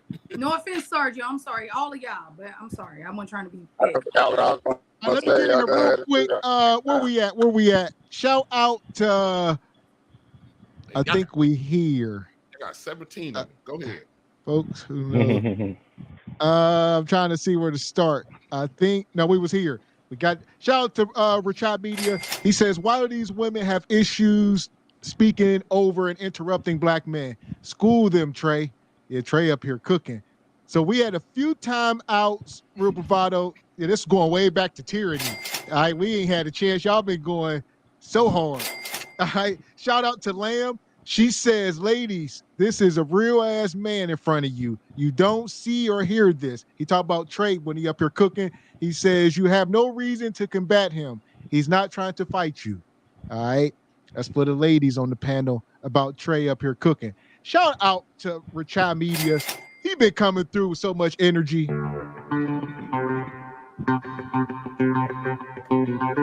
And threw Tyranny in the submarine. They threw Jay Prince in the submarine. They ain't know Jay Prince had a key in his sock, and he got out the submarine, so he back. All right. Also, where we at? Shout out to my guy, Real Bravado, who's here. Money. Here on the panel with us. He says women do not have a lot of introspection. All right, Crystal strike one. All right, just saying. Shout out to Eric Jordan for the super sticker. We got Buddy Rowe come through. He says, why is she talking so much? I don't know who he talk about. I don't know. Shout out to Richard again. He says, time out, Crystal. So just FYI, make sure y'all reading the bottom down there. But yeah, he had put Chris, this going back to when, man, we're so far behind. When Crystal's in timeout, he been time. He said, I timed out Crystal because he says because Crystal, she is over talking and interrupting the speakers. So that's why he timed you out. Hell your ass. All right. Real Bravado says, preach, JP. Yeah, Jay Prince is up here preaching. My guy, Classy Perspective. Money. Class Come on A. up, Classy Perspective. It's a real doctor in the house. Come on up. He came up last week. If you got any knowledge, come up, drop something. He says, Jay Prince is right. Just because a man has great financial records or a high-paying job doesn't equate to a good man. That part. I agree. And my man Don says, Jay Prince, say that ignorant ish again, and you on thin ice, my boy. All right. Also, my guy Lucifer.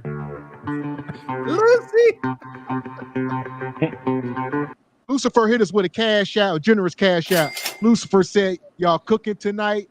What do you say? Y'all cooking these women on the panel? 100, Jay Prince, y'all up here cooking. All right. We appreciate you, Lucifer. Lamb come back. She says, love you, Trey. Thank you for your wisdom, sir. All right. Cooking, baby. Rachai. Yeah, they threw Jay Prince in the sub, right? Then Real Bravado brought him back. Rachai says, Crystal, you're interrupting again. All right. I don't know, Crystal. They own you. And then Don brought him back. Shout out to my guy, Don. I mean, I'm trying to understand, is it that only women can't interrupt? I thought it was an open topic. Crystal, let them get through the super chat so we can chop it up. All right, real quick, we got a couple more. Shout out to Real Bravado. He says, I'm trying to come up and defend Jay Prince and black men being so weak. So we finally got him up here. We got the link right. I don't know what was going on. Shout out to Stevie D. He says, the rumble within the rumble, baby. Yeah! Project Leroy, he says, speak for yourself. I know my history. So shout out to my guy, Project Leroy. Real Bravado come back. With the fellas, the link ain't working. We got him up. We appreciate you, Real Bravado. Money. Rachai come back, says, Crystal, quiet, time out. Continue to interrupt. So he trying to get, he hold you, Crystal. Real Bravado brought JP back. And I think last but not least, Rachai says, that is not the reason, my brother. He was talking in circles. That is not my house, not in general. We appreciate you, Rachai. Rachai is the show sponsor. Here's what I want to do. All right. It's a lot. Real quick, I can't bring Jay Prince back no more. I done dropped 250 pounds, so I'm out. There you go. Jay Prince, you get bounced with. I don't even know you, bro, and I dropped 250 on you. Yeah, shout out to RBN, man. Yeah, you got to go show up on his channel, JP. Definitely got to. Oh, yeah, definitely. I'll go over there mess with RBN. I got to fuck with you, dog. So here's what I want to do real quick. I want to make sure y'all drop y'all information in the back chat there. I want to pull up this video. We're going to get right back into it because this is something y'all was just hitting on. Here we go. Sergio. So sick.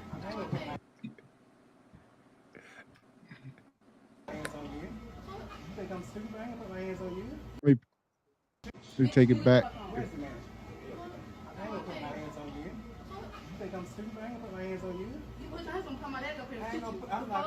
Shoot me. Yes. Okay.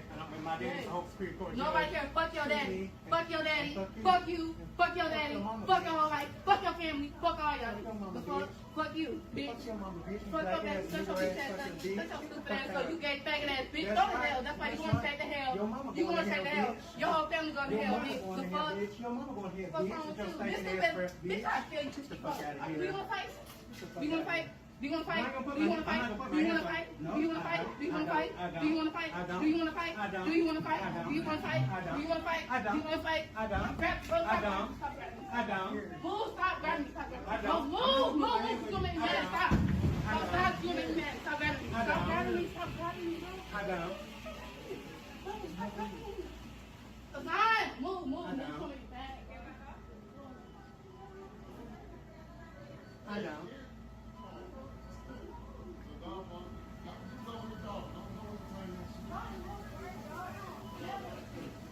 Wow.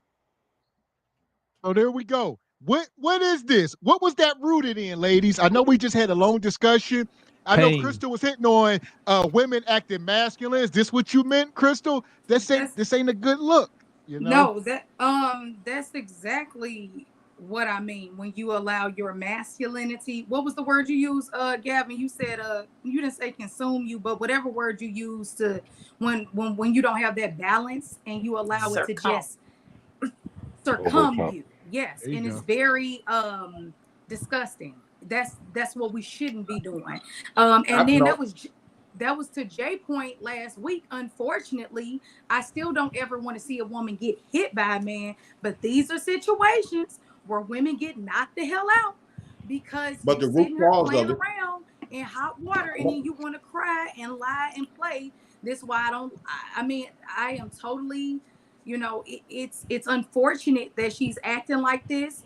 Mental illness, healing, therapy, trauma, lack of a dad in the home, obviously, out of control, mama, probably. And yeah, I'm not with it at all. I don't support it. And it's situations like this that are a mess. And the reason why I'm very anti brick lady who played and act like a dude hit her in the face with a brick, because it's serious situations where women deal with domestic violence and real situations where we shouldn't even be playing like that. So anyway, yeah, I don't like it. I think the root cause of this, black women see us get basically updated lynch on TV every day, all the time. They see us, even how we get treated in society, they see us when that, like, for an example, like when you think about the system, how we get treated in court systems, how we get treated with the police, how we get treated in system where we can't make decisions. We don't make decisions for our own race.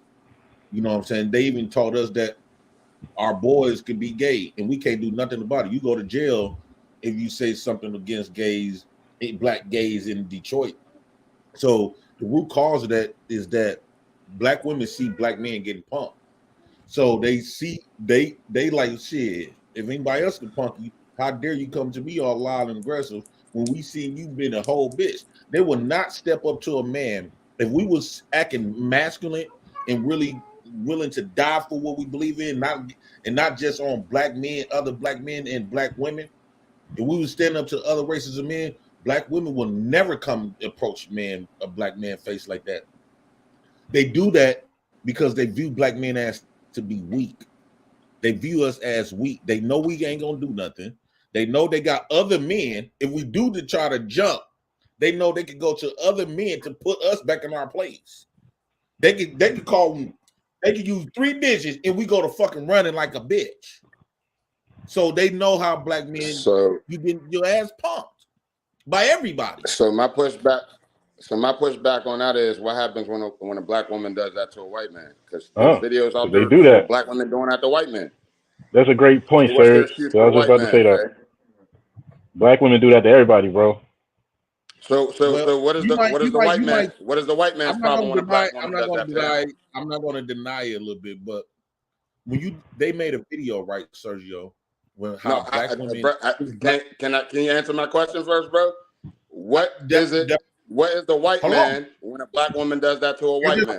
I disagree. I agree to you, right? But here go another caveat to that, though, right? I agree that they do it to white men, but look, primarily when black women get in relationships with black men, it be this type of. I'm not talking about the relationship. I'm talking about this ain't a relationship situation, bro. I agree. I conceded with that point. So I already conceded with that. I'm trying to tell you this to add to what I'm trying to say. When they made a video how black women treats black men, and it's this, right, loud, aggressive, all this other type of stuff. But when they with a white man, submissive, loving, caring, I'm like, damn, I never seen black women act like this ever seen how supportive they is. They a different type of woman when they are with a white man. They very submissive, they very loving, they very supportive, they very respectable. Everything with a white man, but with a black man, they loud, they ghetto, they try to fight us, they push back at us, they not damn near always supportive. So it plays what that black woman did. So you're saying a black woman is better when she's with a white man than she is when she's with a black man? Huh? I'm just trying to.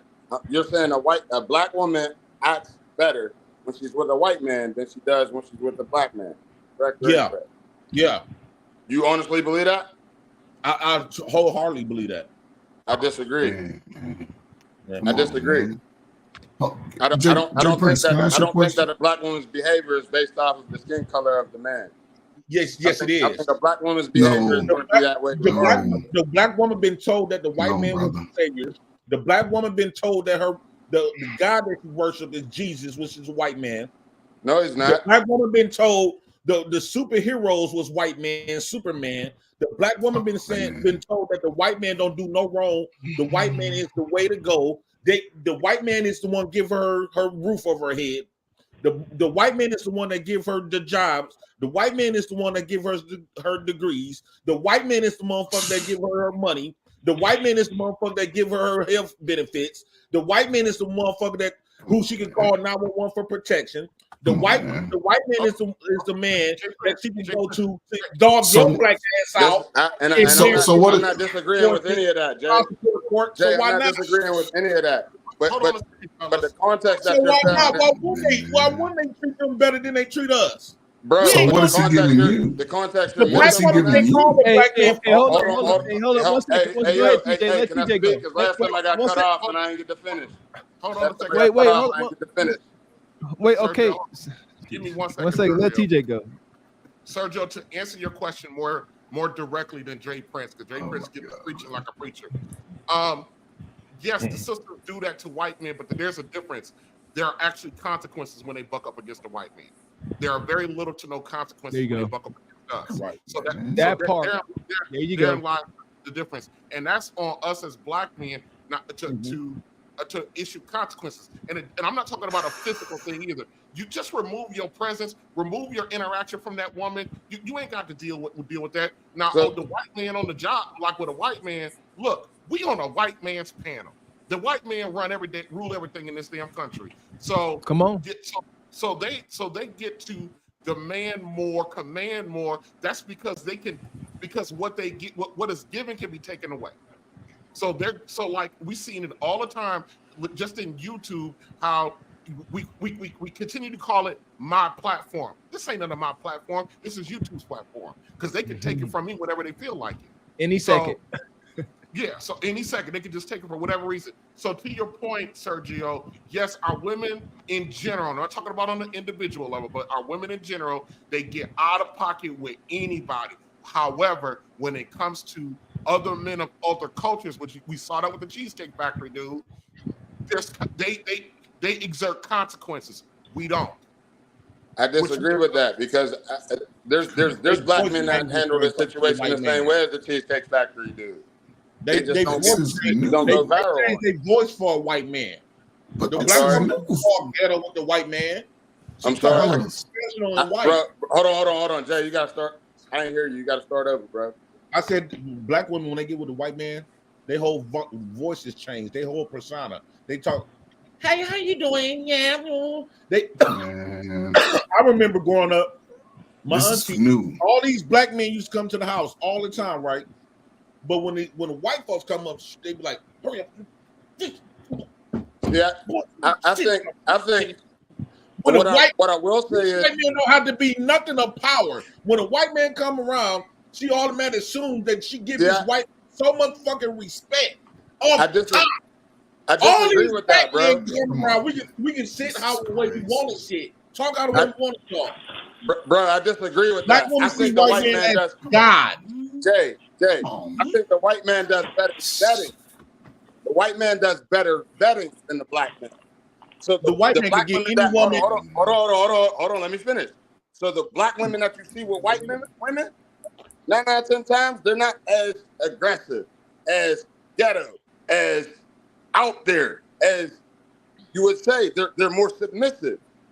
The white man does better vetting. That don't mean that the women change. Look how Eve changed for that white man. Look how Eve changed for that white person, right? The black woman viewed white men as God, subconsciously. They view us like a boy. That's a black man too. Brothers, like we I disagree with that. Black women don't view us as a man. They view us like with that. I I don't know what black women. I'm not a black woman, depends. so I don't know what black women depends. view men as. Like Christians? I think yeah, like bro, because I was raised in a Christian home, and I was taught that Jesus was black. We do not view and all the people that was in my church was taught that Jesus was black. So y'all keep saying that Jesus is white stuff. I don't know. He is white because they created it. He is white because they're the ones created it. Bro, I don't know too many black people that believe Jesus is white. No, but what I'm saying is when you close your eyes and you think of Jesus, you're gonna think of a white man. In that Bible, bro. Mr. Walker, is Jesus. Here, bro. What are you talking about? He's God. Hey, we God. Show me a white person with full hair and bronze skin, just like Mr. Walker. That's a fact. But even if you remove the that's in the Bible, bro. This is in the Bible. This is in the Bible. We are him. But you get his point. He's saying even if you remove Jesus and use the government. Show me the image from the Bible version. Not them saying God has made copper and all this wool hair. Show me the image of him. Hold on. Show you the image of what the white man forgets, or show you the image of what the black man believes. We lost. Hold on. Show you the image of what the white man projects, or show you the image of what the black man believes. Because what the white man projects doesn't mean that the black man believes it, bro. Right, but we're going around his point. Right, but our black mamas put that on us. Our black mothers put that on us. What do you think the point is? Jesus is my man. Ain't no man above my God, Jesus. And they have that white man cross. All majority of black women have that white man cross hanging on their wall some damn way in the living room. And this they ain't having no copper. They not having no wool hair. They got that white man Jesus all through their fucking houses. I don't know too many people with a white Jesus in their house, bro. It's not even all. It's not. First off, it's not even all black women that he's talking about. I'm not respecting a white man more than I'm respecting a black man. Period. But he's speaking in the majority. White men more than they. But the lighter the man, the more respect they give them. I think he. Trey just said he had no. Trey just said he don't have no problem with getting women, right? You're too old for this. But the majority of black women, look now, no offense, Trey, but you are the lighter complexion and black. You pick one of the richest niggas in the world, bro. You too old, bro. You can't choose Drake, bro. Drake, no, that's a fact. Bro, black women, the light skin, they want a biracial, light skinned baby so goddamn bad. Come on, man. The light skinned man, the white man and the light skinned man can get any black woman he want and correct. I wouldn't agree with that. That's a broad brush that you can't with. Hold on, Jay. Hold on. Let me get in here. Y'all doing a lot. Y'all missing the point. Yeah, let's get the ladies in here. Get the ladies in. Hey, AD, I see you backstage, brother. You got to come on camera, AD. I'll bring you up. But go ahead, Crystal, get yours, and I want to hear what Meek got to say. We got to get Meek in here. Yeah, I'm gonna say this real quick. Y'all missing his point. I'm not saying. First off, I don't agree. I'm not a black woman. Let me say this first. Who puts white men above a black man? I am a black woman, and you are my counterpart. First off, so you are always going to be my image and what I want. But to say that Jay does not have a point, I think we are just completely not listening to him. Because if in our society, if the white man got the power, if the white man got the money, I think he would have done better by using the governmental point of view than the religious point of view. But he still had a point with that too. Because on the Kendra show, we all watch y'all on here. I want a God-fearing man. When I hear that, it makes my ass want to fall out. I'm sorry to curse, but that's like I get what they mean, but you should want a godly man. And I would love it when I work with black women if I can change that dialogue. But so I'm real short. I just want to say this. He's basically saying that it's the power image that the white man has. And unfortunately, a lot of the conditioning that we've been put under black people to where these black women sure know how to get it together. Unfortunately, when they want to date a white man. Now, they will disrespect anybody. We've seen them clowning with white men, Indian men, black men. When they are out of control, they will clown with anybody. But in general, he's saying in a dating sense, they know how to all of a sudden clean it up or get it together. And by the way, just the last thing I want to say, I don't like it, though, how to the Cheesecake Factory video. Shout out to the Cheesecake Factory. I'm eating some right now, by the way. Got my cheesecake. Got my little paws right now. We'll nibble on that later. But the point is, I don't like it how they're also painting an image of black woman in total. Like, stop it. I think that whole situation was fake. And even more with the guy who had the interview, he's known for doing little fake stuff. That's very sick that black men need to call them out of making a black woman look a certain way and making our image look something that is, in total is not all of us. I don't like that. So I'm done with that. But yeah, that's all I got to say. Well, Crystal. Okay, I get you in here, Meek. Real quick, Bravado. Just letting them know in the back. And I hit the wrong drop. Shout out to Real Bravado. He came through the dub. He gave Surge and J Prince 5 minutes. And then Project Leroy come and he added another additional 5 minutes. So that's 10 minutes total for both of y'all. Y'all got a few more minutes in the gulag to cool off. Y'all just need to cool off. All right, y'all gonna come back. All right, what you got, Real Bravado? All right, Crystal, directly. And I wish we would do this. I know we're on these debate things, but we need to stop with this. It's not all, it's everything. It's not all of us. We already know that. We're talking about, we can't individualize every single situation. And in general, both of our images, black men and black women, both of our images are trash. And it's not like they're trash for no reason. So, but see, we sit around and try to pretend like it's people are making this stuff up about us. That's not true. It's our images are trash because we've trashed them. We're out here acting upon food, regardless if that was a fake thing or not. That's real life. And by the way, the Cheesecake Factory is not a cheap date. By the way, No, it isn't. That you're gonna spend about close to $200 or more. Oh yeah, I never said the Cheesecake Factory. No, I'm not talking about you. I'm just talking in general. I'm just talking about because a lot of folk, look at Cheesecake Factory and be like, oh, that's an expensive ass place. One slice of cheesecake is like $14. So yeah, 15. Yeah, y'all rich. But you don't, RBN, you don't think that is like, you don't think you have, like, what if I had a video, RBN, where I'm like, oh, like, okay, the brick lady. Come on now, talk to me. What's up with the brick lady? So the brick lady okay? Because I mean, we know physical abuse happens. And I do not like it when men try to act like women do not get physically abused, because I don't even want to go there because that's kind of a sensitive topic for me. So I'm not going to go there. But what I'm going to say is that brick lady pisses me off. I know y'all done heard me say that multiple times. I don't like that. So if I don't like the brick lady, I also don't like that other image of making it look like we do stuff like that when we don't. And then the irony of it is when you see the reactions, most women, from the most beautiful Six the Goddess to the most dusty, have all pretty much said the same thing. Like, she acted a fool. Cheesecake Factory, some of them liked it or not, but regardless, she still acted a mess, and women need to know their overall image. So if we're gonna okay the image of the Cheesecake Factory fake videos, then we need to be okay with the brick lady too. What you got to say to that, RBN? You muted. Oh, you muted, DJ. Can't hear you. Oh, shit. Can you hear me? There you go. Okay, I'm gonna tell you what I was telling my actual sisters when we're talking about this. A lot of times, you ladies have a hard time visualizing that kind of behavior, because you're basically saying that behavior doesn't represent black women, and you got a panel of men that's telling you that behavior is more common than you think. It's actually the majority of the common behavior that we experience out of these ladies when we're out here trying to do. Now, the brick lady and the Cheesecake Factory, they're different situations. The brick lady, it has been determined that it was completely fake. We don't know about the Cheesecake Factory thing, if it's completely fake or not. It was the oyster lady too. I'll send you the video on it. The oyster lady was definitely fake. Yeah. She ain't even going on a date with nobody. Yeah. But I'm just saying, like, a lot of times all these men ladies said they did coffee dates, RBN, and no women complain. So I think it's cap. I think they exaggerate.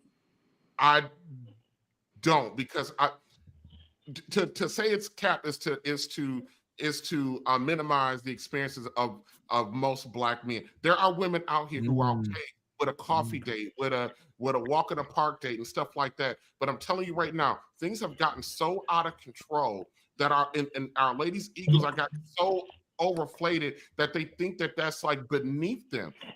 Let me tell you guys, I'm gonna tell guys, I'm gonna tell a lady something.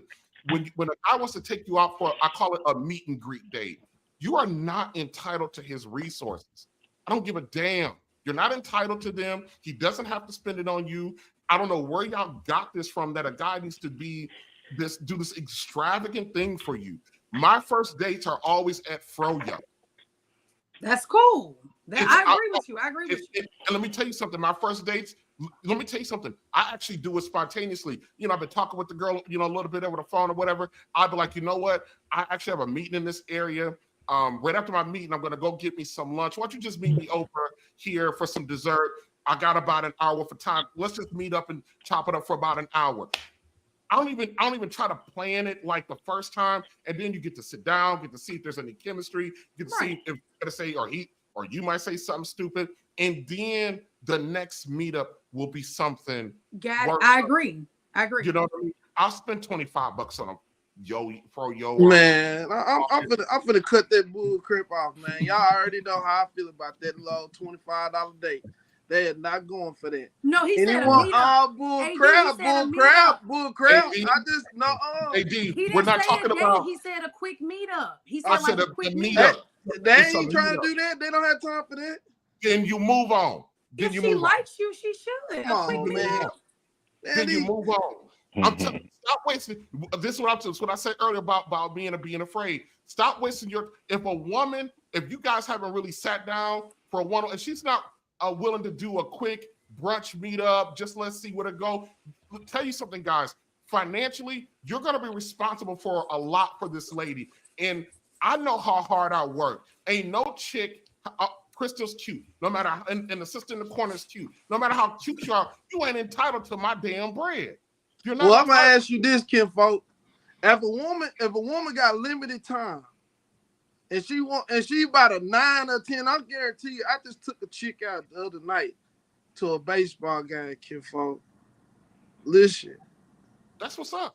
Look, I'm being real on some real no stuff, man. If this chick is working from 8 to 6:30 in the evening, she ain't gonna want to do too much dang sitting around talking. She gonna want to know how you gonna move with her. She gonna want you to have a plan ready to go, and it better be worth her time because these women are making money, kinfolk. You can't take them to these places they don't ask. Some are over aspirational about what they want. But I'm being honest with you. These women, we got to be honest with these women. We got to start calling these women who average cute. We need to just call you. You look good, or something. We need to start even calling them cute. Cause right now you calling every woman cute. You calling every woman beautiful. You calling every woman. That's where Kev came in. He talked about a lot of this stuff. We're over pedestalizing these women. You're giving them too much space to speak.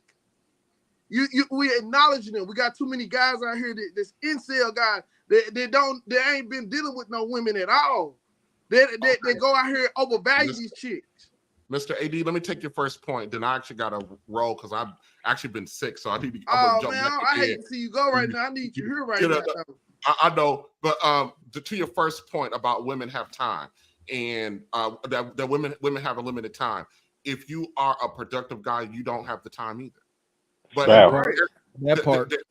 Let me. So it's to me that's I don't give a damn. It's equal, but. And whatever level of money that she's making, and let me tell you something. What's the biggest cap? The biggest cap is the fact that our women are making bread, and they're not. That they're not making the money. They're not making more than most black men. They're not making it like that. Only 9% of black women make over $75,000 a year, and that's across all educational levels, across all fields. That's just the way it is. But if a woman is especially when you're in the get to know you phase, if she coming at you that hard and she doesn't want to follow your progressional thing, move on. Well, I gotta say, I could test that. I think our women are out earning us in the middle class. They're not. The data says it's not. What's the data? What's the data? You tell me what data you talking about. Some of these girls do hair on the side. They're not putting. We're not talking about them. We talking about our career. We talking about career. As of 2022, black women on average make about $36,000 a year. Black men make $45,000. I'm not experiencing it. Just because you don't see. I'm not experiencing it. Just because you don't see it, that doesn't mean I ain't meeting them. That doesn't exist. Well, you probably are. You just don't know. Well, I live out here in Dallas, kinfolk. Yeah, that ain't the case. I'm just telling you right now. Women moving just fine, kinfolk. I got women living in condos by themselves. I got women out here. Look, kinfolk, I'm not on either side. I'm just telling you. There's a case out here, kinfolk, that women are doing just fine, kinfolk. They doing damn very good. Doing better, out earning most of their men. Let me tell you something. If only 9% of black women make $75,000 or more. Now, can that be in concentrated areas? You're in Dallas, it's a bigger city. You're going to run into more higher paying women in a Dallas than you would like in a Kenosha, Wisconsin, when there's only 20,000 people there, or where I'm at in St. Louis. You're going to run into more, but Kev said, he always said, listen, I'm just going to use Kev as my whatever. I'm going to just say this. Right. He said, if you a black woman and you want something out here, anything worth something, a black brother out here doing his thing and on his purpose, you need to go to the NFL city. You need to go to a place where there's a concentration of black men. That's what he said.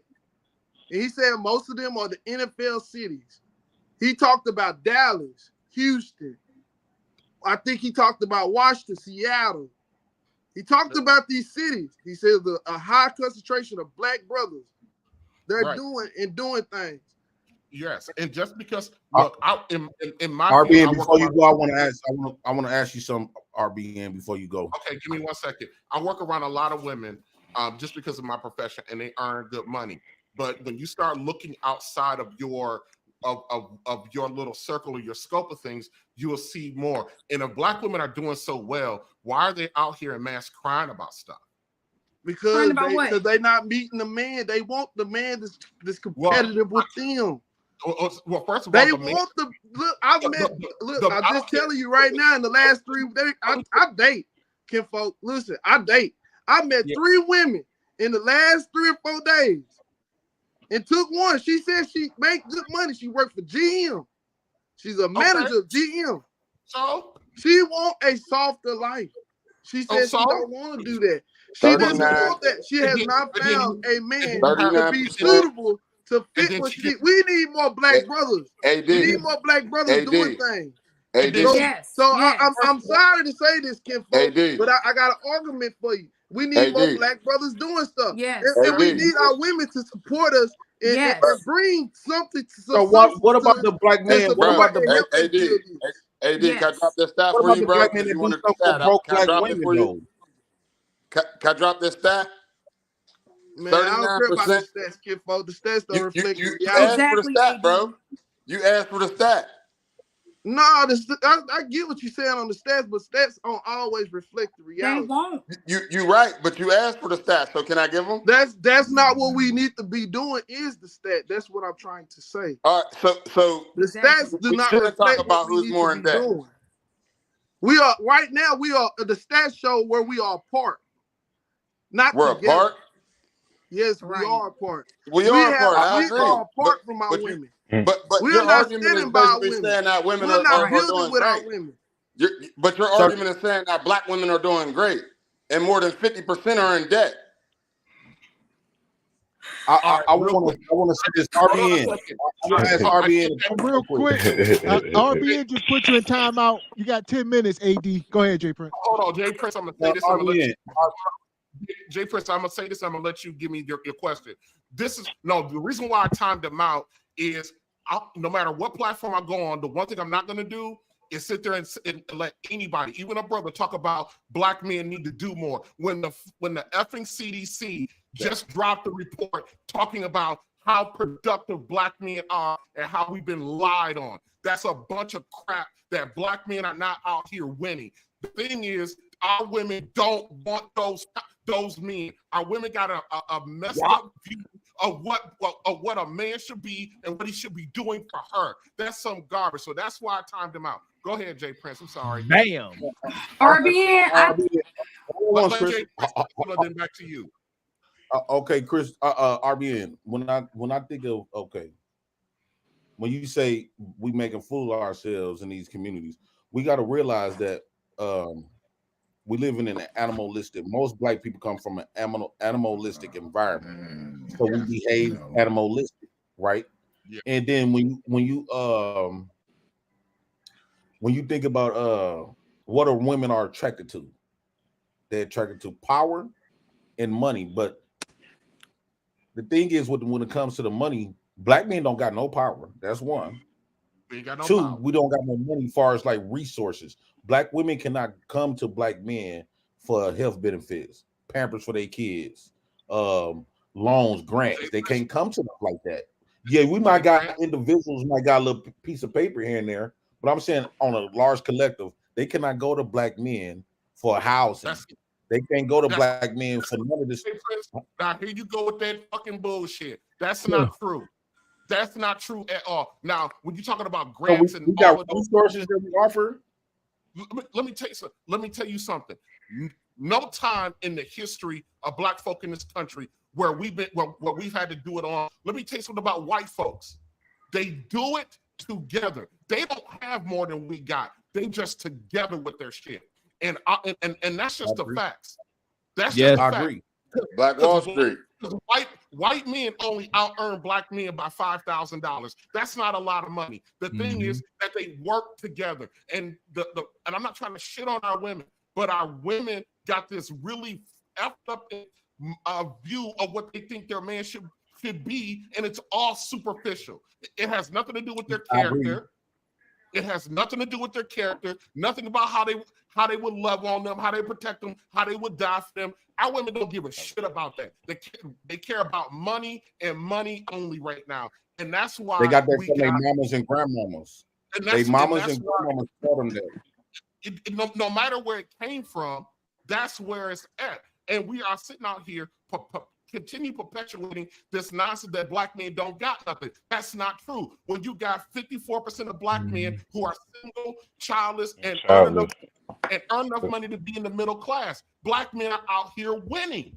So that's a bunch of. I live in, and I know this is anecdotal. I live in a community where over 70% of the homeowners in my community are single black men between the ages of 33 and 45. Can I jump in? Sure. And every home is over $250,000. That's a hell of a home. So don't sit up here and talk about what black men can't house. Black men are just lazy because we don't want to do our work. We'll go live with a woman because look, my lady friend, she was like, "Oh, we progress. What's gonna happen to my home?" I said, "You're gonna sell that bitch and you're moving in over here." Wow. That's what you're supposed to do. What about my investment? Take your money and put it into a 401k. But Heifer, you belong over here with me. This is right. We're going under one flag over here, the kingdom of TJ. Yes, sir. Can I jump in real quick? Go ahead, Crystal. Okay. RBN. Yes, ma'am. Why is it not giving me the name of everybody's? Anyway, I'm sorry. I'm sorry. Go ahead. I'm sorry. Okay, cool. Yeah. So first off, I agree with a lot of what you said. The first thing is that I feel that with the statistics of the difference between black men and white men and how they make certain things look like it's such a wider gap between them, I think that a lot of that is unfortunately the image that they put of black men in the media to seem like they not doing this and they not doing that. I think a lot of it is cap. There are a lot of great black men doing a lot of great things, like yourself and a lot of men on this panel right now. So I feel like that, I definitely know that is a misconception. I think the other end of it though is a lot of the stuff we've been talking about tonight. When you have the banditas or whatever Jay said their name is, clowning, and then you got the other side to that of the guys, whatever the male name of that, the Pookie, Ray, whatever, who are complacent within that poverty or complacent within that laziness. And like you said, as a people, we are not lazy. As a people, we have always worked extremely hard, black women and black men. The only thing I hate about statistics sometimes is that I don't feel like they're always valuable.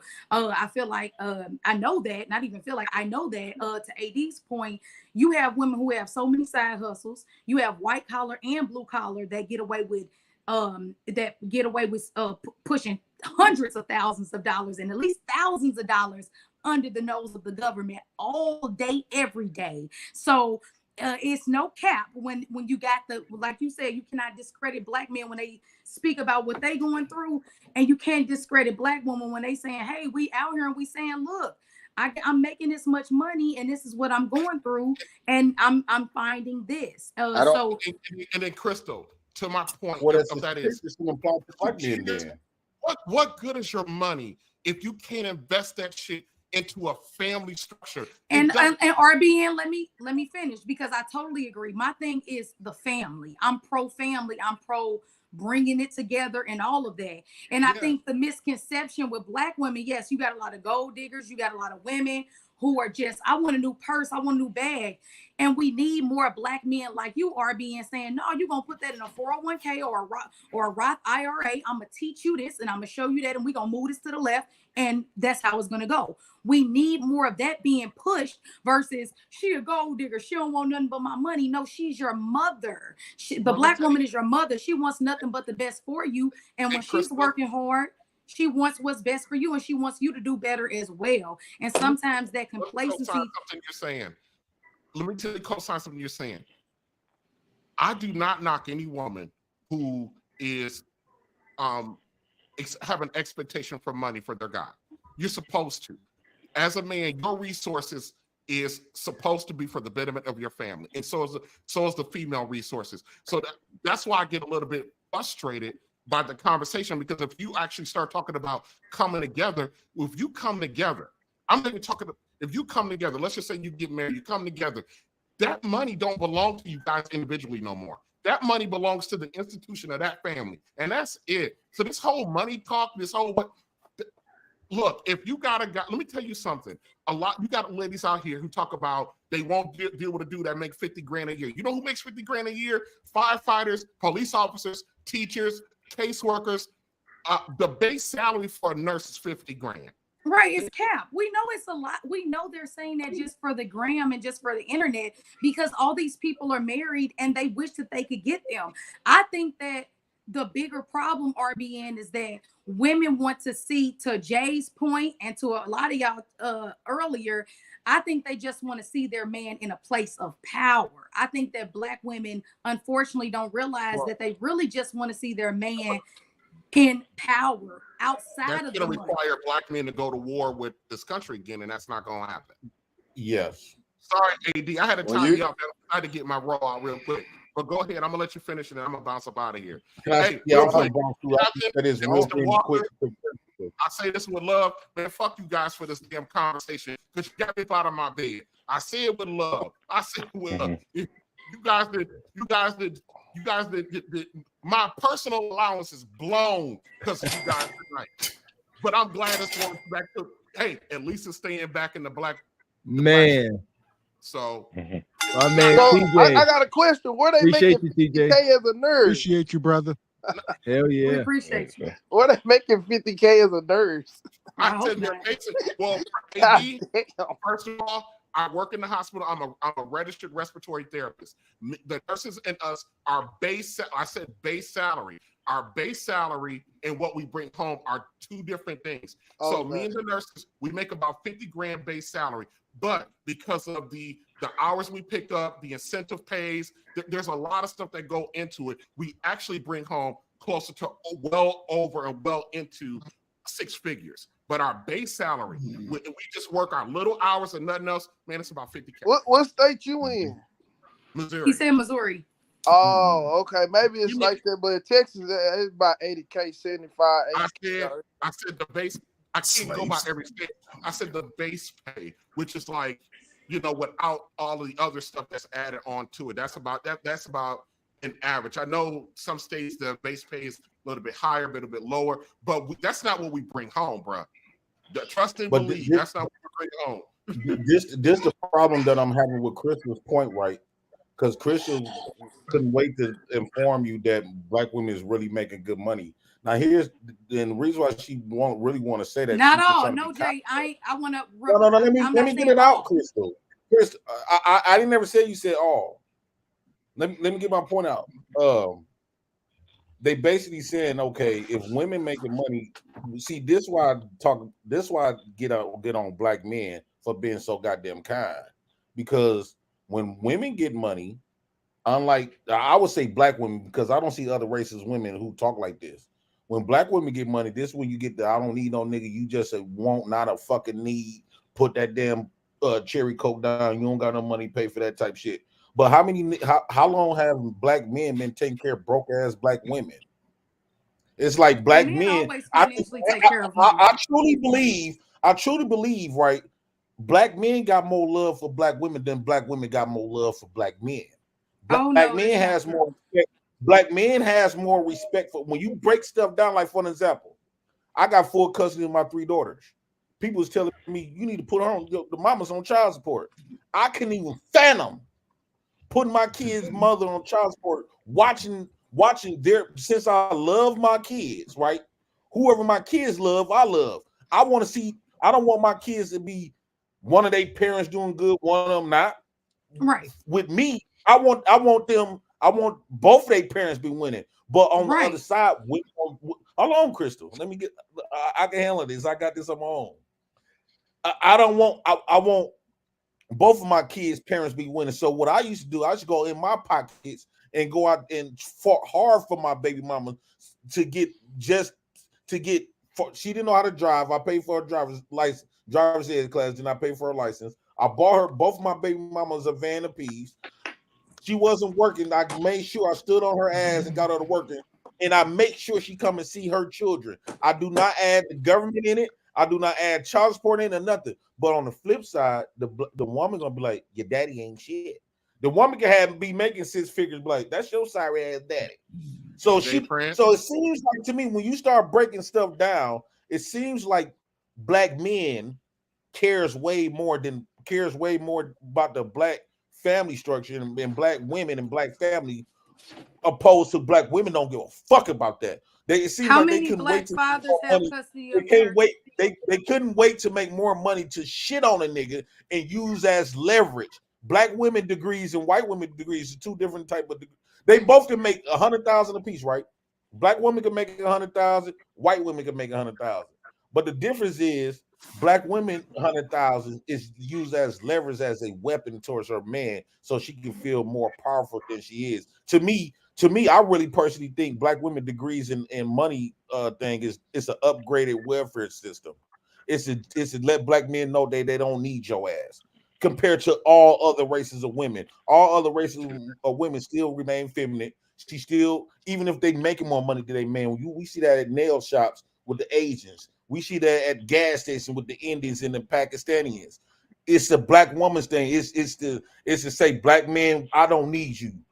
And eventually black women going to be going at the white man and Asian man. She will not be in the near future. They will not be sitting up here trying to find no black men because they know black men can't afford that. Well, it's going to become business. It depends on the black woman. Black women are getting degrees because they want their education. If a woman allows a degree to make her that's the wrong purpose. That's bad faith and purpose there. You said because they just want the education. They're not getting educated to provide for a family. Is what we trying to say. Be. Black men are more family oriented, thoughtful than black women are. What we trying to say. AD, hold on. Let me say this, because I think what we have to realize here is that sometimes birds of a feather kind of flock together. I'm not saying men don't have custody of their children. Of course, there are thousands, hundreds of thousands of men who have custody of their children. But most of the time, you see that, unfortunately, due to our broken system and that needs to be fixed, with just giving them to a lot of these unfit mothers. That part, and the fact that I think because we're women, we're just naturally the ones that are meant to be with the babies more. Nature. I'm saying nature wise. I ain't saying because so women are granted. Women are normally granted custody because of the residence. That's whatever. It. If nobody goes fights for custody, if nobody goes to get their rights, then the rights are granted to the residents. Of where that child is staying, and most of the time, the child goes home with their mother. Right. That's the only reason why the mother's residence is normally where the child is granted custody. That don't mean that the mother is given custody off rip. Well, why is the that don't make her a better fit. Don't make her better fit. I said that already. I said that doesn't mean that she's better fit. What I'm trying to get at is, that's toxic. If a woman is getting a degree, just throw it in a man's face. I don't think that's the case. I think women get degrees. I was speaking on the who get custody, the reason behind the degree though. I ain't gonna lie to you. So I'm gonna just say this though. You know, it still remains the same. The thought process behind going to get your education is not in the line with a family oriented woman. It should be though. It should but be. It's not. AB. It should be, It's but not. it's not. Right. We keep trying to tell you that. We see it They all the want time. to live like love and hip hop and then buy them We Birkin see bags. it on Kev. We see it all the time. Verifiably proved. They want to live in Section 8 with designer clothes. For a Birkin bag. That's It's a for fact. ego. Section 8 with designer clothes. She had to put a black kid here in a Birkin bag. She would get that Birkin $100,000, $200,000 Birkin bag over the kid's father. Hands down. But this is a black women is very materialistic. And this is a new phenomenon. It wasn't like that. Mama and daddy in the 60s and 70s was making under $50,000 together, and they was raising 16 kids, all of them 6'5", lifting, wearing a size 12, and they made it work. Living in a 3-bedroom house with 9 kids. Everybody ate because with the father there, with the man there, everybody had to play their role. Exactly. These new black women call that struggle love. They don't want that. They call it struggle love. That's not struggle love. But okay, there you go. These new black women are all post-crack era. Once it put those mothers out on the street, these young women now had to fend for themselves. They've been in survival mode with claws, and it don't matter who it is. A lot of y'all kids look just like y'all. When she look at that kid, she see you. You broke her heart. She put her faith in you. You wanted to get your little rocks off, and you weren't prepared to be a daddy, but you broke her heart. So she's going to feed that child everything negative about you. But when your child see you, they see, Daddy, it ain't what mama told me. And they don't even know how to come and say, Daddy, this is what I heard. Because you have discipline. Most brothers, by the time they turn 35, you better have discipline in your life. Because if not, you're going to be couch hopping, and I don't forget the other name. Ain't nobody going to come and save you. And let's just say the statistics are what they are they fake, are they false? However you look at it. How you look at statistics, wherever you are in your life, whatever neighborhood you live in, and we know this because of the relatives that we got, the people that we've lost over these last 35, 40 years, if you're not striving to be a good person, then you're going to live in the struggle boat. And at 40, that right there, most of us are just now making $45,000. And here's the thing, a woman, she'll go early in her life, and create a $35,000 debt. And look, in that same time, she's still wearing $1,000 worth of clothes. That's stupid. But majority of younger women are falling into this category. They're wasting all those years where you can take Leroy, who works 9 to 5 every day, Monday through Friday. He counting his money. He's spreading it out. I gotta put this away. I gotta do this. We need more Leroy's, Trey. It ain't enough Leroy. But those guys are there. Those guys are already there. Women are just looking over them. There you go. To fight for that. Pick there you go. go. My thing is, I missed it. I missed the point about Leroy. My thing is, go ahead, bro. My thing is, y'all giving pushback on, and this might be something off from what you said, but y'all giving pushback on people giving statistics when throughout this show and throughout the history of mankind, people give statistics as a base foundation to start somewhere. Like we got to know. Otherwise, we giving out personal opinions about everything. That's why I'm dropping statistics. Fake, though. You know what I mean? Whether you believe statistics are fake or not, but the pushback behind that is it seems as though people only have a pushback on the statistics being fake or not when they're not in their Okay, favor. well, Sergio, let me have this conversation with you then. Sergio, okay, like if you try to look, if you try to find a stat that have, if you look up a stat and say, was black men in the homes back then or whatever, right, when welfare out, were how many stepdaddies it was, right? You know how they can't determine that stat? The reason why they can't determine that stat because every time them peoples came to the house, when stepdaddy was there, she make all the niggas move out the house, get out the house for a week or so, because you know them people's for to be coming over here come Monday. Y'all better have that y'all out here. And bro, I'm not saying that you don't. I'm not so saying black that they men don't. always have been in the home. I'm not just saying that they don't. Fathers. There's always going to be outside variables, bro. There's always going to be outside variables. Well, you can't believe a stat. You can't believe a stat if it's. How can you believe a stat? I said it's a baseline. I never said that it is a fact. It's a baseline to start somewhere. To go from somewhere. You can't start from nothing. The stats and the facts of this: young brothers are taking themselves out at an alarming rate. Young sisters are putting themselves in vulnerable positions at an alarming rate. And the fact that we're sitting here, everybody, yes, has an opinion about it, but understand this. We have to find a way, and this is where conversations come in, and it may take me 3 or 4 years to get some young brother or young sister to understand that if they don't put in the work that's needed for their own lives, they will live poor. There's no way around it. You will live in the worst communities. The worst people have the worst resources, which are very limited. They're creating food deserts because one, the men have been pushed to the back and no fault of their own. Most of them are pushed back by the time they turn 18. They know 3 blocks. They block and the enemy's block and the other block where the corner store is. That's it. They're not, most brothers of color are not given that opportunity. And that's why for me, this is the greatest time for the young women and the young men to stand together.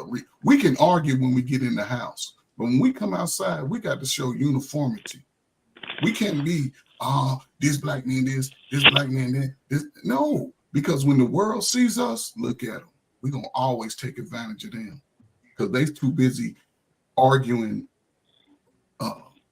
unilaterally instead of moving forward. These conversations are very important, and we have to go to old school. We used to shame you. A brother can talk a brother off the ledge. Hey, man, that ain't cool, brother. But now, oh, man, yeah, man, fuck these folk out here, man. Let's do that shit. Let's go and do this. Man, that's what we all work for. You work to move up for yourself. We all came out of the mud. I don't know too many brothers and sisters was born with silver spoons going to Debbie Top balls and all that. We all can relate to the projects. We all can relate to that hard block. But here we are now.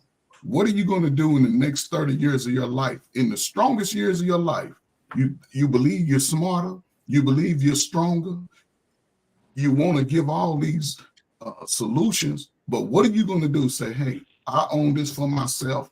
I own this for my children. You will not move in this capacity. I would not allow you to adapt these trends that will put you in a detrimental situation.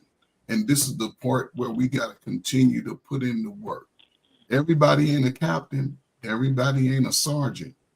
But everybody wants to be there. We need the soldiers. And the soldiers, to me, and this is why I spend a lot of energy on that 16, 17-year-old trying to figure it out, transition.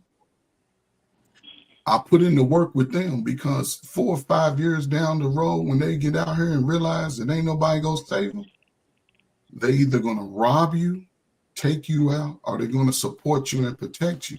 And unfortunately, a lot of young brothers have been pushed to the side. And this is where I think it would help a man, like if you do have a child out of wedlock, and not everybody feel like we can't save everybody. That's okay. But if you do, it's best. My information is this: get joint custody straight out the gate. While you in that delivery room, when that baby's 1 day old, you carry your baby down and say, look, you need this, because you don't want to come back 10 years from now and you done moved on and got you a nice fit woman, a nice woman, and then you make another child, then that mama still looking at that baby like, I don't like this baby, are you? So I'm going to feed this child that hates you. And here you are, done built yourself up. Now she coming in and taking everything from up under you because you didn't think like a man. You didn't look at all the resources. You stayed comfortable in that box. You got to get out and move accordingly. War is about moving accordingly. I can't keep trying to go this route, but you keep blowing me up. I need to find another way around. That's why we huddle up. And this is important. If you young and don't have no children out of wedlock, brother, you will be poor for a long time. I don't care how much money you think you're going to make. You're going to go in there and they're going to say, sir, you owe $15,000. What? I've seen my baby one time. Well, sir, that's what it is. Because then, and look, brothers, if you want to get, and I'll say this, you want to put yourself in a position, get you certification in something. That's going to put you at a level that nobody can, it'll always put you in a position to have resources and options. Other than that, you're still going to work. You're going to work at Walmart, and eventually your back is going to give out. You're going to work somewhere. So if you want to be in those positions where you can call your shots, and see, women do that. But the problem is they take all their money and spend it back on themselves.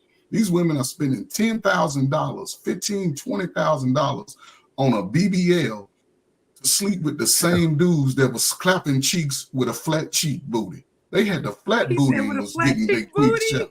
They giving it up to the same dude. It ain't like they move. So this is a great opportunity for the young folk to really sit back. And I thought COVID would teach us how to save a little bit more. You know what I'm saying? You can go out and treat yourself, but we want to overspend as soon as we get our money. We got to go get it. Listen, if you meet a woman and she got $1,000 on her body, man, move on.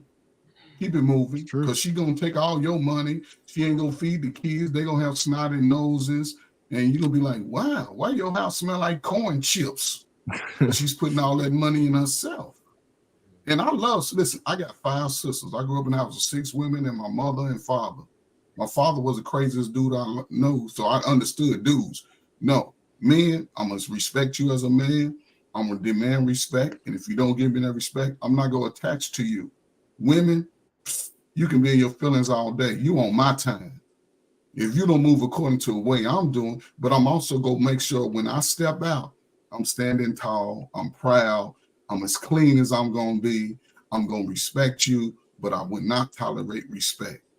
I would not do it. And unfortunately, a lot of brothers don't have that confidence because their mama told them they wasn't shit because their daddy ain't shit. But mama need to be honest. Me and daddy, we had sex in the park. We wasn't in that king size bed. Let me get in here real quick, AD. I'm sorry. I'll let you go. Yeah, Trey dropping knowledge up here tonight for sure. All right. Let me get to these super chats. Shout out to Rashad. He says it's the Willie Lynch syndrome almost 300 years later. All right. Oh, man. All right. We got these a couple times. Shout out to Gwendolyn. Gwendolyn said, why are y'all stuck on the white man? The white man does not think twice about y'all. That part. They like that, Gwendolyn. Also, Eric Jordan come through. We appreciate you, EJ, for the super chat. He says, AD, I make over 500K, and their majority of women don't make more than black men. Most women be capping, bro. You acting like modern women, bro. Don't believe the hype. Time out AD for 10 minutes. Oh, man. All right. Time out AD for 8 minutes.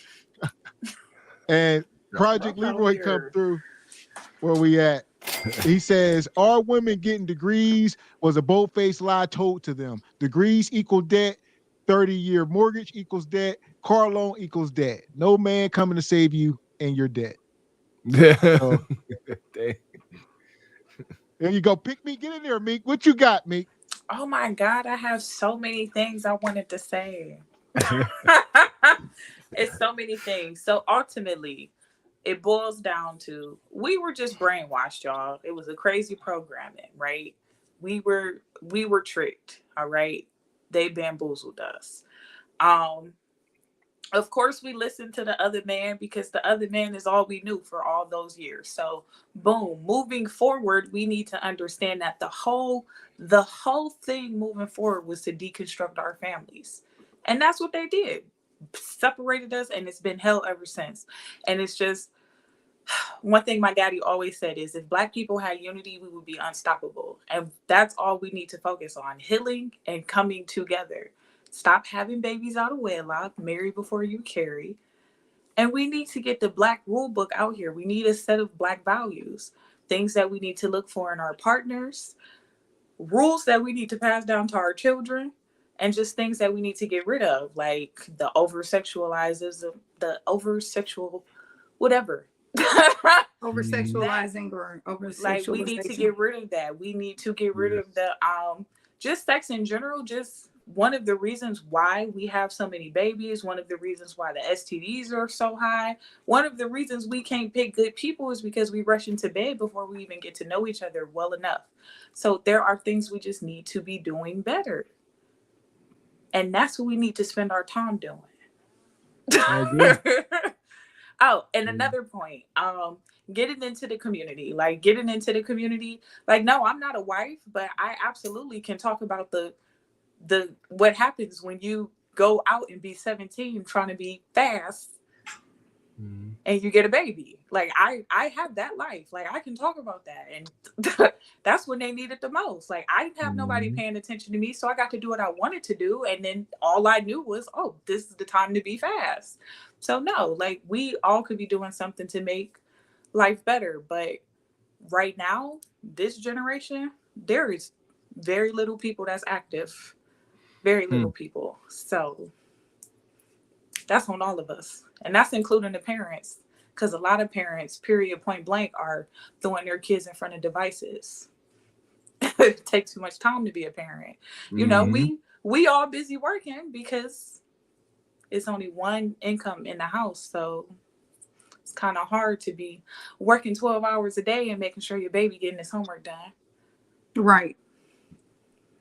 So we just all need to do better. Don't put the babies at disadvantages. But that's why it's a good idea, like during the time of school age, to start incorporating his father, regardless of how you feel. Bring him in. If he's a good guy, you know, just because y'all didn't work out, he might have called you out your name a few times and cheated on you, but that don't make him a bad father. And most brothers will be a good father if you just say, here, man, I need you to take him for the summer. Don't call me. I will bring all his diapers. I will bring all his little wick, whatever I'm getting, I'm going to give you that. Get him. Because what it does, it allows your son or daughter to have balance. Because a man is going to tell his daughter, you ain't going to be no 304. I'm going to make sure. And I'm going to show you everybody to look out for. He going to give her that knowledge that you ain't got to yell at her about. Because you trying to say, don't be this. But then most women that go by the daughter, the same clothes showing the cleavage and the cheeks. The mamas is buying the clothes. Now, a father will level out his emotions. Because he'll say, hey, boy, you don't talk like that. Hey, boy, you don't do that. Take your feelings out of it. See, that's where the problem. If you move on feelings, you'll always struggle. Say, look, I know you can have a family meeting and don't tell your girlfriends because they're going to talk you out of it. Because they're like, girl, you going to let your baby go? But look at the homes where the kids are raised by a single mother. This is why we're here, because they struggling. You can't raise a 6'5", 12-year-old. Give him to his daddy. Right. But I think also, too, we push so much of that. You have to understand it's so many Black women begging. And I shame. Pick me. I don't know about you, but this is where I'm a pick me. I shame women who do not let their children's father see their dad. I don't care. And this might sound bad, but even if he ain't giving you no money, because even though, he need to be, taking financial care of his child, but even if he don't have a job, him being in that child's life is still very important. And I think shame is a big part of it too. As women, we need to make it normal to say, I don't care if he didn't want you and cheated on you with every girl on the block. Let him see his baby as long as he wants to be active in that child's life, as long as he ain't on drugs or, you know, pimping out that child, he should be able to see his child. And if he need to, you know, as far as the money and all of that, you can deal with that later, but he should be able to physically see that child. You know, but I think on the other side to that is, with that shaming that we give to those women, we need our brothers to understand we do want you in your child's life. Be in there as much as you can. A shout out to Sergio. Sergio, I'll pronounce your name right. But I don't know if I was on the live. You good, man? What'd you say? You good, Sergio? You right?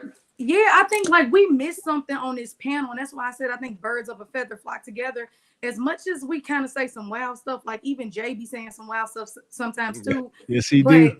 Like, do y'all notice like all of y'all kind of got a common trait of like being a good father? Like, I don't know everybody's backstory, but I've heard little bitty tidbits of like AD being like a gentleman, and I'm like, yeah, thank you, AD, for saying that. Like, just saying something that really just made sense to me. Like, I think we missed that. You know, men need to be more honored for stepping up. You know, I think so many times we just forget that there are men who go down to the courts and file that paperwork and do the work. And y'all need to pop y'all shit a little bit more. You hit a real key word, and I don't know if you knew you hit it. Did you know a word you just used? It was real key. Now, I want you to see if you know the word you just said. That word I got a lot of respect for. What was it? I don't know. I wanted to see if you knew, but I'm gonna say honor. That is something that we do not do in our Black community. We do not honor in the right way. Right. And we have to. So I'm gonna leave it at that. But like, we see y'all, and that ain't no pick me. I ain't trying to be on none of that. But what I'm saying is that, you know, y'all also, I wish you all would say more of that, because it needs to be heard, like, for real. It really does. So I'm gonna leave it at that. I ain't trying to get in my feelings. Well, I got something to say about what we was talking about earlier, man. I got some pushback here. We got to stop. Oh wait, can I say this before you say that? Because it's on this point. Okay, go ahead. Okay, I'm so sorry. I will say that we need to be more resourceful with one another, because we just be telling dads that they need to go get custody, but a lot of men don't know how to generate that system. Me personally, I just know a couple attorneys that just be helping daddies get joint custody and stuff. So like, I refer people to that. And then when I was a notary, I would help daddies stop. I'm gonna help you fill out this paperwork, because it's no reason, especially when you're a good father, it's no reason for you to be withheld from your child's life. We need to help each other. Like, if you know somebody that can help them, you know somebody that can make sure the application can get filed, please put the resources out. One thing I will say, Meek, though, on response to that, me going through my situation that I went through, I had to first swallow my pride and my ego and say I needed help. Yeah, there are people that are willing to help you. There are people that are willing to help us. We first have to get out of our own way. And that's the problem with a lot of Black men. It's not that people weren't willing to share their resources with them. It's that a lot of Black men think that, going down to the court system, I don't want to get the courts involved, this, that, and the third. Bro, by any means necessary, be a part of your child's life. I'm not saying that the court system should be the first. But it should be, if it's the last resort. It's the last resort for sure. It should still be a resort. It's the last resort. Not just Black book. Not just men, a lot of Black people don't want to get the courts involved because of the stigma that the courts come with Black people and Black families. You know what I mean? And they don't. There's people on this panel, you know what I mean, don't want to get the courts involved. You know what I mean? And I'm not like that. That's not saying anything to them. That's not saying anything negative to them. If they can control, if they can get their situation under control without the courts, by all means. But do not let your child's mother is keeping you from your child be your excuse of you not seeing your child. That's my thing. Yeah, man. Yeah. And I had people inbox me. I had men that were also going through the same situations that I was going through, inboxing me. Yo, bro, if you need me, I'm here. There was honestly times when I was going through what the fuck I was going through, and I didn't want to vent. Like I had my first 6 months of what I was going through, I was childish as hell. Because I was so unfamiliar with the situation and the territory that I was acting off of impulse and out of feelings like, yo, man, this bitch going fucking learn today. Yes. And I had to realize, like, through time and patience and consistency, it was like, yo, man, it's gonna get better, bro. You just gotta keep your head. You gotta stay focused, and you just gotta keep doing it the right way. And if you need somebody, hit somebody. I was inboxing people that I ain't never talked to in about like 10, 15 years. Bro, you up? I'm up, bro. 2, 3 in the morning. And they picking up. And they going through the same situation. And we venting to each other for an hour or two. And at the end of the conversations, my bad, bro. I ain't mean to keep you. No, bro, man, if you need anything else, man, hit me. They're out there. Your help is out there. You just gotta swallow your pride and get out your way. Black men. Black people, but black men in general. Yes. Nobody wants to be wrong. And we all learning in this process. I want everybody, I used to ask the students to do this. Go find that book to say how to be a right parent and make sure that's applied to your mama and your daddy. In that book, we all learning on the fly. Man, I would offer $1,000. You find that book, and it better be applying to you, because it may be some points, and that's what I'm saying. You can take bits and pieces. Don't always listen to the messenger, because sometimes, man, just based on our nature, we don't care about how you feel. We ain't soothing it, because if we need to get the message out, we gonna be passionate. And see, women take emotional intelligence for passion. Yes, I'm gonna be mad because you won't let me see my child. Yes, I'm gonna be mad if I visualize. Not only do I visualize, but I see you with this other dude. I'm mad. I'm passionate about protecting what little I have. And I think a lot of times we get women and men look at it different. So it's very important, especially going into this next millennium. It's very important for these younger children. And if you want to save your child and you want to put your child in a place of generational wealth, you might have to cry a couple of times in your pillow, but you got to allow that child to connect to a righteous man. If your baby daddy ain't junk, you take that pills like, you know what, I messed up. But I'm not going to not allow my child to get the opportunity that I had. So when they get to that road, and they get ready to get their first little piece, that'll at least make them make the right decision. You ain't gonna want your daughter to come back, mama, I'm pregnant. You ain't gonna want that. She's 16. You got pregnant at 16. So the cycle repeats. So it's very important to allow those young minds to connect to somebody righteous. Brother Walker, I know he righteous. Brother Gavin, I know he righteous. They gonna make sure they get the right information. Yes, sir. So don't be afraid to that, because that pays back dividends 10, 15 years down the road when they built like you, got them hips and those dips, and they know how to weed out those dudes that you tell them to stay away from. Other than that, we will continue to go down this path, because it's not just one or two, it's in neighborhoods all over the country. And right now, we dying at a rate higher than any other nation from each other, because everybody's stuck in that box. We cannot be afraid to move different. You're going to be shunned. Expect that, because that's where that Christ-like come in. You're going to be shunned. Expect that. Own that. But get away from it, because when your mind opens up, it allows you to move freely in any direction. If you want to learn something new, point any direction where you live, go 4 hours, any east, north, south, east, or west. Spend the weekend, take your kids, y'all walk around, go downtown, see all this, and explain it. You got a Google phone. Are you smarter than your phone? Take your phone. This is this is that. Well, I said, well, this is that. Because guess what? When they in school next year, that same information where you took them go come up. I know that.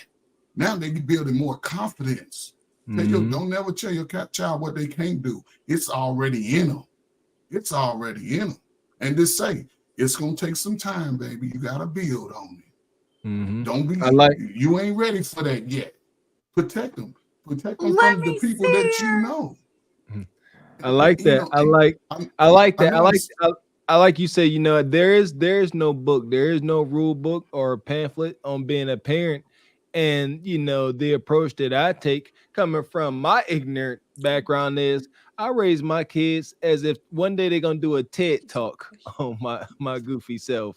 That's how I raise them. One day they're gonna become an adult and become judgy like me, and they're gonna have questions, comments, and concerns. And that's how I raise them. So when that time comes, I ain't got to deal with what my mom had to deal with me. Here we go. So let me get to these super chats real quick. We'll get real Leo in here, get the ladies back in real quick. My guy in the building. Shout out to Mrs. Locks to Smile. She come through. She says, shout out to the panel. Trey F, you dropping gems. You dropping a lot of gems. Thanks to Single By Choices, Cart for the Horse, in the big name of Jesus. In the big name of Jesus, you hear me? Also, shout out to G Honda. He says, greetings, Pick Me, Crystal, love from the CEO. Yeah, that's him. Money. He come back, what he say? He says, late to the show, but Mr. Walker got a bigger shirt. He gonna start. Don't start your mess, G Honda. My guy, Real Leo, in the building. What's up, family? How's everybody? Real Leo says, greetings, family. He says, tune in. Just got back from spending time with the family. Shout out to the nuclear Black families out here. Let's promote more Black families. Yes. All right. Okay, bring couple them more back. here. Shout out to G Honda. Pick me. I love you forever. Oh boy. I love you. All right. There we go. We try to make love connections up here. And my guy, Richard Media says, he says, Trey dropping it. Yes, certified. Spending all that money for college will put you in financial debt. So what you got, really? I'll bring the question out that we started the show with. And we've been talking about a lot, but the net of it was, are men to blame for the 304s in the community? All right, first off, before I answer that, I just want to give a shout out to the beautiful daughter of Sergio. That was your daughter, right? Am I right? Yeah. So cute. Yeah, shout out. Yes, shout sir. out to you, Thank you very much. Thank you very much. Yes, Yes, sir. Trey. She's supposed to sleep right now, but she's taking advantage of me right now. You know how they do when you busy. Listen, Trey, I gotta give you a shout out too, man. I've been listening. I tuned in a little bit late, but I've been listening. You've been dropping some gems, man. Shout out to you, man. Seriously. And the question, I think a lot of men are responsible for some 304s out there, man. For real. But it's different. There's different ways to look at that. You could look at it from an angle of did they come from a fatherless home, and if they did, how are they now? You know what I'm saying? And remember, there's some men out there that are some really, how should I say, simplified men out there that encourage the bullshit. So, are men responsible for 304s? Yeah, to a degree. I think so. Can I answer that? Yeah. Y'all got real quiet. Y'all were quiet all night. Yeah, let's go around. Everybody get an answer. What you got, sir? I'm impartial. I want to say, I want to say it's partly men's fault to blame, but at the same time, men aren't doing anything that they haven't done throughout the history of time. Man, men always, Jezebels, concubines, all that stuff, bro. There's always been hoes around in the world. So I don't think the 304's behaviors of this new generation is for men to blame. No. For real, bro, you got to take accountability, man. At the end of the day. Facts, I agree. Motherfuckers got to take accountability, man. Like, if this is how you was raised, then you might not know no better. But for the most part, everybody has some type of model around them in some type of vicinity that they can see what a good quote unquote woman looks like. You know what I mean? Versus a 304. Well, so look, I don't think Now let me make sure I clarify that too. I don't think like all men are responsible, but you got some that gas women up like to a point where they're not being honest with them, or they're not really letting them know that they fucking up. You know, and when I say this, I mean it's kind of it varies, man. I'm not gonna just totally say it's men, it's just men's fault. Nah, it's really not. You know, you do have to you're responsible for the choices you make, honestly. But then you got to think about the education of that girl, if that's what we're talking about, of where she came from and her circumstances. Depending on that, everything has a dependent on situation. It's not gonna just totally be, you know, I don't know. It's not gonna just totally be a situation where she just came out manufactured as a hoe.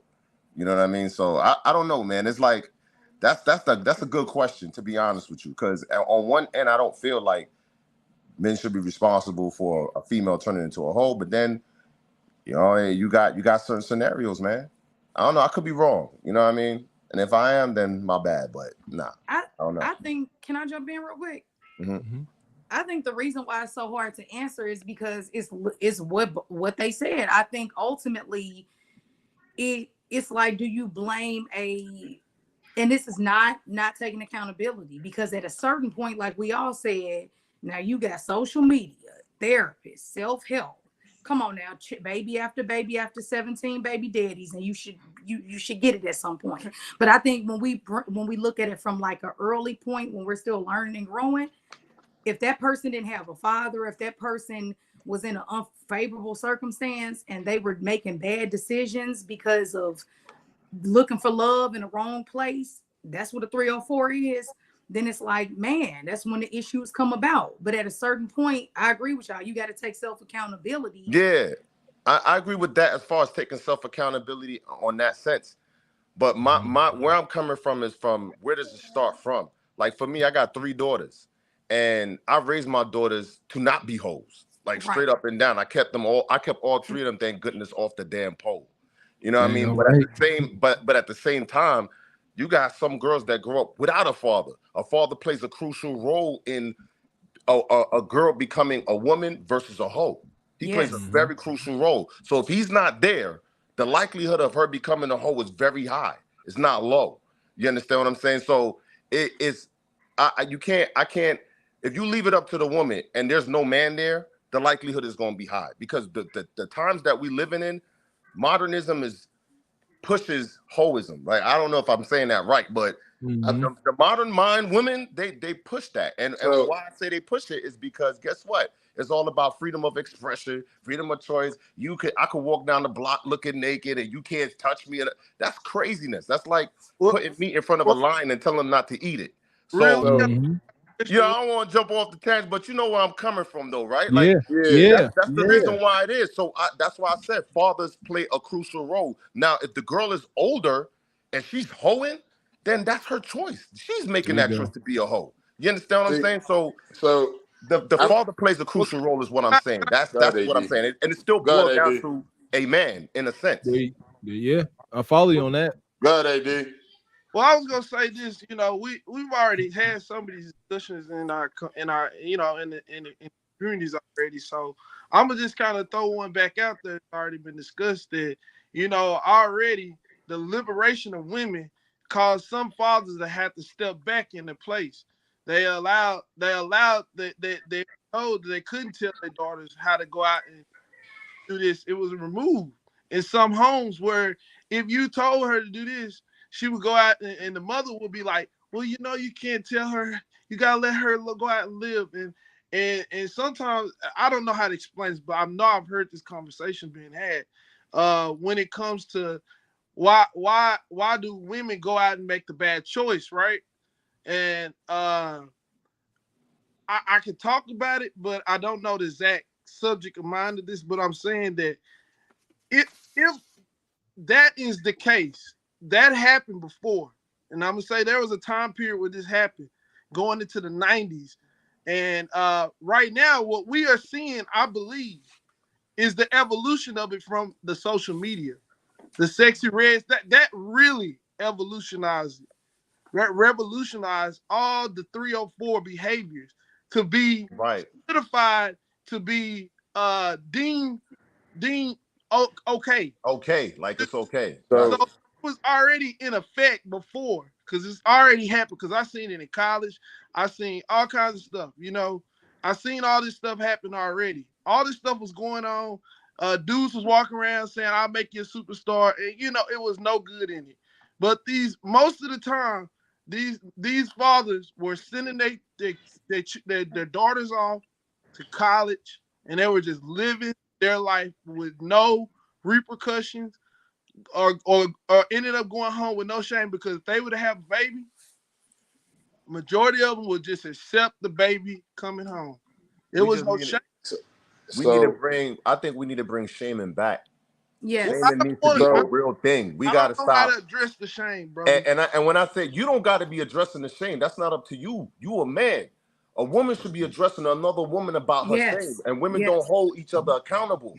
They got it, like I said before, they got this blue wall of silence called the fake sisterhood, where they feel like they want to comfort you instead of tell you the real. Like, they but need not to enough of them know the real. We've been holding. We've been holding. Men, that's true. Men have women sit there and tell each other what they deserve. Accountable.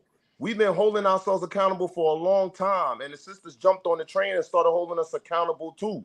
But now the train is turned, and now we holding them accountable. But men should be stepping back and having these women like your Crimson Cures and your Pink Book Lessons, and more like them. That's of that product. Put out more of accountability on women's part, and women start holding each other. When you see that happen, then we got a chance. Then we have a chance. I'm gonna say this real quick. Let's get the ladies in here, fellas. Real quick, AD. Go ahead, Meek. What you got?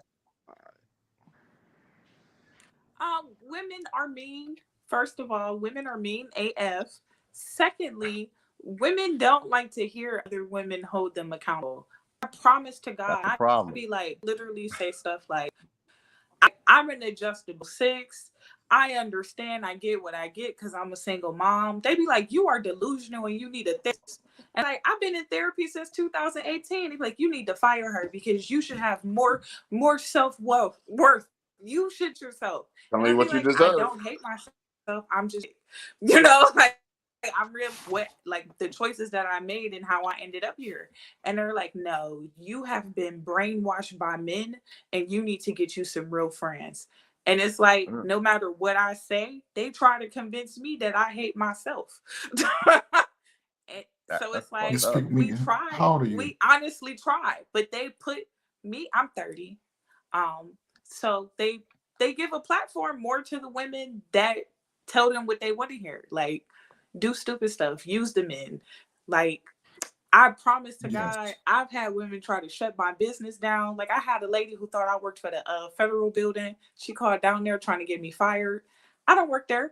Hey, so you know what that means, Meek?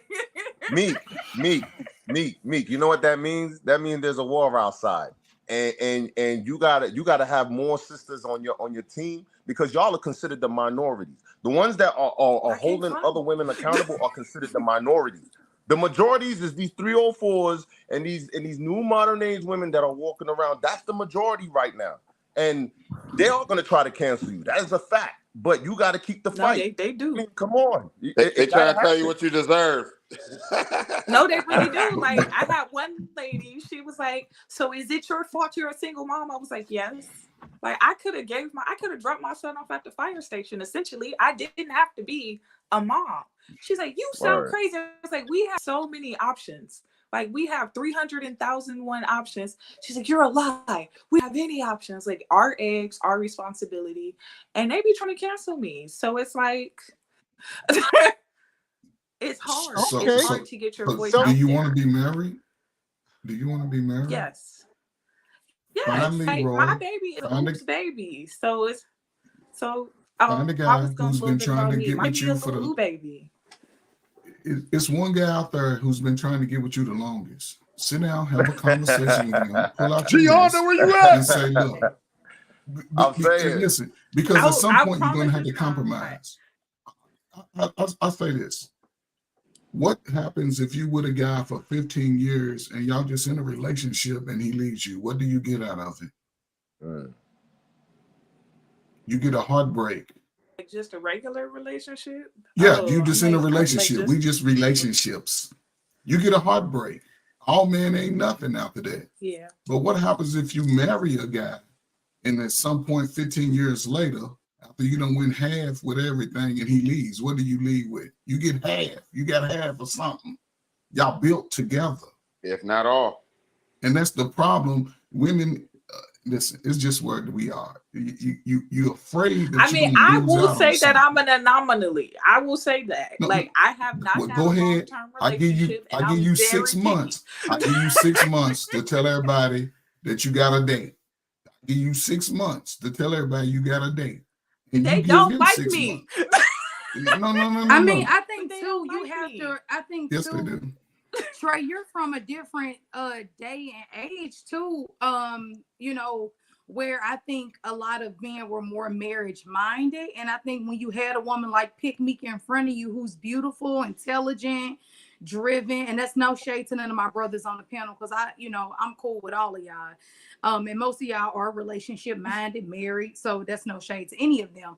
But I think we were in a time and day when who was that who I was just talking to, when they said men used to sing about the love that they had for women, and women used to sing about the love that they had for men. Like that was common for us to love one another and confess our love and all of that. And it's non-existent. Now we just bend over, kick her out, give me my money, give me my weed. It's all this stupid stuff.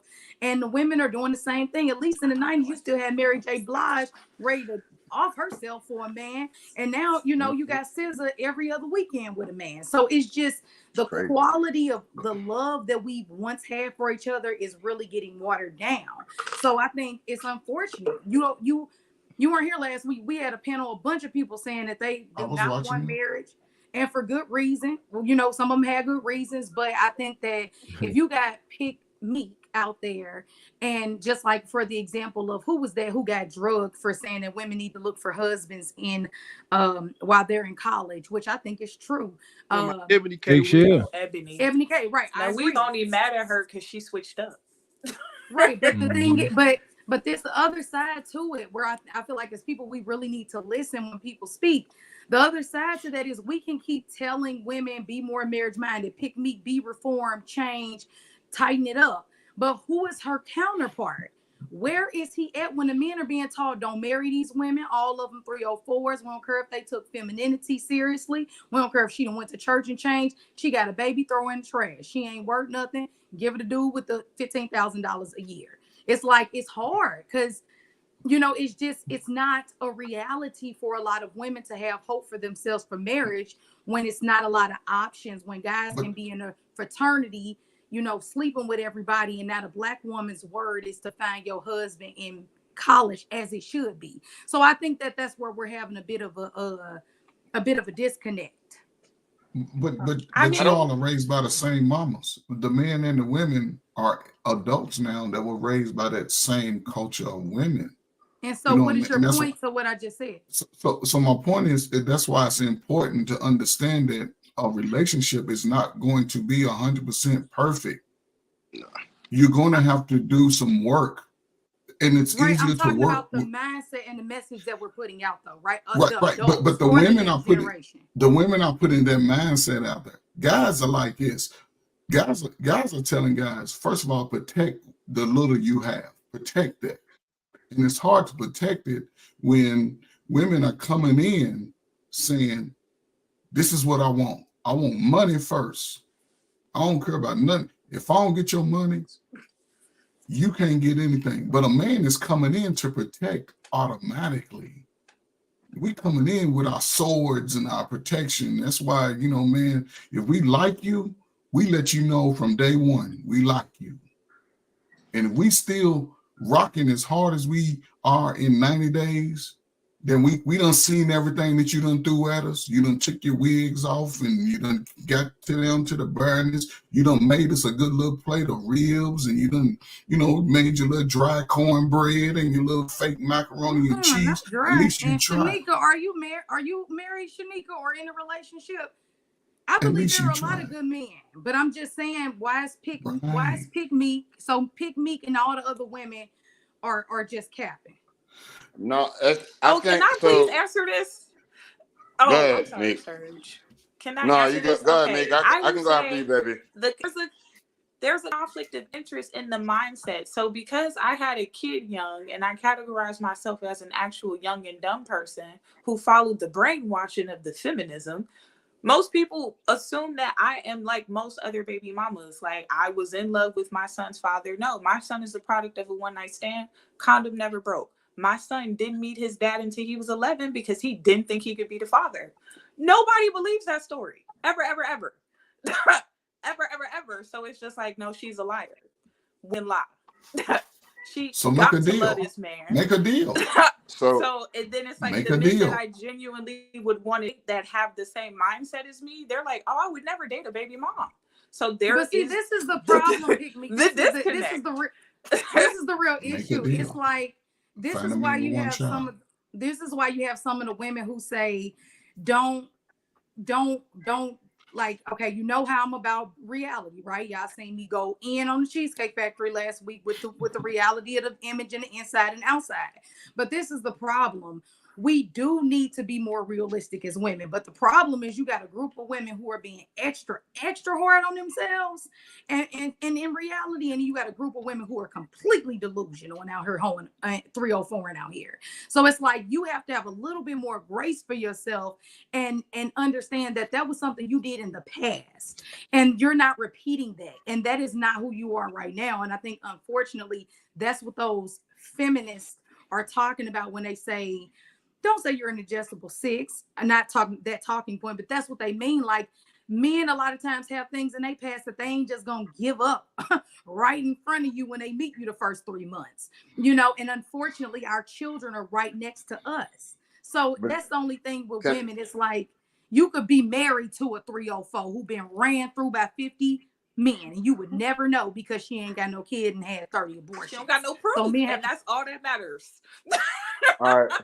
So when you, Crystal, when you said that a lot of men don't have the mindset of marriage, I agree, but I disagree. It's not that we don't have the mindset of marriage. It's that there's nothing incentive of marriage now, as opposed to if you have you 60 talked years to men ago. who are married, because have you talked to men that are married, not divorced men who are still bitter and they yes, ma'am. I've talked to men that are married. Wait, right here.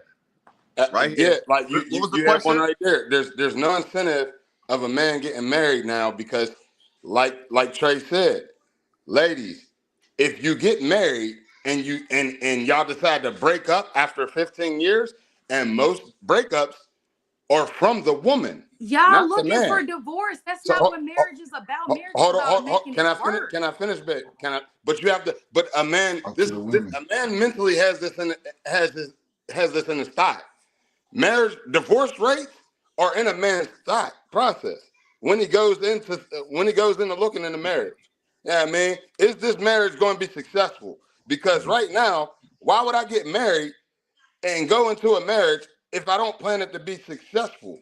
That I'm only setting myself up to fail, and that means that at the end of choose the right woman if you decide to get married. But I still have to have this in my mindset. Right, I still have to have this in my mindset that if I don't choose the right woman, and in 15 years we break up, she's gonna take me for half. So let me say something. The fear is in there right now. At in this day and time, there's more fear in getting marriage from men than there were back then.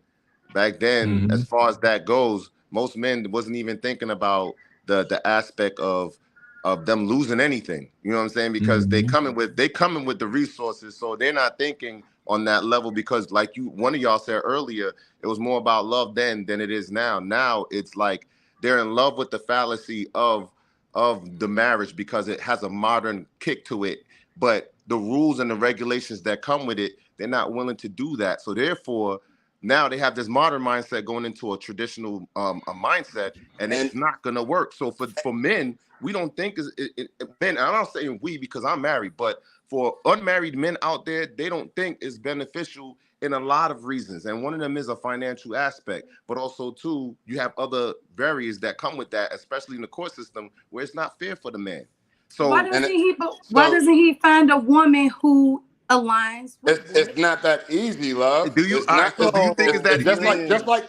Just like a woman gotta can't put in find the a work, man. fellas. It's- Put in the work. Just like a woman can't find a man. No, you making it you real gotta put in bad. the No, we work. just don't You like just each don't other. find it. Let Like, me we get in. just Let me get in here real quick.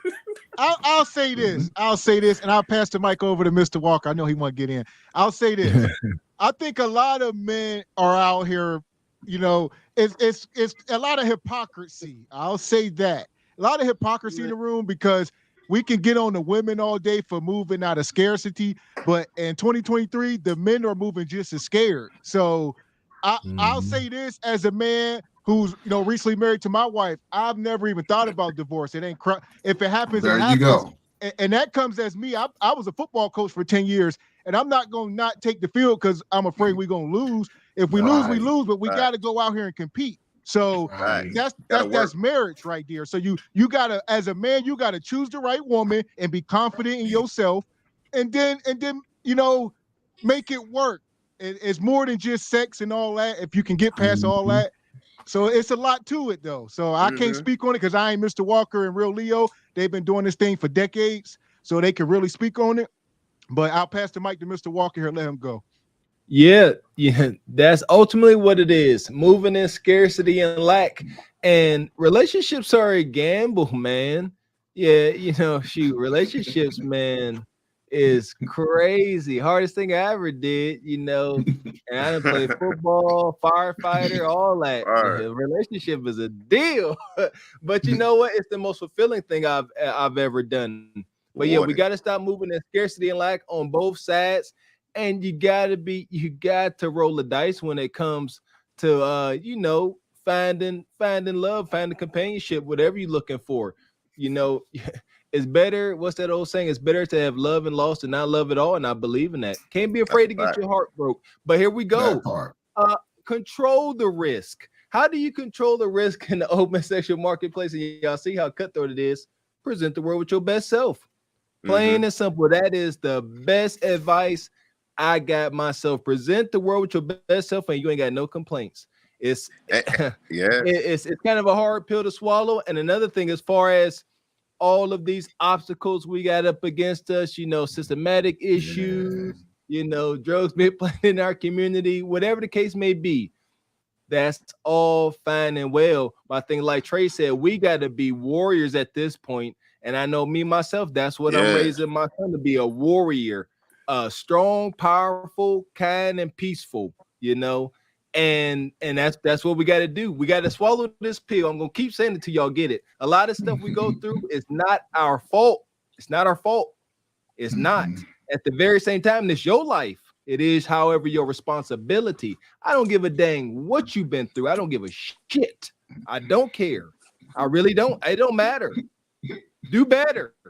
Unless you don't want to. Yeah, see, that's the thing. Like, I know what I want. I want a lot. I demand a lot. Right. So I'm gonna get it. I don't care. I'm on that 50. Get rich and die trying, you jive turkeys. Yeah, I ain't got no excuse.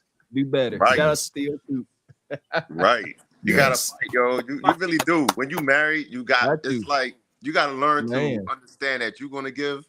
And she gonna give, and you're gonna take, and she's gonna take. You gotta understand the ins and the outs, because you're gonna have some bad times, man. Like, people really believe that when you're in the marriage, it's all fluffy and what they show you on TV and all that. No, this is work, man. Like, it's sweat, blood, sweat, and tears for real, for real. Yes. And you gotta literally treat your marriage like it's a whole nother individual. Like, you're raising it just like 5 years is juvenile, 10 years is juvenile. By the time you in your 20s, it's like a full-grown adult. That's how you got to look at your marriage, like it's an actual entity that you got to raise, give time to, devote to, give energy into. Like, it's literally like raising another person. That's how you got to view your marriage. Are you going to raise it to be healthy, or you going to destroy it and then wither it away and make it die? Like, it's really up to you. But people got to come with that mindset that you're giving a part of yourself, man.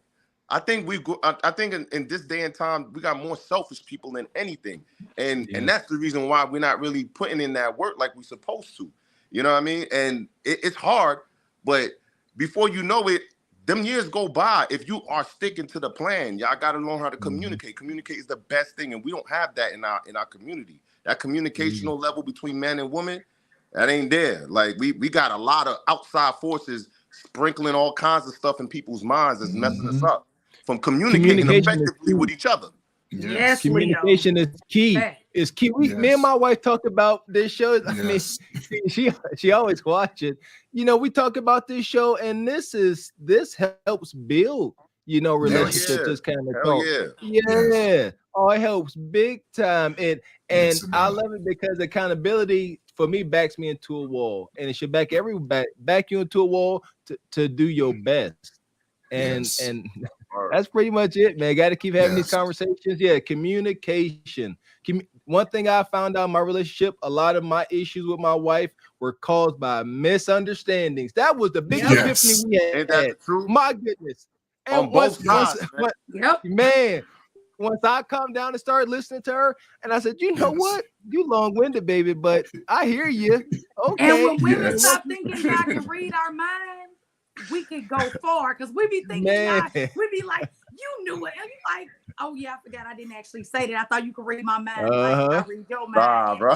It's like that's our superpower, not yours. It's like man, yes. I'm sorry, I didn't mean to cut you off, but yes. Women try to run through the whole movie, and men just want chapters at a time. We better with chapters. Y'all trying to give us the whole movie. No, stick to this. Let's work this, and then we can build. Right. And this is where to me, I think this is where Black women struggle, because a lot of their nature is nurturing and being in control, but they've been put in a position to be allowed to be out of control, because in one hand, what you see on TV is freedom, sexual liberation, this. But guess who's going to the doctor with the high health bills? The sisters. That's who's drinking themselves into oblivion, the sisters. A lot of these numbers that used to be only tagged for men are now going to our sisters. And I think this is important. This is a critical time in our history, especially you young warriors. Y'all, I can feed y'all, I can load the ammo, but I can't go into war with y'all no more. It takes brothers, the younger brothers, that get out there and stand.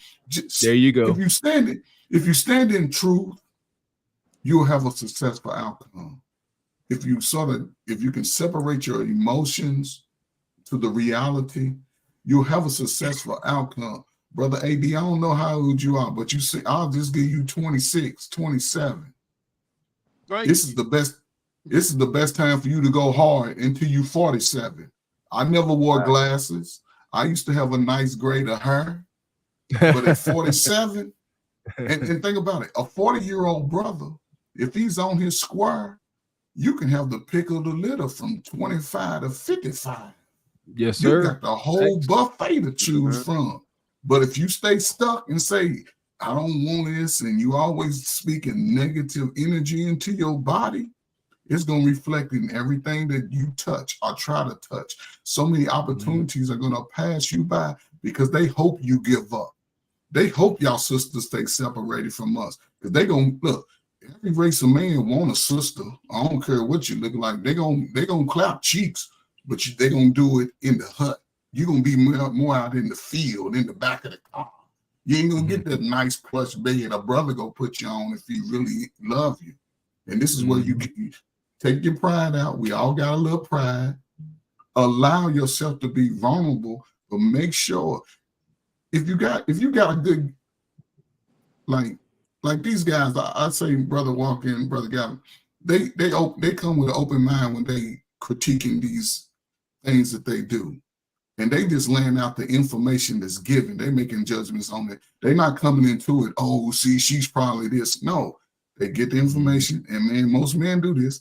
We take it, we dissect it, and then we come in with the most rational decision, especially a righteous brother. A righteous brother is going to be a fair, but he's going to say, listen, after all of the information I got, this is the best course of action. There's brothers out there like it, but they're not out in the front. They're just moving along. And this is what you got to be willing. Find him, make a deal with him.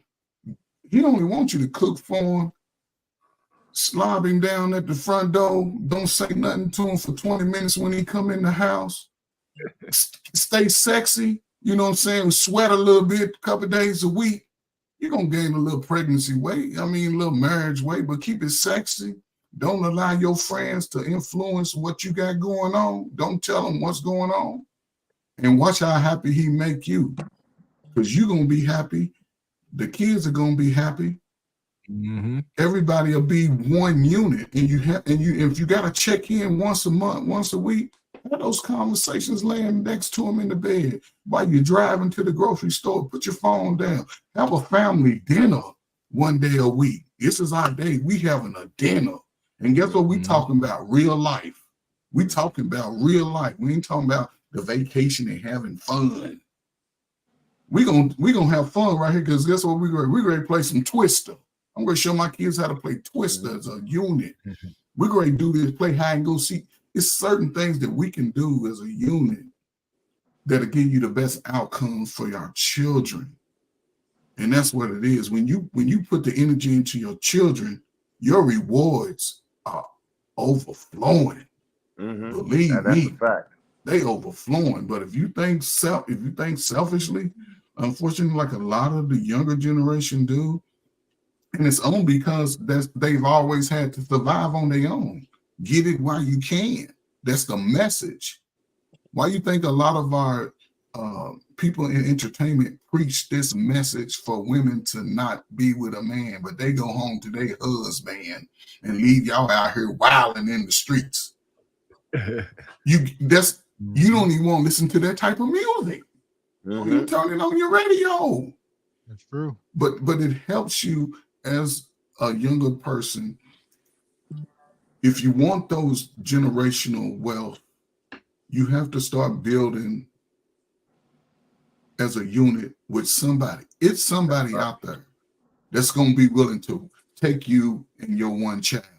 But if you have a child young enough to still be influenced by a righteous man, and you know he's a good guy, allow him to spend time alone with your son and talk to him. Get out of the way when men talk to boys. Go find something to do. Get out of the way. Well, he Mr. can't Trey, do you this. ain't named not one of my issues with dating men. Not a single one. But I if do not a meet men righteous who want man, to date a woman like me. That's it. That's just the end of the story. I have not met a man who wanted me in that capacity. they're there. Next time you see a black dude I on, haven't met him. I promise well, to look. God I haven't. next time you see, next time you go to Home What Depot, places do you go to? next time you go to Kroger's and he over with that lettuce, go just strike up a conversation. Ask them out. Say it again. What places do you go? What places do you go to meet men? I go to work. I don't go nowhere to meet men. I go to work. I go to the gym. I go to church. I grocery shop and stuff like that. But there's nowhere I go specifically to men meet. All right, so he's at the grocery store. What? He's over with the lettuce. Tell him you want to take him on a coffee date. See how he start fumbling his words. But you show do you flirt? Let me ask you a question. How Mr. Trey, I don't agree with shooting my shot. I did that for 3 years, and I learned the hard way that men was just telling me yes because they didn't want to say no. I don't. Hold on. My question is, do you flirt? Not necessarily do you shoot your shot. Yes, But I'm very flirty. No, I'm very flirty. I tell you what, flirty. I hear y'all. I hear you. Y'all asking, does she flirt? Where does she go? No, I'm just wondering. I'm wondering what's the problem. I'm trying to figure out what the problem is. I think a lot of this boils down to. Do you like? I hear you, Trey. We keep saying this man is out there, but the more and more we sit up here, me and Mr. Walker doing this research, I'm gonna say he really ain't, man. Not for what meets desire, right? He's hard. You got to turn up over a lot of rocks. He has to go older. Well, hold on. We understand my that ex-boyfriend was 16 years older than me. I date older, but we didn't have the same mindset either. Listen, man, we gotta stop counting for a second. We sit here and watch. We do this Kendra show, and we'll bring up a woman, 28 years old, no kids, beautiful, and the chat be like, no, her pinky toe too big. So when you start bringing kids and stuff, you bring a kid into the mix, man. Like we say what we want, and then the man that you go. the man that you're gonna desire and respect, because that's part of the equation. You have to respect, desire, and he has to make that thing tingle. That's part of it. So when you mixing up this whole pot, that man really ain't out there. For most women, not unless you want to share them at this point. You got to, I mean, because one thing I'll say, if my wife had kids, I would not have married her. So that's a fact. Mm-hmm. Yeah. Well, I hear that Let me more ask you often than something. not. Yeah. I want to start my own family. I've heard It's like it's 2023. I think we could go back through history. Like I said, we got my brother Real Leo here, and a lot of good men have found themselves. They made some good deals. But in 2023, I think Meek is a good woman. The problem is we brought them women out from the little baby thing, and y'all all get grouped in, and it's unfortunate. It's too hard to separate yourself. I'm like all baby mamas. It is what it is. Let me ask you something, Pick Me. And do you got trying to sell them? Are you trying to sell something? Do you let them know how you cook? Are you letting them know? Yes. What like honestly, if I meet a man and within like one day of liking him, I really like him, I'm fixing him a to-go plate of the dinner I made that night. That's the problem. That's the problem. See? You saying it's a problem that men make stuff like that. No, so, we do, but now we want to work a little bit too. Right. So hold up. Let me land my plane real quick here. Hold up. I'm still in flight here. All right, bro. Go ahead. All right. So I'm asking you, Pick Me. Do you put a lot of planning into this? Do you got the little carrot, the little planning, little tubes, and do you got them just specifically for this one perfect guy that comes through? Do you got that? I'm getting that stuff for a perfect man. Yeah, this guy that comes through, you say, "Hey, won't you come by and get a plate? I got it already ready for you. I got you a salad. I got you some, or I got you something left over from, just come by. I know you're getting off a little late. You worked over a little bit, or, just come by. Where'd Pick Me go? He'll be back. She dropped off. Oh, well, I was going to say, well, this is a good selling point. This shows you want to nurture him. You want to make sure that he is thought about. You want to show these things, because that right there that touches my heart when a woman does that. Come on with it. That's what I want you to do. Come on. Go ahead and pick that up and put that down right there. I need you to go in there and make that good food. Make me say, baby, I'm gonna make this dessert. Show me you want to nurture me. And then if that asks me, what's up, Sergio? Come on now. I'm gonna tell you right now, man. You make me a plate off the rip, man. I'm a judge. Fuck out of that plate. And if it ain't appealing, you already done got your ass X'd out. However, if I get to know you a lot better, then your food, I might have a toleration for, even if you can't cook. I'm not saying you can't cook, Pick Me, but I'm saying not all men I was like, because we can go over the reviews. I got a question though. I got a question. You want to appreciate their woman to put some effort forward. Oh no! Hold on. We asking for hold on. That's the whole point. I don't want to get it misconstrued or confused that I don't appreciate the lady cooking for me. That's not the problem. The problem will be if she cooks for me that fast. First off, if you cook for me this fast, who all do you cook for that fast? I don't feel that special. Anybody. Second of all, if you that's all I was saying. That's all I was saying. Sergio, we bypassing the initial point of contact here with Pete Mill meeting somebody. The question is this, that I would like to ask the brothers in this panel and in the chat. If a woman comes up to you and want to talk to you, and in some men's mind, they look at that as being aggressive, right? But let me ask you, if a woman comes up to you and she wants to kick it to you, right? She want to talk to you. How would you approach that? Would you look at it as like, yo, does she do that with all the guys? Or are you looking at like she's singling you out and she digging you, period? Like, would you look at her as a whole because she's aggressively coming at you, or because men are used to being the hunter when we hunting for women? We're the one that choose the women. So if it's reversed around now, and somebody like Pete Mill in her situation, and she get with this guy, and she want to talk to this guy, and she's initially coming out to speak to him, what do you think he would be thinking? Like, how would you approach that if that was you and she walking up to you? Easy. Yeah, can't be too aggressive. What you said, You Sergio? can't. Easy. Yeah, so it's kind of hard, right? You can't be aggressive. Yeah, you can't be aggressive. You gotta, what is it called? You gotta give what is it? Just enough. Pick me signals. Yeah, like what my wife say, drop the handkerchief. And that's why I asked, do you flirt? Just engage. That's why I asked, do you flirt? Because it's not necessarily you have to come out saying, yo, I like you, but there's a way for women to show flirtatious activity to where a man's gonna pick up on it and be like, oh, it's my cue. Hey, what's good, man? Oh, yeah. That don't strike. So that's why I asked that though. I don't think that strikes out here showing these men every girl cannot pull the same.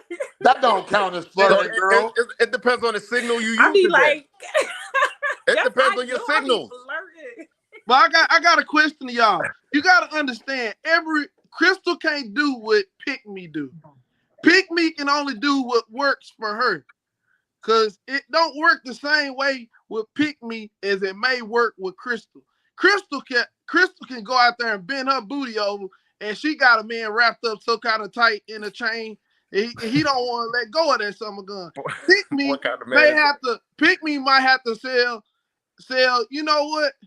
I love to cook pies.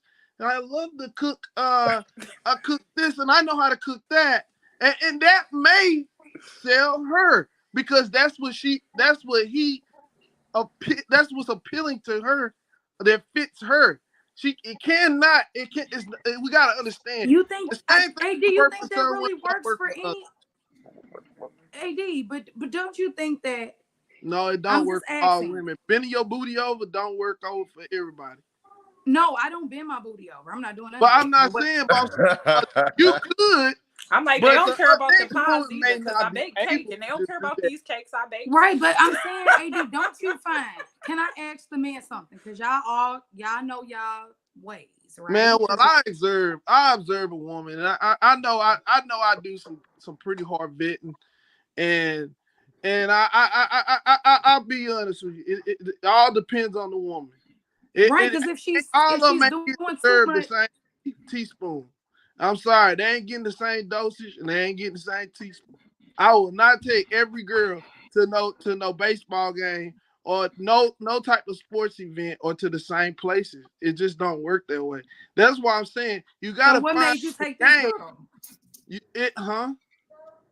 What made you take this girl? Damn 9. But see, think that. Never mind. That's a rabbit rabbit hole. What Never else mind. other than her being pretty? What else? How does she act?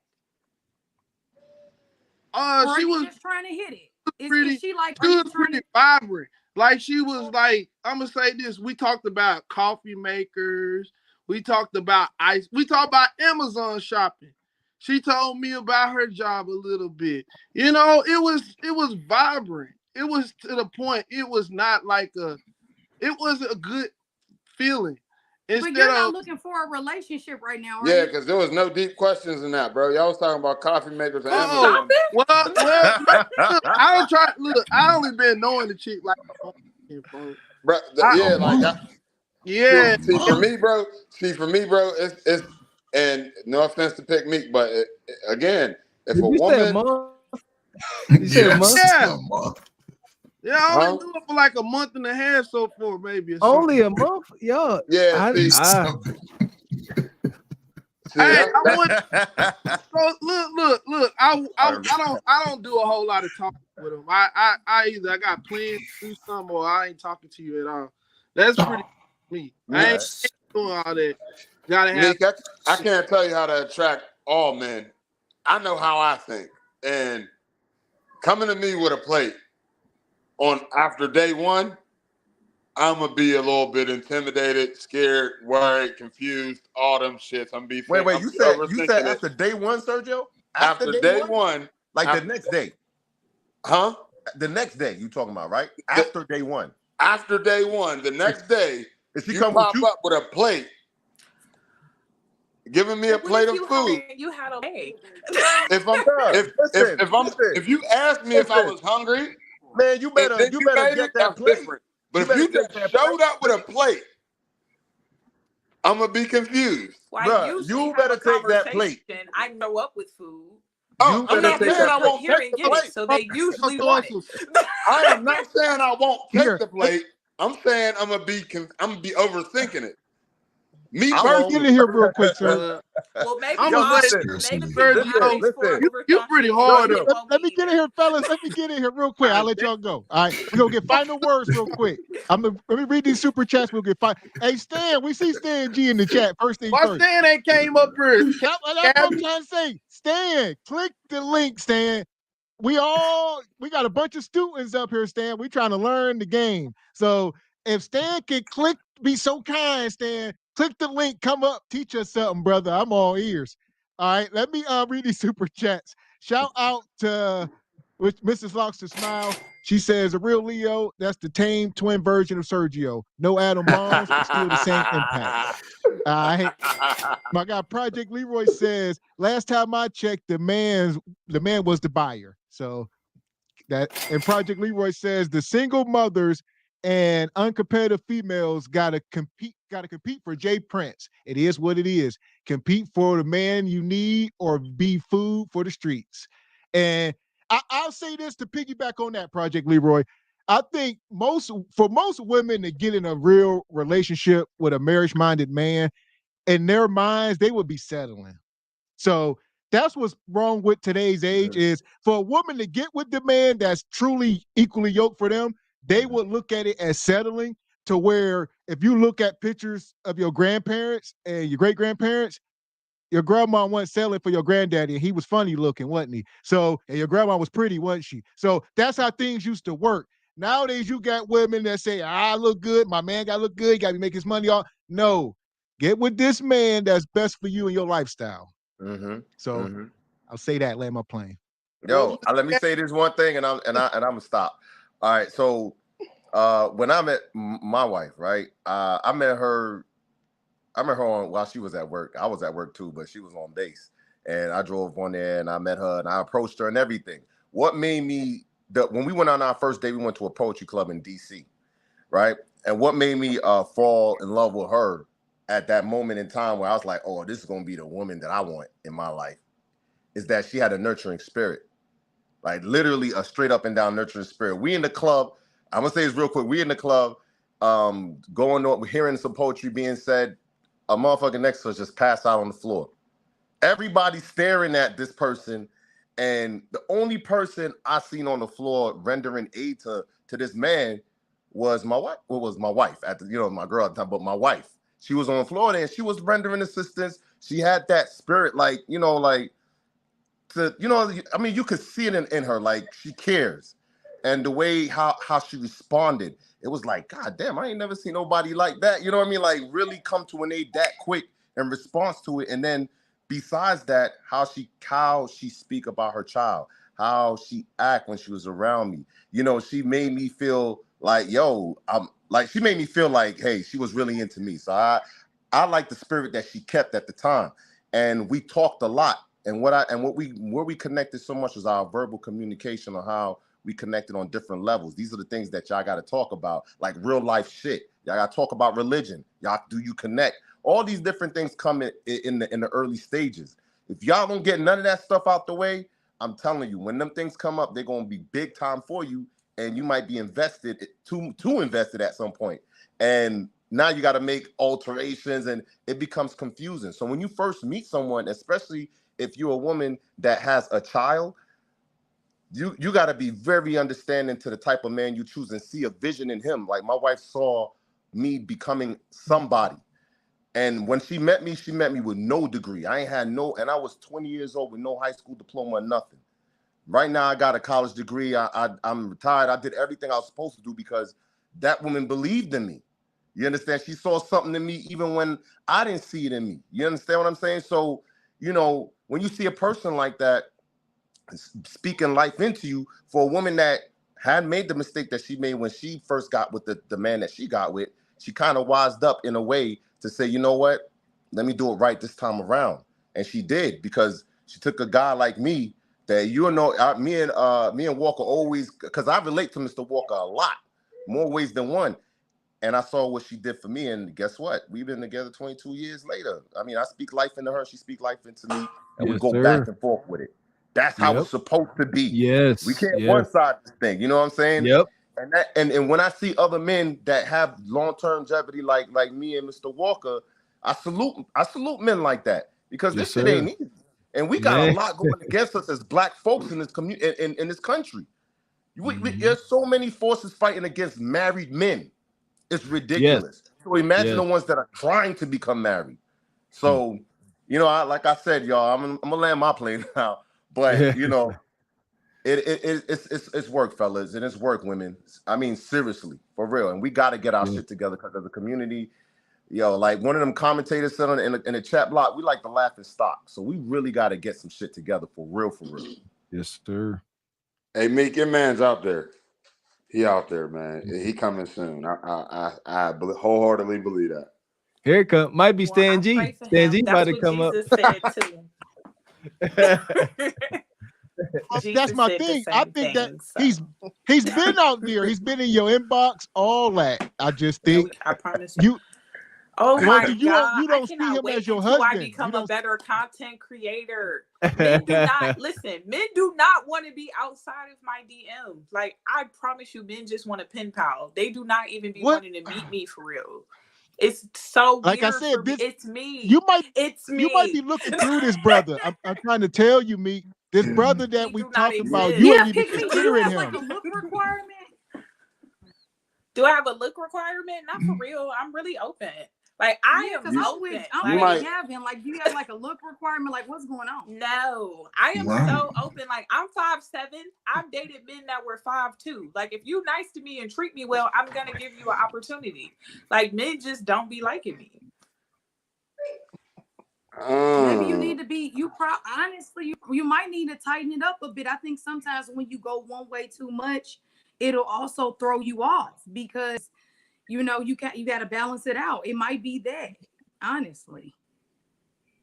There's some work to be done. I'm sure. I say this though. I think a lot of women need to be more realistic and just be upfront and transparent about their look standards and they financial stability expectations.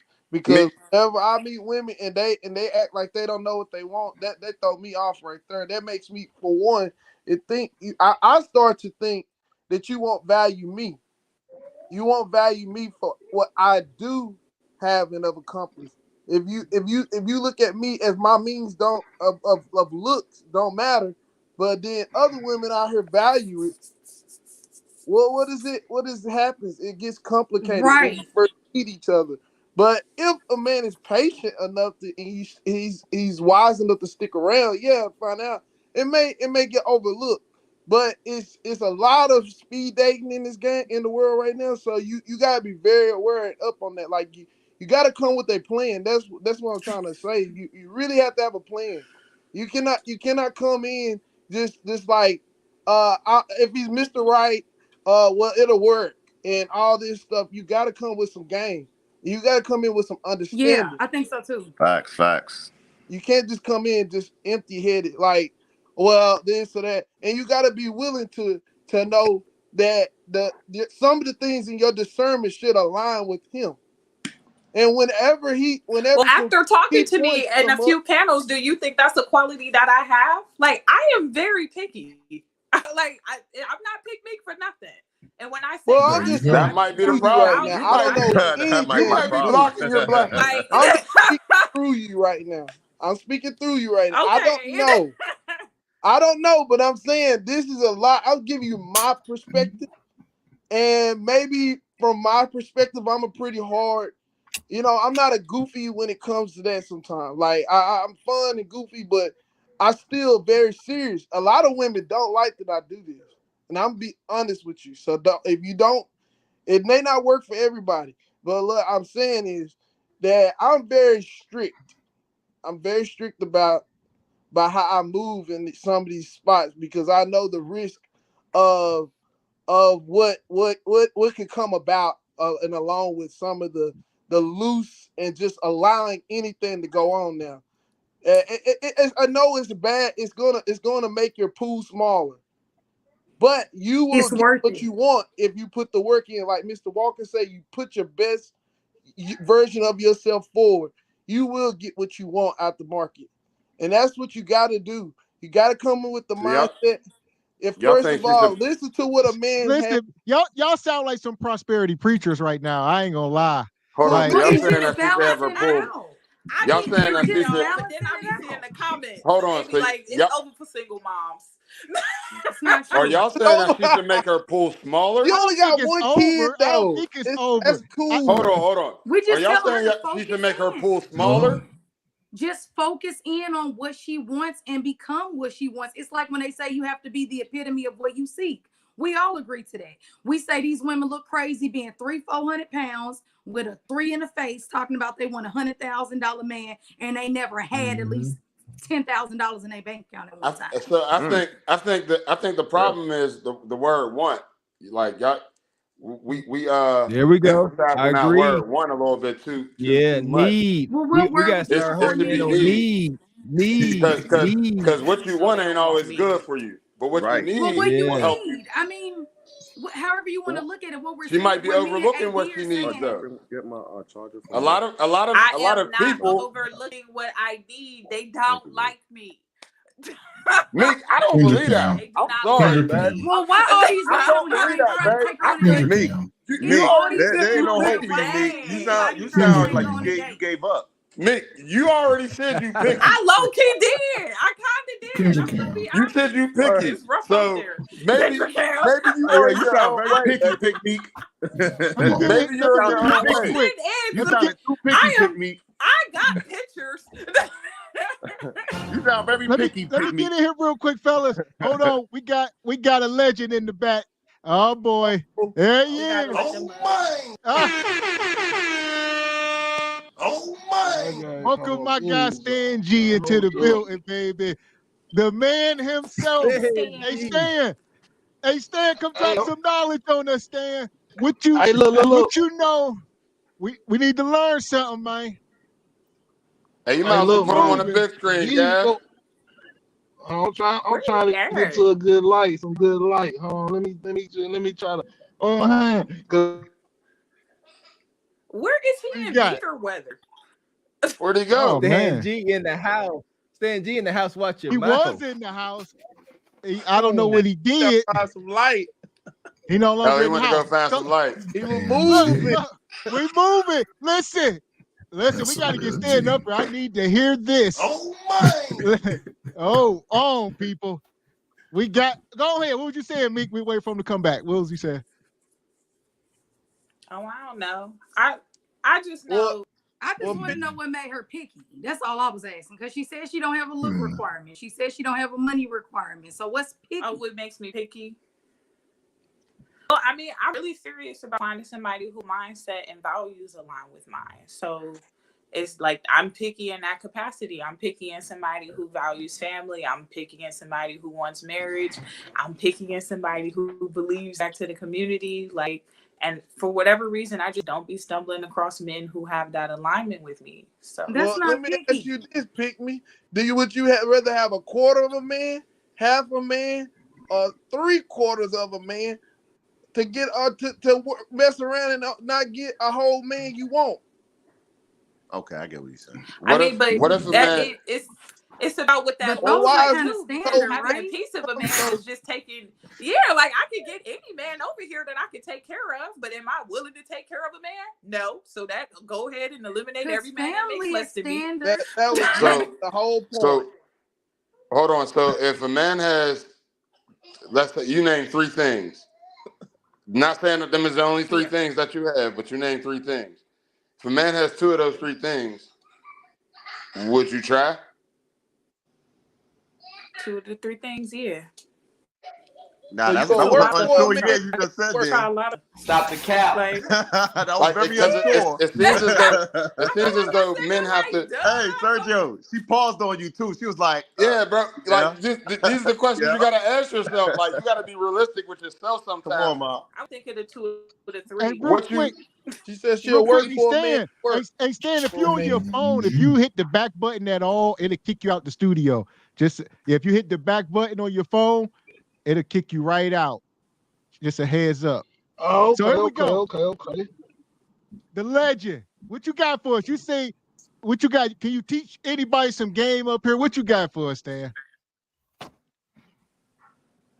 Holy hell, Stan. You got to drop out again. Hey, I tell you, if you on your phone, StreamYard, if you're on your phone, is real sensitive. You even just hit the back button, it will kick you out of the studio. I'm telling you. Yeah. Oh man. Yeah, So, man. Goddamn, Mick, you gonna have to do something with your necessary standards, like that are mandatory standards.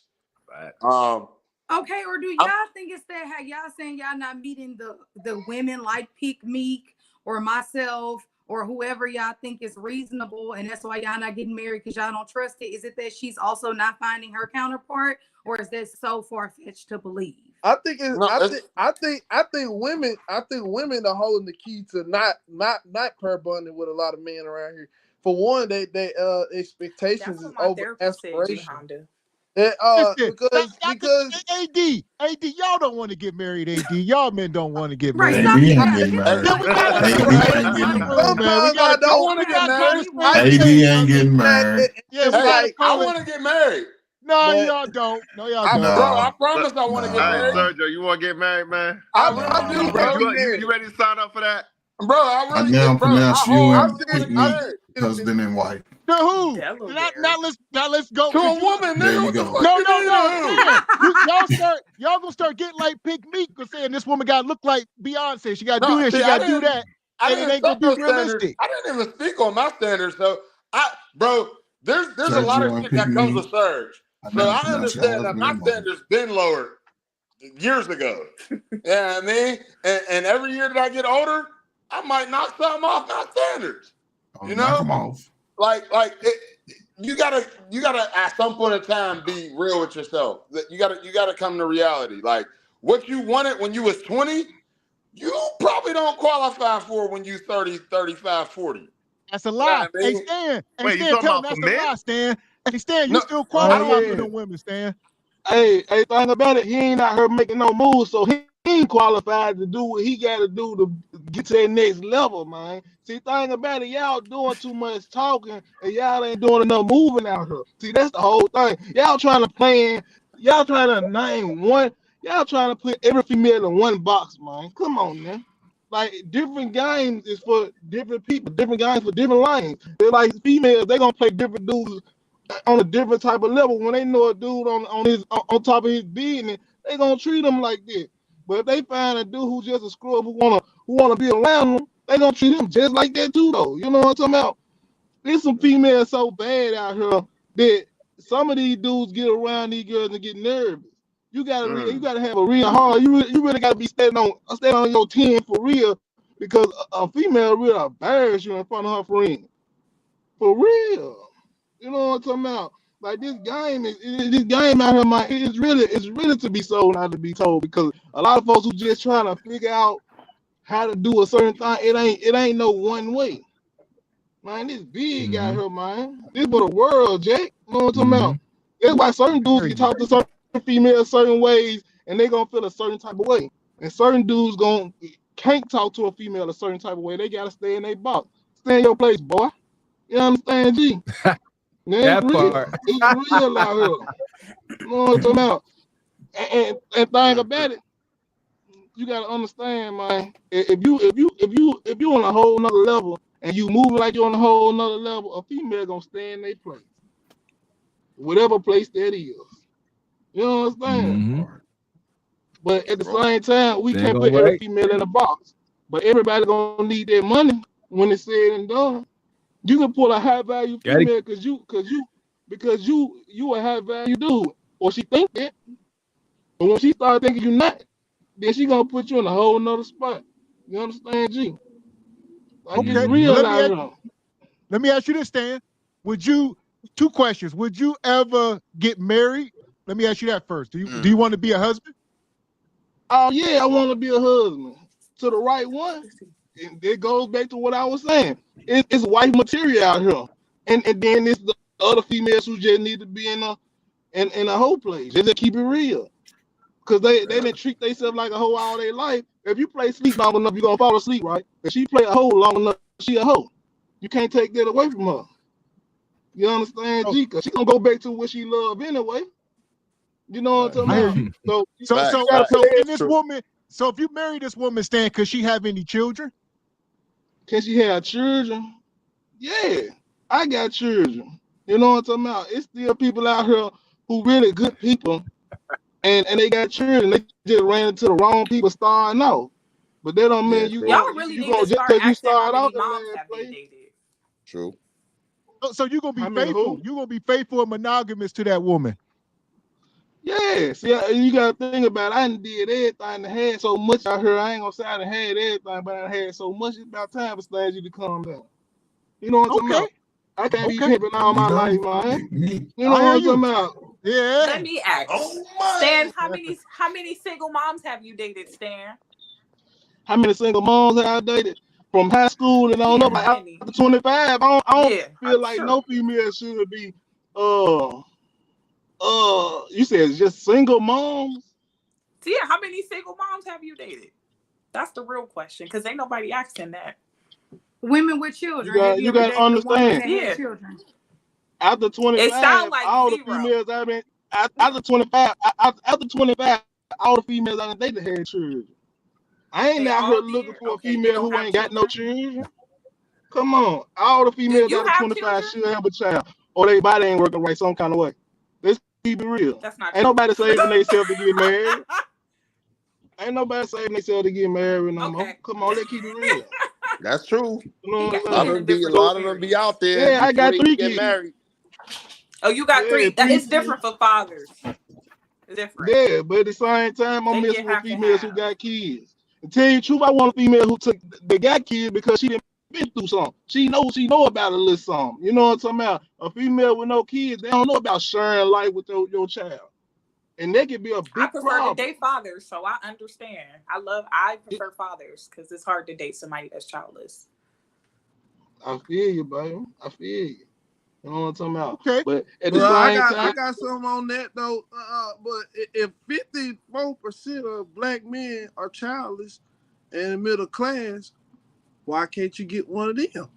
Why would you immediately say, I'm gonna go for the main ones who are out here procreating with the majority of women? Why would you do that? Why would you put yourself in that position?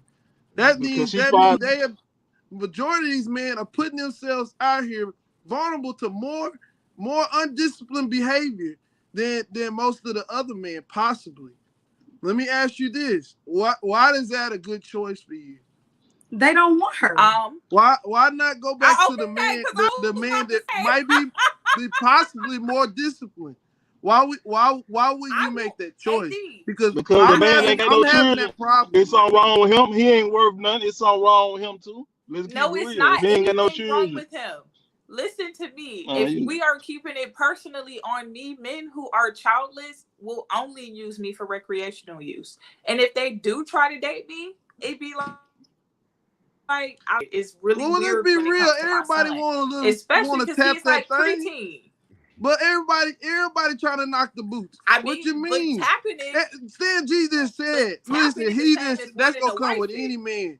I don't care who the man is. If he think he worse, so he gonna want to knock them boots. He said, just like Stan G, nobody's saving themselves like that. But you gotta be the whole point and purpose of what I'm saying is the disciplined man. Why don't you want the disciplined man? Oh, you feel like, bro, you trying to say they don't date me. They don't be in my face. Yeah. Most marriage minded men. Hell no. Yes, a real marriage both sides minded of a man. dude ain't got no child after before 20, at least about 25, there's something wrong with him too. You know what I'm saying? What you trying to say, bro? What you trying to say, bro? What you trying to say, bro? Either you hold ain't up, bro, because I ain't had no kids. I was 33. Hey, look, either you ain't getting it on the regular or your bro, I was sperm ain't bro. working. Bro, I was nug. Oh, man, I was getting master fun, bro. I was getting master It's a fun, problem somewhere, bro. Or you was smoking, or you was doing something that your sperm wasn't working right. Smoking what? Maybe he was the weed and all that shit slow down your sperm. Come on, you know, bro, y'all know weed supposed to slow down your sperm count, bro. No, hey, bro, I've been smoking since I was 20. I had my daughter when I was 33, bro. God damn, bro. All right. But see, I had my daughter when I was 33. So you you my ain't only kid. So you kid. ain't had no. So that's your only child. It wasn't no abortions or nothing before then. What the women did, I have no idea. But the only one that got conceived is this one, and I was 33. That's the only one I got. And that's the one you been with the What I'm trying to say, pick me. You're not a bad looking sister. That's all I'm saying. You're not a bad looking sister. You got some of the features. The features that even Kevin Samuels would say most men like. You have very nice lips. You have the very nice eyes. Thank you. Those highlight you. No, she gotta stand up. I ain't gonna lie. She gotta stand up to really see what most men like. You have the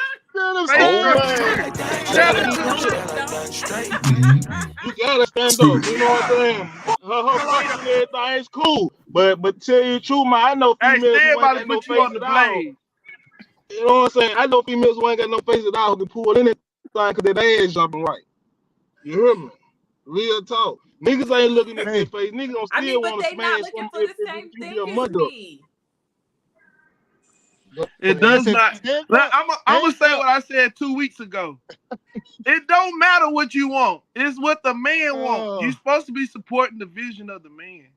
Oh boy. And I told you to go. I don't agree with his program. I'm not gonna join it. So if women are meant to, but women are not meant to lead. And that's not how it's gonna work. It's not about leading. My point is that there are your opinion cannot matter more than men. I can listen to all these other men programs. So why would I want to choose the best program that best fits me? That's gonna be easier for me to fall into. Your program too hard for me. Sergio program might be easier, so I'm gonna go over there. Hey, my program is lovely over here. She said she want to go with something easy. You like the easy shit. And I'm not saying necessarily easier. I'm saying something that aligns with my mind. Y'all just be trying to choose women because it look like a good fit, but I'm pro-black. I am pro-black AF, and how I raise my black son matters. What I teach my children matters. How I represent myself in the community matters. I don't believe in surgery. You know how many men, I got fat from Depo. You know how many men told me to go get surgery? I can't be with no men that would tell me something like that. Or that tear your that's body where mindset doesn't call align. You a penguin from Batman. This is what's gonna make you so complicated on your husband because you ain't want to listen to what that man was telling you to do, man. You know what I'm saying? If he was gonna help you out, get some surgery. How you know they wasn't gonna be the best thing for you? Exactly. They opinion matter more than the man. This is where she hit you wrong. See, I want somebody who's gonna lie to you. I would never be with a man who holds a mindset like that. Women, they have you gonna end up single black women. They want to be liberated, and their opinion matters more than a man. You gonna end up. She gonna end up with a liar. That was gonna happen. She gonna end up with a liar. She don't want no dude. Pick me. One mic, fellas. Say it again. Who holds a mindset like what? My bad, y'all ain't here. No, hold up. I missed it too. Pick me. You gotta be able to compromise at some point if you want to be with a man. You know yes. Like I'm gonna tell you, the best man you want is a transparent man. I'm telling you the truth, man. Sometimes it's hard to hear certain things, but you gotta understand it's coming from an outside view looking at you. You know what I mean? And I know your worst critique is yourself, and that's the fact. But If you got a man that's being transparent with you and he's telling you what you need to hear and not what you want to hear, you better hold on to that one. I don't care how he look. You understand what I'm saying? And when I meet him, I'm going to hold him down. Hey. I promise once I meet him, I'm bringing him on this podcast. But I assure you to this day, I ain't met that man. Because you want to be the liar.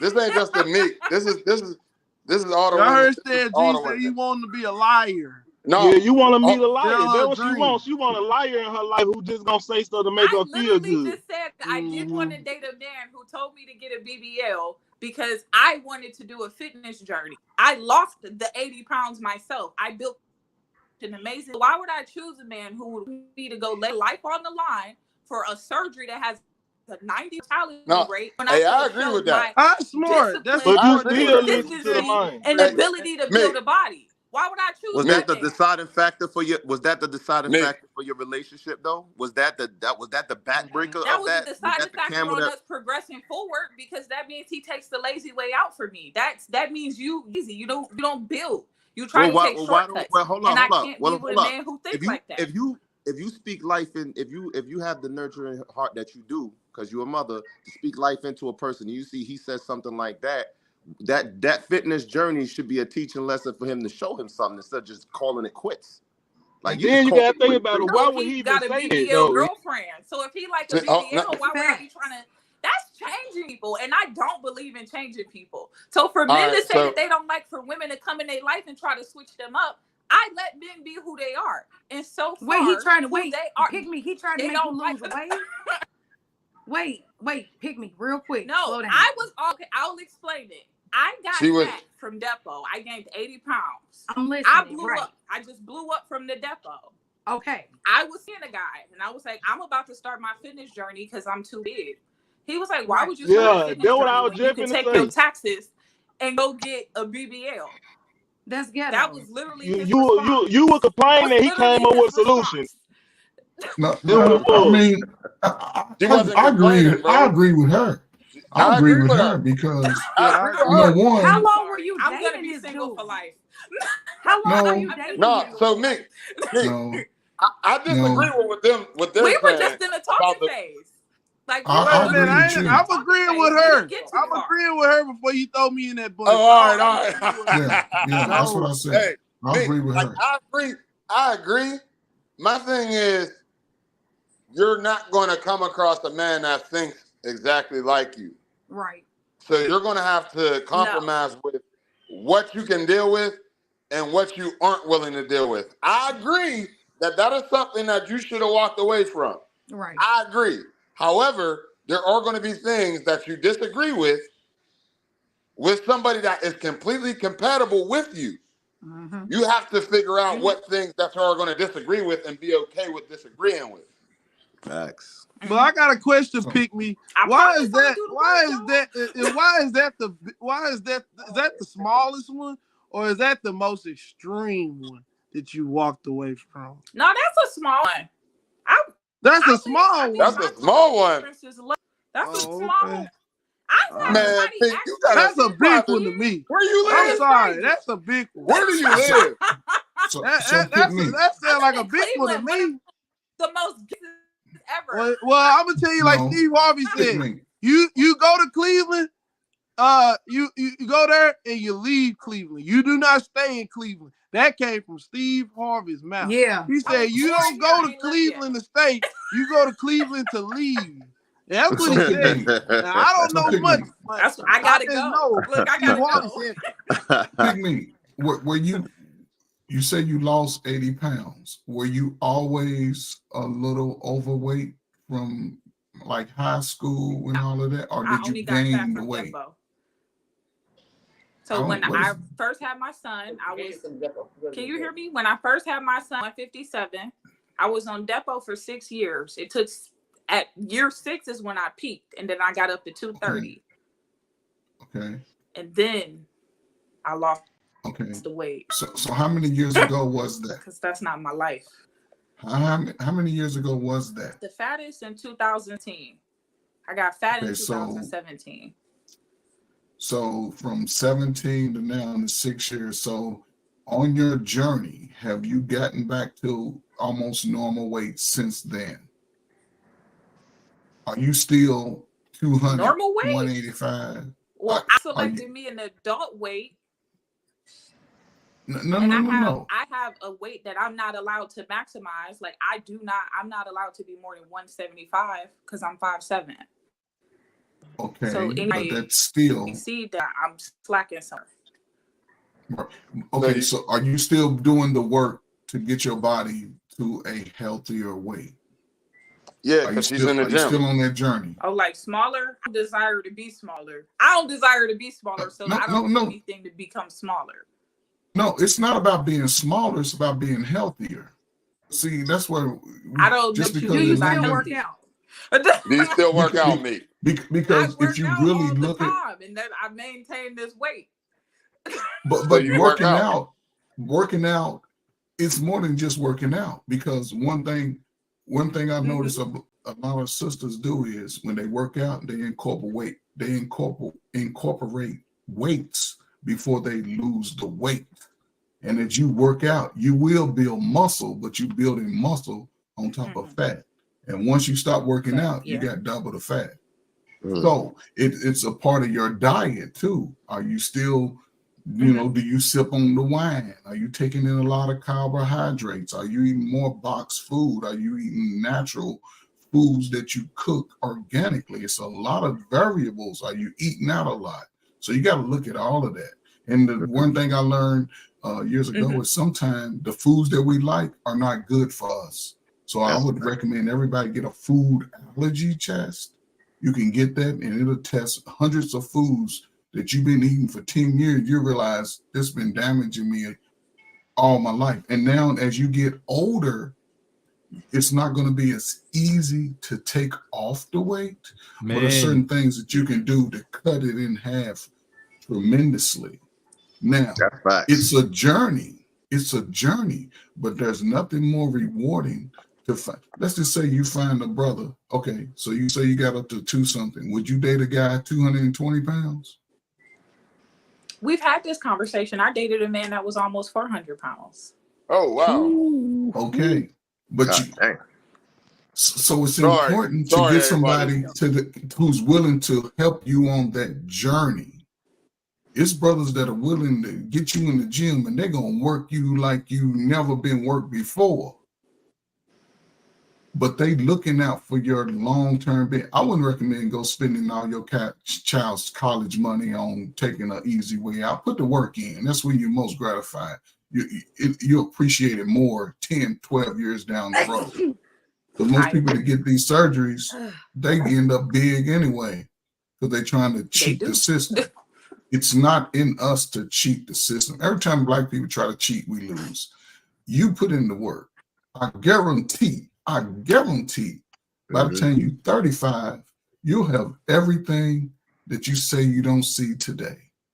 Because your value, it's going to be shaky. You ain't going to be, you don't eliminate yourself, but your odds are very minimal to get certain levels of individuals, because most man who's on his purpose, he wants to build his own legacy. That's why if you do meet that guy, you got to be willing to say, look, not only do I give myself to you, but I also give my child to you. Because I want my child to have the best outcome. I don't know what the relationship is with the child's father, but if a guy chooses not to accept that, fine. He's not for you.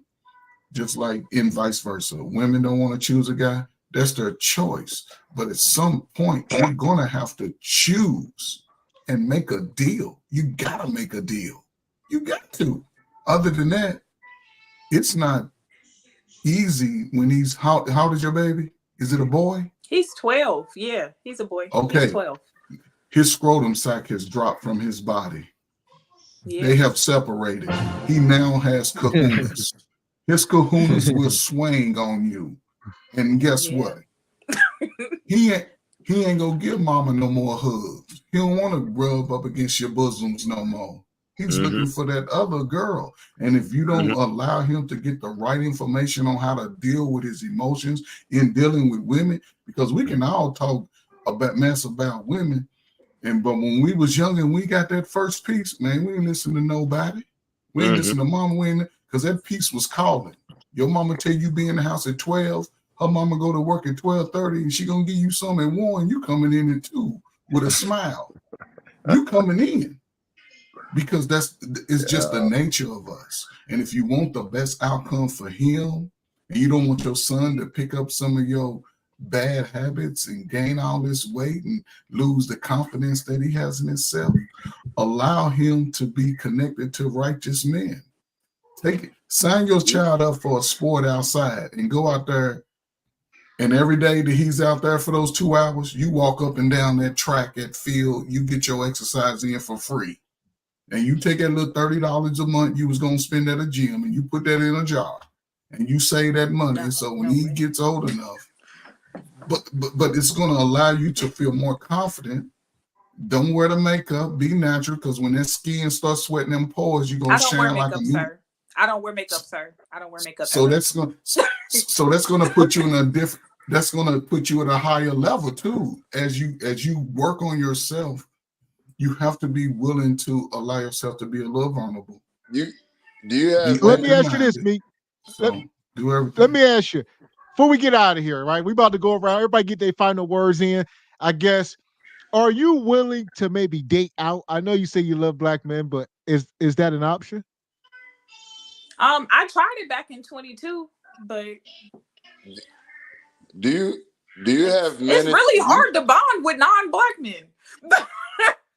Do you have married close men in your circle?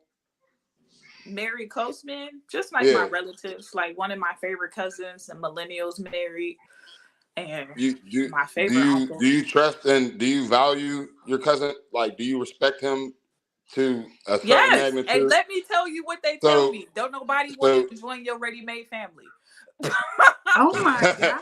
No, but that's what they told me. So have you ever? I guess one solution could be that you ask one of them to vet the men in your DMs. Like just glance over the messages and see get their opinion. Yeah, I mean, I sent messages to these brothers. Right. What about these? They are in my Get Gavin Willie. They get to see Get my out of your DMs. DMs. Willie. Get out of your DMs. Would you like to speak on these men that be in Meek's DMs? They like independent I'm women. not sure. They be I'm wanting not sure. independent women. Get out of your DMs. Stop being in DMs. You're gonna have to go. You're gonna have to go in the real world. Then you want a man that's in it. You want a man that's highly active in the community. You want a man that's highly active in the community. Meek, you're gonna have to be highly active in the community. Financially, no. No, I'm not ready to move. And I am active in the community. That's the crazy part. So you picking a job. So you're outside in the community. Yes. I don't think Ohio is a good place though. Yeah, it's not a good place at all. I'm gonna be honest with where you. he lives. He'll move you to where he lives. Cleveland. I don't think Ohio's got a good rep on that, man. I don't think it's man. We all live in states that have suspects. If y'all watch us when we doing the Kendra show, you know you can't say that because you get women in Kansas. She said, "I need to move," and a woman in Minnesota, the woman in Boston, the woman in Atlanta. We gotta just come on. Listen, we all got respect for Meek and we like her, but we also have to tell the truth, especially the single men on the panel. Y'all need to shed the most light because y'all know darn well y'all ain't trying to get married. Or men like y'all. Y'all just I'm trying to get married. Y'all do not like single I'm trying to get married. Man, I'm gonna tell y'all the truth though, man. Y'all don't understand. I do want to be married. I am one of some of the rare men that they say they don't come across. Need to get together. I now pronounce y'all husband and wife. Come on, man. Cute. He got a little change. There you go. Nah, you can't do that to G Honda like that. No, I'm serious. Honda said she gotta pay her way. Nah, I got you, G Honda. Don't worry, G Honda. I got you, bro. They've never had. G Honda said I had to pay my way. He said, well, I'm asking you, Pick Me. Are these guys? Are they coming off And as soon, you know, in the first couple weeks, are they talking about what they would like to be married? Are you getting the sign of any marriage-minded men? Are they saying they would like to be married? Are you getting any kind of clue from them? Yes, I do. I get that. It's just later, and especially after the exchange of the cookie, it's usually like, I want to be married, but I never marry somebody's baby mom. Thanks for the cat. You giving it to the wrong one. There you go. Marry the hell out of somebody, baby. Stop being hot in the draws. You too hot in the draws. That's why. Listen, we can talk about that next week, man. We're going to Mr. Gavin, you got this. Go ahead. Everybody get their final word. We'll start with AD. We'll go around. Get your final word for the night in. Well, I had some notes, man. I had took, man. Oh, boy. But I was saying that women weren't meant to lead, but, you know, they were meant to follow structure, man. And we got to acknowledge that a lot of our black women, they don't want to confine to the white society either. And that's another conversation we got to understand, that if some of these women don't want to confine to the white structure, to the white society that we live in, and they want to operate in the Bonquisha way, you know, all that. They want to do all that. So brothers, you're gonna have to understand the psychology of the black woman, and if they just don't want to conform, just let them be. It may be a loss to you. It may seem like a loss, but it's in best your interest to let her go, because in the end she may burn you. If you don't want to play the game in the streets, you may, like me. I'm a type of guy, and I'm trying to maneuver in the white society we live in. We only 13%, and look, we're gonna have to only deal with women who want to reform, to conform, and hold frame with you. And that's my stance on it. And I'm gonna just say, keep holding frame, brothers. And that's it. I'm done. Here we go. Appreciate you coming up tonight, brother. Appreciate you, AD. What you got, real Leo? Pick me. You need to stop being picky. That's pretty much it right there. And leave that goddamn state, for crying out loud. You on some bullshit right now, and I kind of believe you capping, because you come on, man. You know you can find somebody, and there's somebody there to find. Don't give me that bullshit. Just leave the goddamn state. That's it. Too. You understand what I'm saying? But other than that, man, I appreciate y'all. I'm not gonna say much. I'm just gonna cut a little short for tonight, y'all. Listen, keep doing what y'all doing, man. Y'all tearing up things. Mike and G Honda. You already know, bro. All right. There you go. I'll catch up. Appreciate you, bro. Later, See you, brother. See you, dog. All right, now.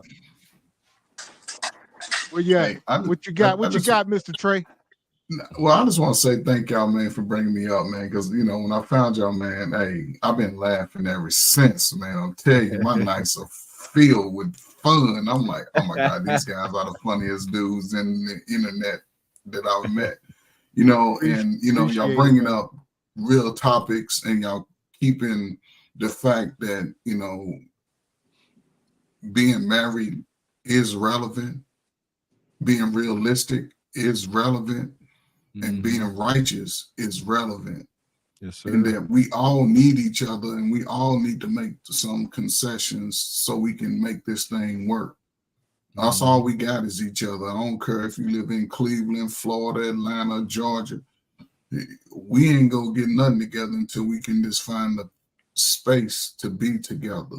We all ain't gonna, you know, agree on the same thing at every point. You can always find people fighting and bickering about nuances of this. And I think Brother Walker spoke on it. You know, a lot of us are living in pain and hurt of our past. We hold on to our past too long. And the best way that I've been able to help young men, because I've been in the schools 20 years, the best way that I found out that I can help them is that you come to the trauma in your life. You've lived through that. You've grown from that. It's made you a part of who you are indefinitely. But to transition out of that, you also have to start putting in that equal sign and finishing the equation. A lot of us get to a point where, oh, I don't understand this answer. And instead of saying, okay, let me continue to work till I can get that final piece that I'm missing, and then the puzzles will come together and you can start living out your life. Because believe me, this is a new phenomenon. I never saw so many men and women at odds over just relationships. You know, used to go to the club, everybody dancing, eating out, and everybody up against the wall, mean mugging. Ain't no relationships built. And that's what's scary to me, because with the agendas that they pushing out, pretty soon it's going to be a whole bunch of people getting old and ain't no children coming. And we the ones that's going to lose out in the end. I don't want us to lose, because we are a part of this, not only America, we're a part of the world. And I hope that in some space that sometime over the next few years, a lot of young brothers and sisters can at least find it within themselves to just, it's hard to say what particular word, but we got to just start being open-minded, you know, expect, I don't know, I say this, Jesus is my cousin. I don't know who he is to y'all. I don't need you to tell me who to be within him. I don't need nobody else to tell me this and that, because if you look at it, we all got a nurture inside. Everybody black is loving and kind to everybody else but ourselves. Love your fat noses. You got big nose, wide nose, so you can breathe that hot air. You got big lips so you can blow your soup and cool it off. That's just who we are. Embrace it, and then let nobody tell you you can't do nothing. Put it into action. Come back and tell me the story about what you did for the past few years. If you ain't in a relationship, you should be doing something, growing in some capacity. I say again, you know, I thank y'all, man. You know, continue to fight the fight, continue to put it out there. Hopefully, you know, we can get more married people, because, and everybody don't have to be married, but I just hope that, you know, I'm looking out for the children. I know y'all are strong men. Keep being that, man. And I'm going to fight with y'all, man. I'm a soldier. I'm going to keep going. What do you do, brother? Do you have a podcast or anything? I'm retired now, man. I'm looking to get into it. You know, I'm just trying to find my lane. That's why I'm listening to different people and just trying to find my lane, because I'm all about the, you know, the unity of us. I know I can't save everybody, but if I can get a group, you know, it starts somewhere. I go with 10, I'll go with 1,000, but in any capacity, as long as I'm moving the needle to get these young folk, I'm retired, man. I don't have to do nothing. The life that everybody say they wish to have, I'm living it. Amen to that. I'm like, I ain't got to lift a finger, believe me when I tell you, man. I spend my days in Home Depot doing projects. and I've learned in my worldly travels, in my travels all over the country, that if we just understand our differences, but work in unison, man, the world ain't go, they're afraid of us. They're afraid of us, man, and they don't want us to unlock our potential. So just keep doing it, man. Just don't ever give up. Anybody start talking negative about what you're doing, stop talking to them. Stop telling people how you gonna move. Just do it and come back and tell the story and see if they still your friend. So I appreciate y'all, man. I'm out of here. I'm gonna catch y'all whenever y'all on, man. I'm just gonna be in the background listening. So you send the link, you're gonna see this big old bone yellow head. Have a good night, man. We appreciate you. Hey, we're here every Saturday. Appreciate y'all, man. We hope to have you back, man. Enjoy your one last thing I want to tell both of you and Gavin and Brother Walker. The proper way to salute is you go right above that brow, right there. Okay. Hop it out to him. Try to keep all this straight. Okay. Keep it straight. Okay. Very good. So Gavin, with you, tilt your hand down a little bit. A little bit, yeah. Where we at? I don't know. No, man. tilt your hand like, down a little bit. Your hand is like this. Bring your hand down a little bit. Bring your hand. See, there you go. She got it. Hey, there you go. Now you got it. Then you pop it out. I don't know if it's the camera angle. It ain't give it right now, huh? But look, you pop it off to him like that. Y'all got it. Y'all appreciate y'all, man. Y'all and while you enjoy saying night, that, shout out to my main man Stern. He's in the Navy. He just got shipped over into Israel, man. He over in the danger zone. Shout out to my brother, man. He out there. Send him a care package, man. Send him a care package, man. He'll love that, man. Send him a letter. Send him a care package with some chocolates, some candies, man. He gonna love it, man. I'm telling you, he gonna cry when he get it. Yes, sir. Hey, that's a good idea. I'm gonna follow through with that. There Hey, I we go. appreciate you Weekend, for coming. man. Yes, Appreciate sir. We'll see y'all, you man. next week, man. Hopefully. Yes, sir. See you, Trey. Appreciate you, brother. So here we go, Sergio. What you got, Sergio? First and foremost, Gav, I want to get married. I know that's right, Sergio. Stop the cap. I don't know what he's talking about. I want to get married. Nah, my final comment on the original topic: are men responsible for the actions of these 304s? I think that the influence of society is really the cause of it. Not just men, but men are a part of it. But overall, I stand on what I said, self-accountability. I mean, there's going to be influence no matter what you do in life on everything you do in life. I mean, it's your job to make sure that you get your shit done. Hey, so, and Mick, your man coming. I don't care. He coming. Thank you, Willie and Gav. Always a pleasure to be up here with y'all, man. I'll see y'all next Saturday, man. Sir, appreciate you, Serge. See you, ladies. Hey, y'all better be back too, man. I love y'all too, man. Oh, you're Tyranny, playing back. We love you too. Tyranny, you can stay off. Stay off. Oh, yeah, you're right. Oh, why y'all do my girl Tyranny like that? All right, y'all. Good All night. right, sir. So here we go, ladies. The final two. Pick me, Crystal, the ladies of the night. What y'all got? What you want to go first, Crystal? Yeah, I can go first. I just think it just comes down to, sometimes we need war, but ultimately I feel like love and understanding is really the answer, especially with our community at this point. So I already said what I said as far as the topic. So I think we just need to really get that back.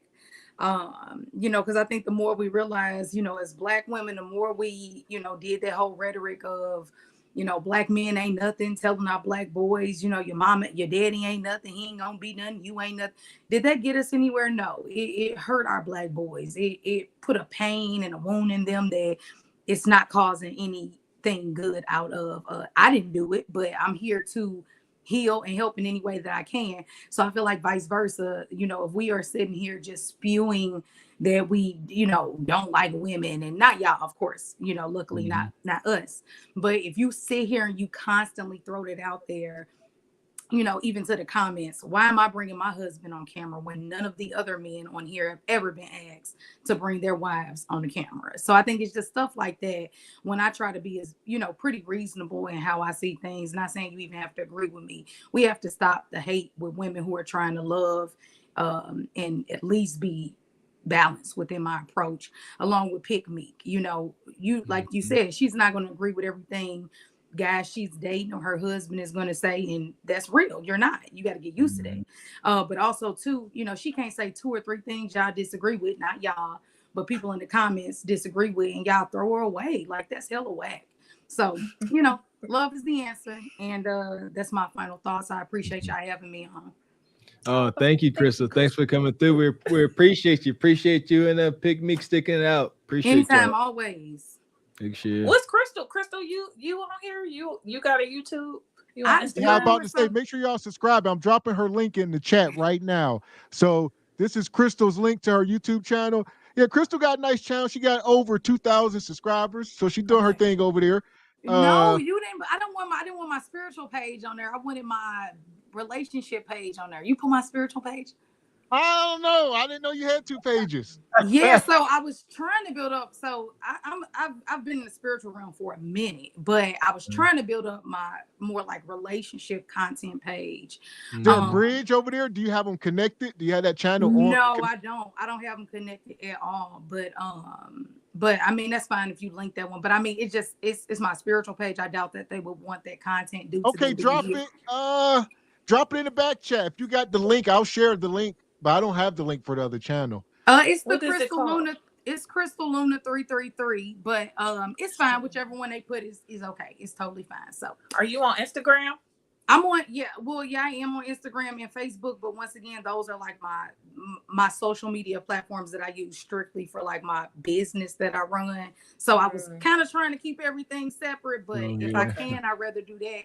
But if not, and it happens, it's no big deal. So yeah, Crystal Luna 333 on YouTube. And Pick Meek, I'll hit you up on the back channel with more of my personal spiritual channel. Okay. Yep. Nice all right, guys. meeting Y'all you. have a good night. Crystal, enjoy the rest of your weekend. All right, you too. So Pick Meek, what you got? All right. We got in my business tonight, but it's okay because I am here to be reflective. The whole point of me coming out is to shine the mirror on my life. And ultimately, if you're listening, ladies, your choices matter. And one of the biggest one that matters is becoming a mom too soon. Don't listen to these people. They ain't chasing after us. And it's the sad reality, and it is what it is, right? Okay. Thank you for having me, guys. It's always a pleasure to be on the show. Closing point is everybody's fault that the 304 culture is pushed. It's her mama's fault because they teach it to both of us, the men and the women. And it's nobody that's really trying to stop it. And I think that's what we all need to be doing with these spaces. It's just putting out better advice for the people that's beneath us. And y'all stop having casual sex. Yep. Just part. There you go. You know, that's it. And always a pleasure. I love you guys. Thank you. I hope the Lord continues to bless you both. Thank you. Appreciate it, Meek. Hopefully we can have you back here next week and keep have you up here as this thing is growing, man, and try to figure out what's next, because this ain't it. This is the beginning. As long as I don't fall asleep, I plan on being here every Saturday. There we go. Also, make sure y'all going over to Pick Meek's channel. I'm dropping her link in the chat as well. Everybody that's still in the house, go over and subscribe to Pick Meek. She got new content over there. She's been dropping. I see you got a video over there, doing decent numbers. So it's very impressive for, such a small channel. Go over there and subscribe, help her grow. We're definitely trying to get to 500 subs. Thank you, guys. Yes. Thank you, Pick Meek. Appreciate you. See you next weekend. Yes, ma'am. So, Mr. Walker, it was a long show, brother. Long one. Y'all, we up here for y'all, man. One thing about it, we're about putting the work in. So y'all like, man, we've been up here and we let people, talk and whatnot. And we're trying to build this thing up, and it's going to take us to sit up here and put the work in. So y'all can see that, we taking this serious. Yes, most serious. Yeah, this is not a game. Yeah, Gavin X and Mr. Walker, we take life extremely serious and we walk it like we talk it. Ain't no hypocrisy over here. We leave the house of hypocrites to the mother jokers. We're gonna continue to build this thing as we flying it. We appreciate the support. Oh my goodness. I was gonna run through these last super chats real quick. Shout out to Richard Media. He says, I'm about to go to Walgreens and buy a dog. Sour Patch Kids. Anybody want something? Shout out to Joker Nutty Nate. We appreciate the super sticker, brother. Buddy Rowe comes through. He says, notice the women didn't interrupt Stan G. Man. Yeah. A real player from the Himalayas. Stan G said that. That's what he said. He said, look, you got to stay in your lane. All right. Because the player going to play. All right, the game is to be sold, not to be told. Shout out to Stan G. Oh my! Hey, Stan, we appreciate you coming up. That was too dope, man. Man, For sure. Also, shout out to Lamb. Lamb been supporting the show tonight. And I got to get my salute right. Shout out to my guy, Trey. Somebody was saying something to me in the comments. That ain't the first time I ain't got no military experience, all right? But I'll work on it, all right, fellas? So there we go. Lamb says, AD, do you like Meek? Meek, you like him? Problem solved. Woo. There you go. Ultimately, for the sister pick Meek, you know what? She gonna have to come to the realization that the man that is willing to take on the duty and responsibility to be, you know, a righteous stepfather to her child and be a husband to her, you know, he may be missing some physical attributes, and that's just what it is. You know, we gotta stop looking at the superficial. It could be a good, wholesome guy wrapped up in that Cedric the Entertainer package. You know, that's just what it is. You muted, Gav. I said, we appreciate that, Lamb. Shout out to Richai. He says, put an end to this foolishness, guy. Yeah, that's what we did. I seen you. Appreciate it. And Mrs. Locks and Smile says, Sergio, bring Pick Meek up under your umbrella. Yeah, like, listen, Meek. And that's why we were saying, that's why it's hard. Like I said, shout out to Pick Meek. She's definitely a good sport. And you know, and it's hard for us to believe a lot of it from just our observable reality, right? Mm-hmm. It seems like every man in the chat, every man on the panel is trying to offer some kind of guidance, mentorship, or even husbandship to her. So if we see it in all this just right here with our observable reality, it's hard to believe this ain't going on in real life.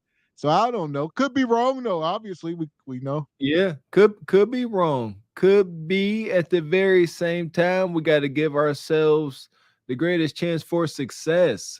And it would behoove anyone to take these little tidbits, gems, and rubies that we drop in and apply them. Because we ain't up here to lie. We ain't up here to hurt nobody.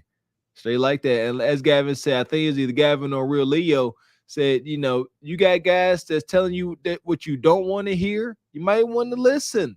Well, you got them guys that's constantly telling you what you want to hear, trying to ease your undies off. Stay away. There you go. Shout out to Team Peterson. We appreciate you for sticking around, checking out the stream tonight, brother. Shout out to Shanika. Shout out to my guy Stevie D. Shout out to Gunmetal Guy. He says Stan G didn't get interrupted because instinctively that is what these women want and respect. Yeah. Wow. Yes. Straight like that. It's unfortunate for all my, and we use the term, you know, nerd and stuff loosely. But when we say nerd, we're talking about the educated brothers, you know, the honorable, good, wholesome Poindexter brothers. And it's unfortunate that sisters just don't want that. They come up here and they say what they want. They want that Poindexter, but at some point he had to have sold some crack, all right, and knock some folks out. I mean, that's it. So shout out to my guy, Real Leo. We appreciate you, Real Leo, man. Like I said, you and my guy Trey, y'all definitely got a knack for this, man. So hopefully we can talk to y'all brothers on the back end and try to build something up over here, man. Because like I said, y'all got a real, like, we can see when people are in, you know, can be content creators and whatnot. And y'all got a message and y'all brothers speak with some truth, man. Yeah, Real Leo, especially you, dog. You got a great camera presence. Your square is firm. Your square is firm, man. You got it going on, brother. Make that smack. We here. Yes, we here for you, dog. Yes, sir. So with that being said, shout out to all these people who came through tonight, sponsored the show. Shout out to Richai Media, the big dog. Shout out my guy Don. Shout out Real Bravado Network. Real Bravado Network came through with so much energy. Woo! Him and Richai. My man TJ, hey, my man TJ be coming in, swinging 2 baseball bats. Get out the way. Get out of my face. I got something to say. My man, shout out to TJ, Real Bravado Network. He over there cooking more days than not. Much love, brother. Shout out to Mr. Jones. Appreciate you, brother. Also, shout out to everybody who came up on the panel. Shout out to all the ladies. Shout out to Crystal. Shout out to Pick Me. Shout out to Tyranny. Hey, Tyranny came up here as she always do, you know. Hey, hold up. We had Tyranny. Oh my goodness. Jay Prince. Such a long show, man. This was a long one. Man, my man Jay Prince and Jay Papa fell asleep on camera. You see, I said shout out to Jay Papa for taking a nap on camera, people. money. Hey, that was classic. You can't beat this, man. Holy cow. So yeah, man, this was a long show tonight, but we will be back up here tomorrow. Don't fret. We're gonna put the work in. So single by choices, it's a lot of Kendra madness. Be on the lookout tomorrow night, 8 p.m. We'll be back up here. We're gonna go now, get a little bit of rest, and try to, reboot and come back fresh tomorrow. There we go. Back with the Kendra madness tomorrow at 8 p.m. Gatekeepers, Bonquishas, Wide Back Clan. Oh my, what you got? Like I said, shout out to everybody who came up tonight. Shout out to all the ladies. Shout out to Jay Prince. Shout out to, AD, all the guys. My guy, it's too mean to name. My man Serge, Real Sergio. Leo, everybody. Jay Pop, all y'all came up. My man Trey. All right. I see Team Peterson said the ladies love Trey. I see Rebecca. And here we go. Matter of fact, I'm glad you said this. Shout out to J Doe. He said, big up, brothers. Y'all keep doing y'all things. These modern females will only be corrected by the Most High. Later, fam. Yeah. Hey, shout out to this guy here. This brother has been on one. And I mean on one. Hey, my man J Doe, all he got is razor blades and lemon juice. That's all. That's all he got. That's it. Hey. J Doe was up this mother sucker with stones, fire, and brimstone. Hey, I hear you, dog. My man J Doe said, and I feel him. He said, until y'all sisters get rid of that wicked witchcraft, gynocracy, sister code, and it's all cap. And that's just true. That sister code is intense. Real quick, when I saw a panel of women talk at and down to the man that is Ice Cube, Vivica, and them on that panel, I knew just how dark it was. I said, if these women can't respect individual men like Kevin Samuels and Ice Cube, like who has a chance to get respect from these hyenas? Shout out to J Doe. Hey, J Doe, we appreciate the super chat. We appreciate you for being here. Like I said, I was getting a kick out of it. Obviously, some of the stuff we definitely couldn't bring it up on screen. Yeah. We trying to keep it respectful, definitely for the ladies. But I was getting a kick out of it. So, like I said, you definitely welcome. Do your thing in the chat, brother. We appreciate you. Like I said, it's all welcome. Definitely ain't no echo chamber around here. Yes, so sir. Yes, his sir. brother was cooking. Oh man! Every time I looked in the chat, I'm like, he is cooking. He was on him. Hey, so we appreciate you, brother. With that being said, we'll get out of here. We'll be back tomorrow night. I am Gavin X. And also, like I said, shout out to all the supporters once again. Y'all came through tonight. Yeah. Real Bravado, Rashad, Don, everybody who supported, even if it was $2, y'all, we appreciate it. Can't thank y'all enough. So, and my guy Lucifer, he came through, hit us with a generous cash app. My guy Lucy. So we'll be back tomorrow night, people. I am Gavin X. I am Mr. Walker. And we are Cart Before the Horse Productions. Good evening.